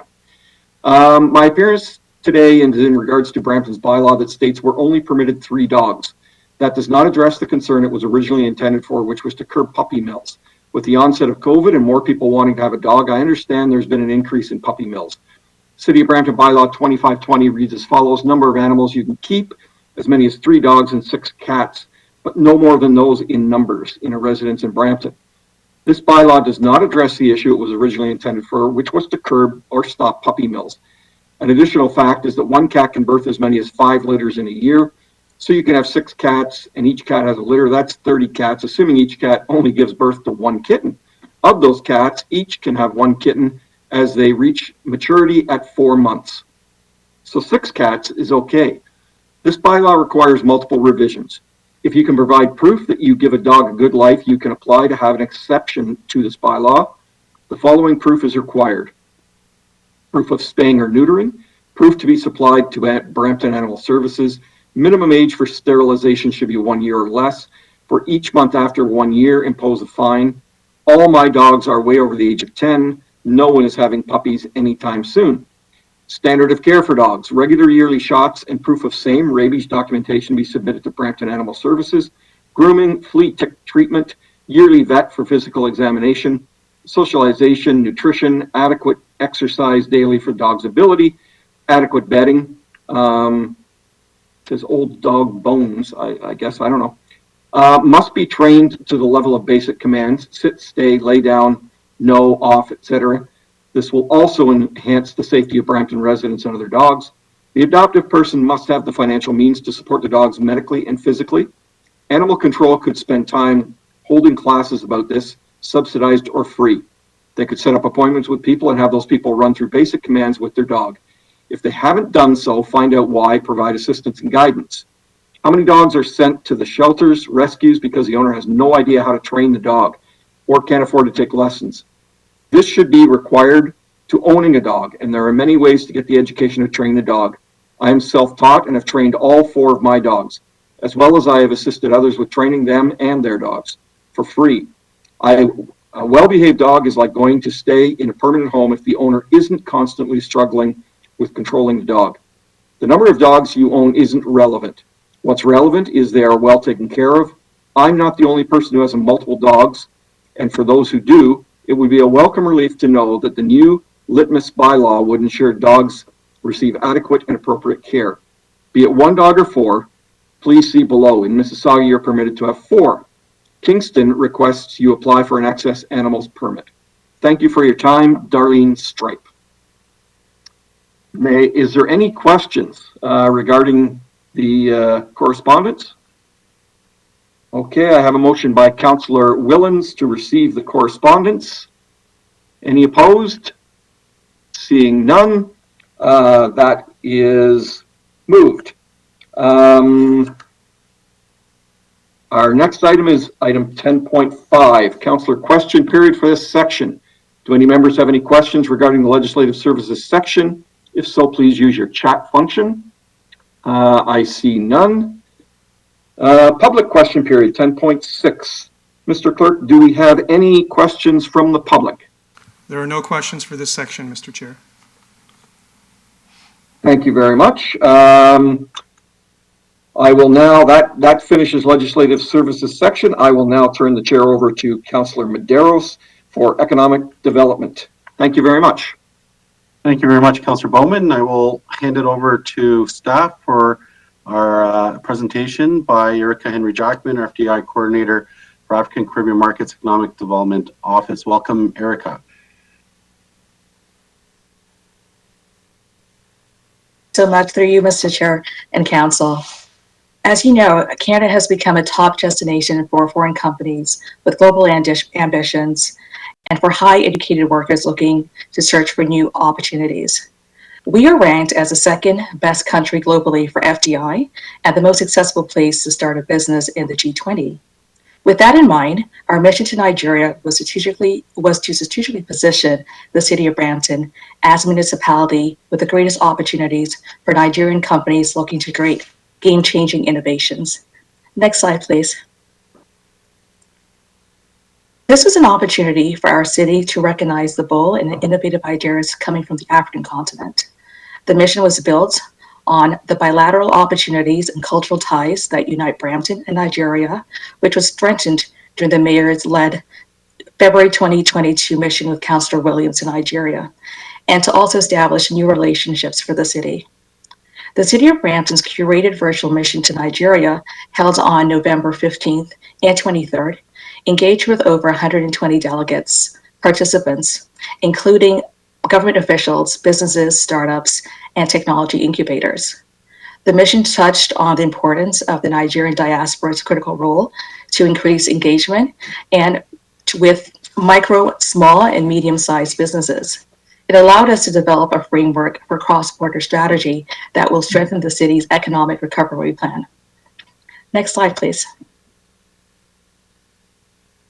Our mission began with briefings with Canada's Deputy High Commissioner to Nigeria and Nigeria's High Commissioner to Ottawa, with an aim of developing a cross-border strategy that will strengthen Brampton's Nigeria's economic relations and deliver sustainable, broad-based economic growth in both territories by supporting inventors and entrepreneurs as they remain local and scale globally. Next slide, please. Over the last year, we have successfully collaborated with top tech startups, founders, and experts to build a strong relationship with innovative, high-potential African startups. This was the core of our 2 technology events held on November 15th. We took a different approach to our introduction to Brampton's Innovation District.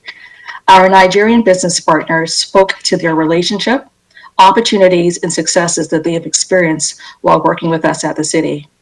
This allowed their business peers of these recognizable companies to hear, learn, and visualize their own pathway to Brampton.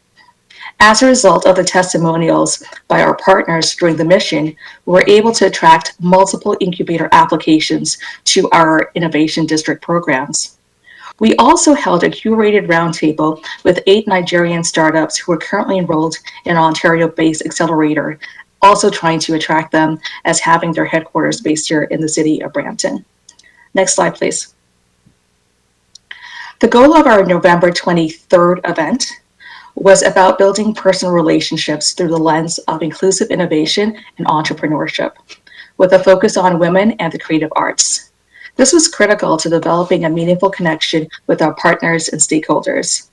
They were able to listen, learn, and we were able to understand and truly engage and now follow up on items that will strengthen our City Opportunities mandate. Next slide. We have identified 10 high-potential leads, 3 of whom we are actively engaged. During the mission, we held 4 mayor-led events, 2 council-led events, 8 one-on-one business meetings. We had 16 external delegates participate in the mission with us, and we saw over 120 participants attend our 2 open events. The companies we engaged during the mission all agreed that our city is well positioned to provide Nigerian companies with the support and access to the North American market. This mission was not meant to be a single event, but a starting point for the work that must be done to achieve an inclusive innovation and entrepreneurship within the city. Next slide, please. I just want to take an opportunity to thank Council for the opportunity to be able to lead in this market. And if there are any questions or comments regarding the mission, I'm happy to answer them now.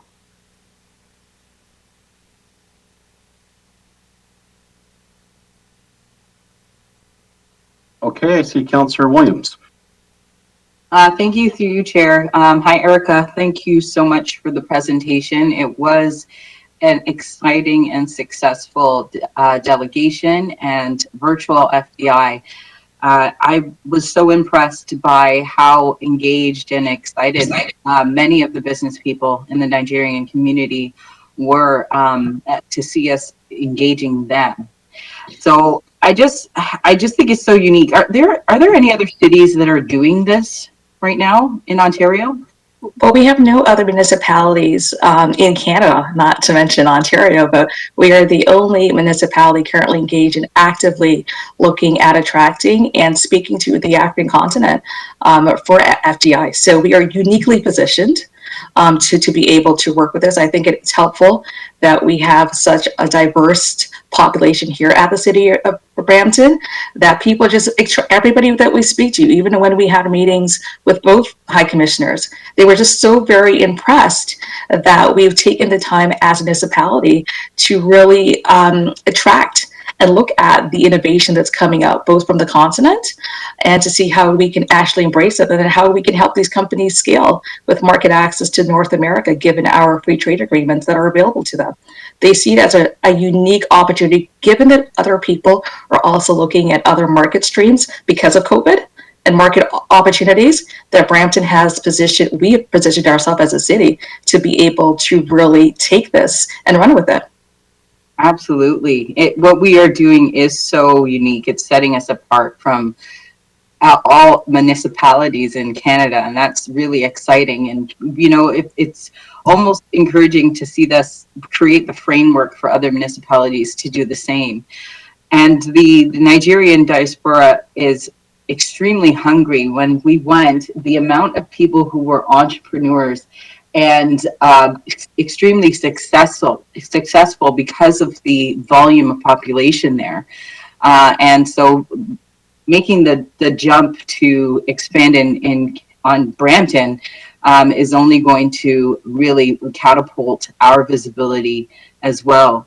So the business interest from the continent, like I said, is extremely strong. Can you share some insights into the types of businesses that are looking to expand here in Brampton? Thank you, Councilor Rosen, through you, Mr. Chair, for that question. One of the things that we've noticed when we were building our strategy is how we were going to position ourselves for our mission. We really wanted to identify high potential cross-border businesses that were already exploring opportunities for entry into the North American market. So we used the information that we gathered for that as we built our mission to really look at companies that were going to be able to deliver products and services directly to the consumer, void of restrictions. And one of the things that we've noticed, as much as that the pandemic has halted a lot of things globally, in the African continent and in some of the other developing economies, the startups that have been able to come out of the pandemic have really been so extraordinary. So we were able to offer these startups the perfect opportunity to grow, scale, and strive, looking at the city of Brampton as an option.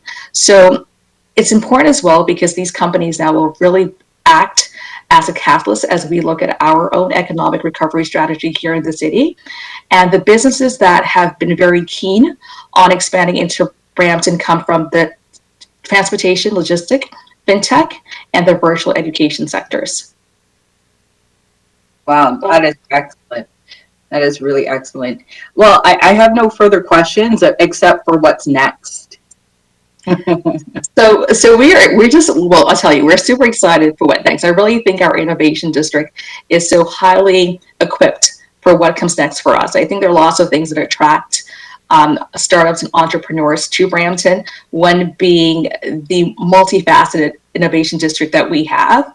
So we have 3 companies that are hoping to land through Beehive soon. We have a lot of other companies that are just really interested in the cybersecurity. So what next? I think in 2022, you're going to be excited to learn about these companies that are now going through the final stages of their immigration process to Canada.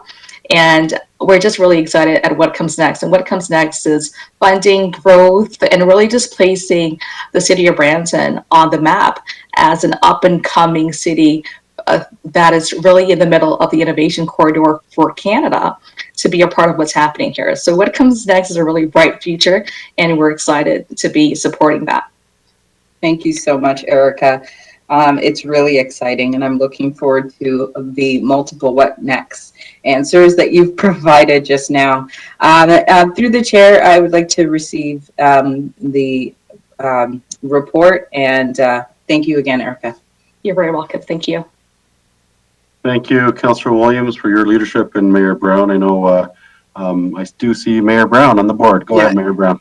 Just want to speak briefly and say Erica Henry Jackman has been doing an incredible job, and I know it's difficult during this virtual period with COVID-19, but I keep on hearing it from different high commissioners and ambassadors from Caribbean countries and African countries that you're present, that you're reaching out, that you're building relationships with companies around the world, telling them about Brampton, and I love that that word is getting out. So thank you for your determination, your hard work, and just wanted to say you're making the city of Brampton proud.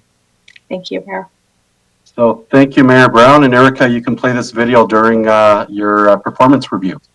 And, I'll do that. Thank you. So I do have a motion moved by Councillor Williams to receive staff report. Anyone opposed?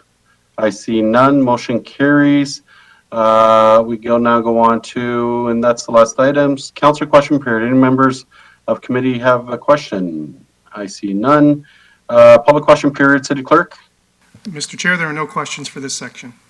Thank you very much. And over to Councillor Singh to chair corporate services section. Thank you. Thank you, Chair Medeiros. Moving on to corporate services section. 12.2.1 was put in consent, 12.2.2 was put in consent, 12.3.1 was put in consent. So we have 12.3.2, which I believe was dealt with, correct? To the clerk, which is a discussion item at the request of Mayor Brown addressing nursing shortages. Through you, Mr. Chair, yes, that's correct. Yeah. So moving on to Councilor Medeiros, there's a discussion item, 12.3.3, capital projects approved as part of the budget. Thank you very much through you and through you, Chair. In terms of the articulation, what I wanted to wasn't capital projects approved as per the budget. It was the ones that we deferred as a result of the monies that we put in for, I believe, our community portion for the health tax or for the community portion of the hospital levy. So those canceled projects and I guess my question to staff, and I'm not probably the CEO is probably best prepared to for this. When we approved each capital project, we received a report that we all approved. Now, with the motion that was moved forward at budget time, and there aren't notes, to my knowledge, of what each impact that each capital project being deferred or canceled, or we haven't received any report to talk to us or let us know what are the impacts of these canceled projects. So, i.e. example is, for the last 6 months, 8 months, we've been pushing an institution coming downtown, and there's all this work, and then after one day to the next, we say that we're deferring it for 1 year. So that has implications on everything else we're doing.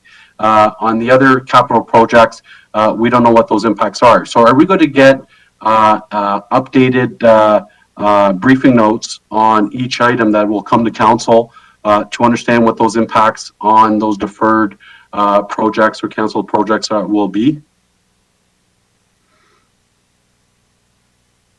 Well, thank you, Councillor, for the question. So we're prepared to speak to some of this today. The short answer, though, to your question is yes, with respect to reporting. We were ready to speak to those projects that were offset for the capital lease. We did previously, and we're happy to show once again, demonstrate how the monies were captured with respect to the hospital contribution, and happy to provide that again. Through my office and organizational performance team, Mikkel and Richard been working on tightening the screws, so to speak, with respect to our capital processes and capital projects. So we'll be back to you to present what some of that is, likely next month, as well as continuing to report on specific projects. So we can show you some of that here today if you'd like, or if you have any further questions, we'll take note and be sure that we capture those responses for you in a subsequent meeting. Yeah, thank you. Through you, Chair. No, I don't need those now, CEO, and I appreciate the offer. I would just want that, for every capital project that we approved, there would have been accompanying reports that we approved. So I would hope that we get a report for each impacted project which was deferred, or to get those monies that was part of that health community contribution.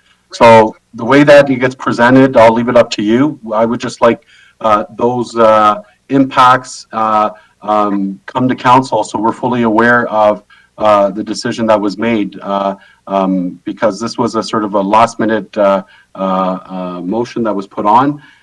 There was significant impacts on the other, with the capital projects, the monies that we took out. So, be it a report, presentation, I would just like to see all the projects which were impacted,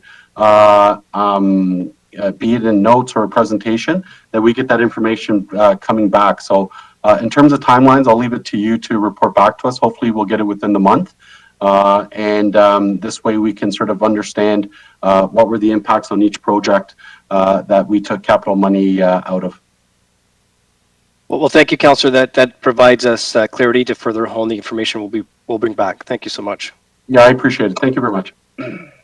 Thank you. And just for clarification, Mayor Brown, was that from a previous to speak, or was it this item?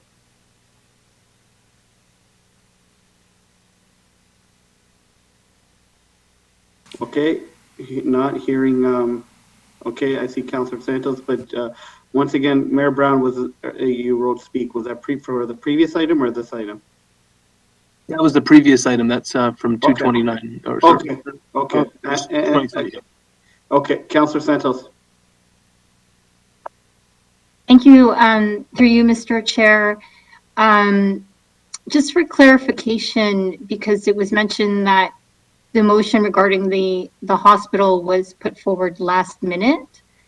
I don't believe that was the case. I believe, and if staff can confirm, the option that was chosen during budget regarding the hospital was based on a previous report to council, which was referred to budget for consideration. Is that not correct? Or we did have that option available to us previously to budget, correct?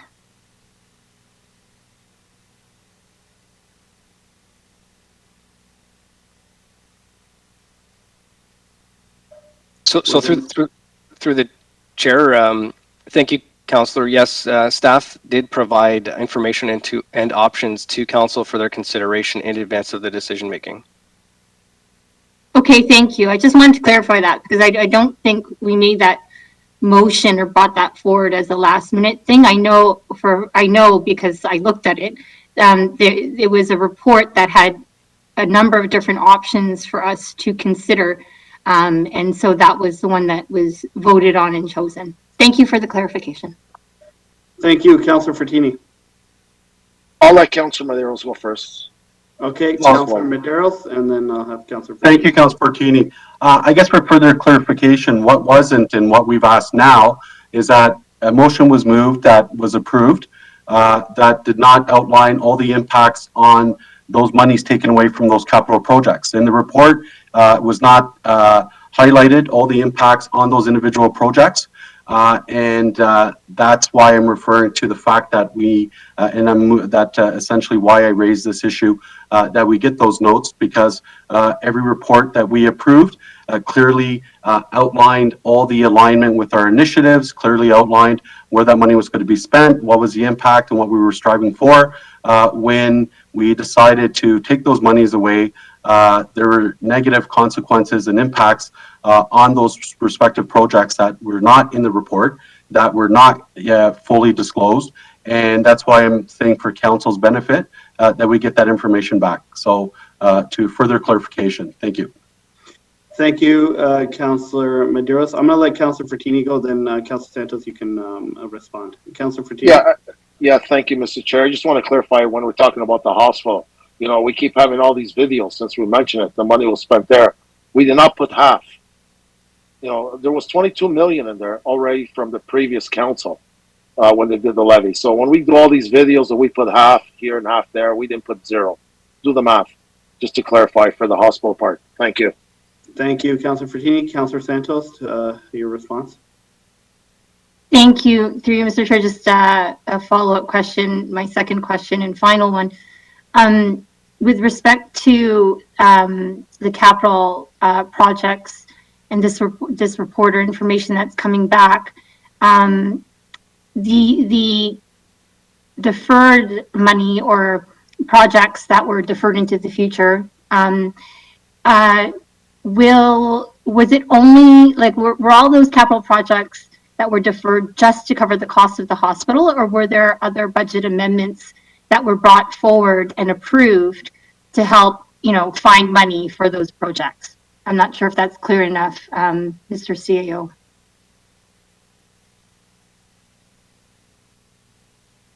Well, thank you, Councillor. Through the chair, we can provide all this detailed information back to council for their recollection. Once again, you may recall there was a portion that was already committed, $20 million, and the other portion was related to some projects that we scrutinized with respect to the $1 billion backlog that we currently have. So in that diligence, we had come up with options for consideration for that hospital contribution. So we did provide that, and happy to provide it again. And with respect to Councillor Medeiros' particular question, we'll also further demonstrate what those particular impacts are, and or whether some of those projects will have to be considered once again in the near future.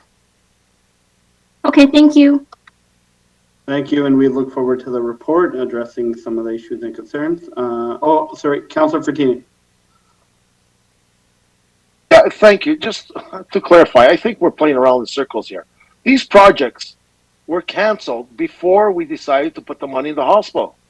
So Councillor Medeiros is asking a valid question here. I was the one who said all the money spent, put it towards the hospital.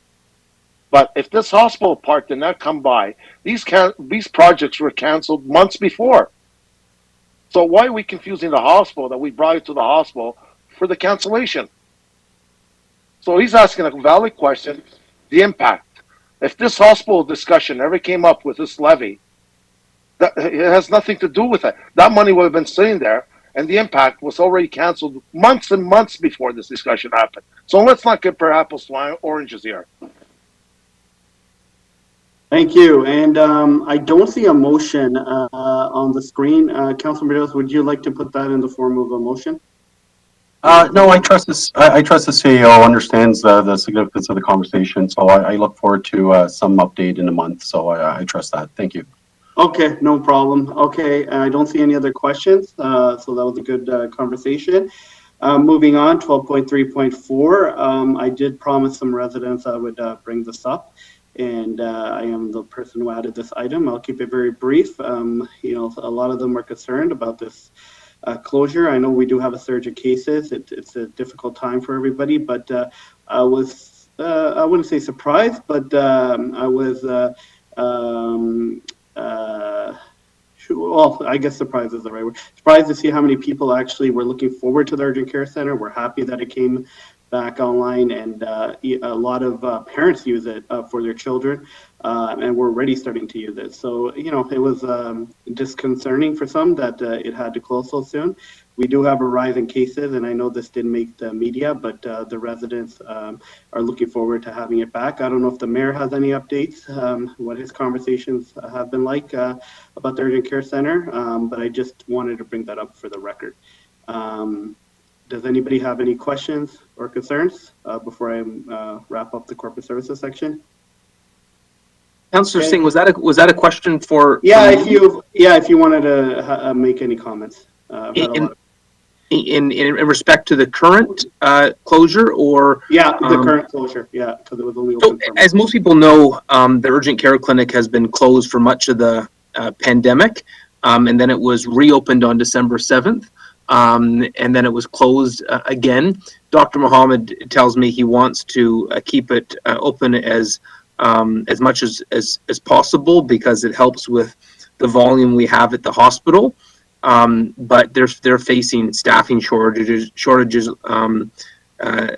that are intense right now, and so it's difficult to maintain normal operations. But the picture is getting a little bit better, and so we're hopeful that they'll be able to get that open again. But you know, you look at firefighters, transit operators, police officers across the board, we're seeing staffing shortages, and so of course Osler is no exception to that. But yeah, they've been they almost as soon as they reopened, they had to close again, so it was unfortunate.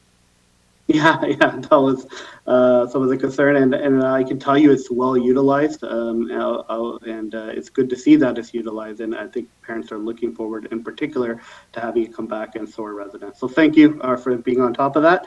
Moving on, 12.4, we don't have any correspondence. 12.5, councilors' question period. Do any members of council have any questions? Seeing and hearing none. Moving on to the councilors. Public question period. To the clerk, are there any questions from the public? Through you, Mr. Chair, no questions for this section, but when we get to section 14, there are questions. Okay, no problem. And how much time do you need to go to in camera? Through you, Mr. Chair, when we do get to that, I'll need it probably 20 minutes, please. 20 minutes, okay. So moving on, 13 is a referred matters list. And 14 is public question period, which I think there are some questions. So through you, Mr. Chair, to members of committee, there are two questions that have come in, both from Sylvia Roberts. And the first question came in after committee recessed for lunch, so on the public works section, so it is a general question. And the question is, why did council talk about clearing windrows from private driveways, but not publicly owned sidewalks? I have talked to transit users, and the inadequate snow clearing on sidewalks is a constant danger. I've also talked to the Peel District School Board trustees, and poorly and uncleared sidewalks is a hazard to children in the winter. Okay, I don't recall who discussed windrows. Does any member of council wish to answer that? I don't mind Chair saying, I think that part of it, there was a question I raised regarding the sidewalks, and I do want to recognize staff especially on Main Street, did address that very quickly. So thank you. But we did hear our acting commissioner, Mike Parks, did suggest that if we wanted to make more investment and increase more capacity to clear the sidewalks, that would be an option for council moving forward. But again, that was context. I'm not sure if Mike Parks wants to maybe address this question per se from the resident, but I do agree with what Sylvia Roberts has suggested. But I think we heard from staff that they do recognize there's a capacity issue, but then after it comes back to, what is that investment that we want to make, and is it worth that investment? I'm not sure if Mike Parks wants to add anything else. Good afternoon, through the chair. If it's amenable to committee of council, I would just ask that this item be referred to us to respond directly to Sylvia. We have some background information around some of the items that are outlined in the question. I think that might be helpful for Sylvia to be aware of. So if that's satisfactory to council, we can provide that information directly to Sylvia. Sure. You can reach out to Sylvia. That'll be helpful, I believe, as well. And the second question from Sylvia to the clerk. Through you, Mr. Chair. So this question is in regard to item 8.3.2 on today's agenda, which is the Environment Advisory Committee minutes, and specifically an item within those minutes identified as 5.1, Heritage Heights Community Energy Plan. And the question, a portion of that plan had to do with transportation planning, especially sustainable transportation. And the question is to committee, when you took office, the city had a 58% sustainable transportation target. Subsequent to you taking office at a time unknown to me, this was lowered to 50%. When did council decide to significantly lower the sustainable transportation target, and why? If council didn't decide to do that, who changed it and who gave them permission to change a target like that? Okay, thank you. And would staff like to answer that? The reduction from 58% to 50%? Through the chair, it's Richard. We do have Andrew McNeil, who's heading up our Heritage Heights secondary plan, and can speak to this issue. So, Andrew, I'll turn it over to you. So thank you, Commissioner Ford, and through the chair, and to all of council. What Sylvia is referencing is a community energy plan that we have been working in collaboration with our environmental planning group that was taken to EAC for input and sharing some of the draft ideas that we will bring forward to council shortly. Within that work, there was no reference to lowering any targets with respect to sustainable transportation. The current transportation master plan cites a 58% sustainable split, 20% transit, 10% walking, cycling, 28% carpooling. Region of Peel has a 50% sustainable mode target, so I'm wondering if there may be some confusion with respect to regional targets versus city targets. There was no reference to any lowering of targets or any sustainable transportation target in that work. So perhaps, Sylvia, if you're in agreement, I'm happy to follow up with you, and if we need a bit of clarification. But just to be clear, we have not lowered any targets. Okay, thank you for clarifying, Andrew. And Sylvia, I know you're probably listening, so if you have any additional follow-up questions, you can contact Andrew. Thank you for submitting both your questions. Is there any other questions from the public to the clerk? There are none, Mr. Chair. Okay, so we're gonna move into closed session to discuss 15.1 to 15.3. We will meet in closed at 3:05. We'll see everybody then. Thank you. So through you, Mr. Chair, just before we recess, we have to take a public motion to move into closed session, and I have to cite the reasons for moving into closed. So the first is 15.1, an open meeting exception under section 239(2D) of the Municipal Act, labor relations or employee negotiations. 15.2, an open meeting exception under section 239(2K) of the Municipal Act, a position plan, procedure, criteria, or instruction to be applied to any negotiations carried on or to be carried on by or on behalf of the municipality or local board. And added item 15.3, an open meeting exception under Section 239(2)(c) and K of the Municipal Act, a position plan, criteria, or instructions to be applied to any negotiations carried on or to be carried on by or on behalf of the municipality or local board, and a proposed or pending acquisition or disposition of land by the municipality or local board. Okay, thank you. You have the motion as read by the city clerk. Is anybody opposed? Seeing and hearing none, we will meet in a closed session at 3:05. Thank you.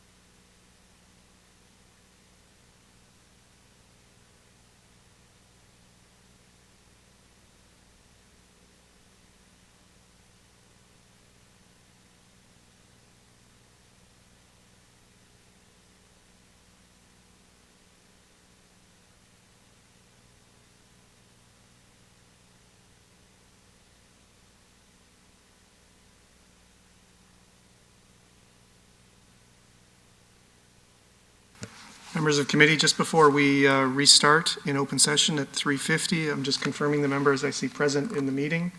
I see Councillor Santos, Councillor Chair Vicente, Councillor Vicente, Councillor Palesci, Councillor Fortini, Councillor Medeiros, Chair Singh, Councillor Bowman, Councillor Dillon, Councillor Williams. Mr. Chair, you do have quorum. You can proceed. Thank you. We just wrapped up closed session, and Peter, is there anything you need to read out?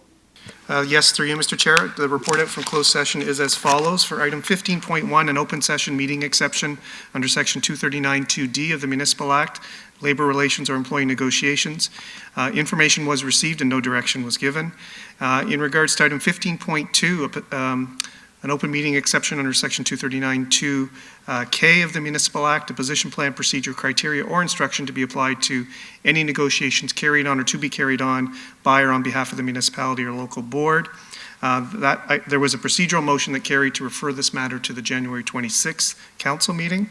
And finally, item 15.3, an open meeting exception under Section 239(2)(c) and K of the Municipal Act, and that is a proposed or pending acquisition or disposition of land by the municipality or local board, and a position plan, procedure, criteria, or instruction to be applied to any negotiations carried on or to be carried on by or on behalf of the municipality or local board. Information was received on this item and direction was given to staff. And that's the report out, Mr. Chair. Thank you. And our next item is adjournment. I have a motion from Councillor Williams to adjourn the meeting. Is anybody opposed? Hearing and seeing none, the motion carries. Thank you, everybody, and have a great day. Thank you, Mr. Chair. Members of committee, this meeting is now adjourned.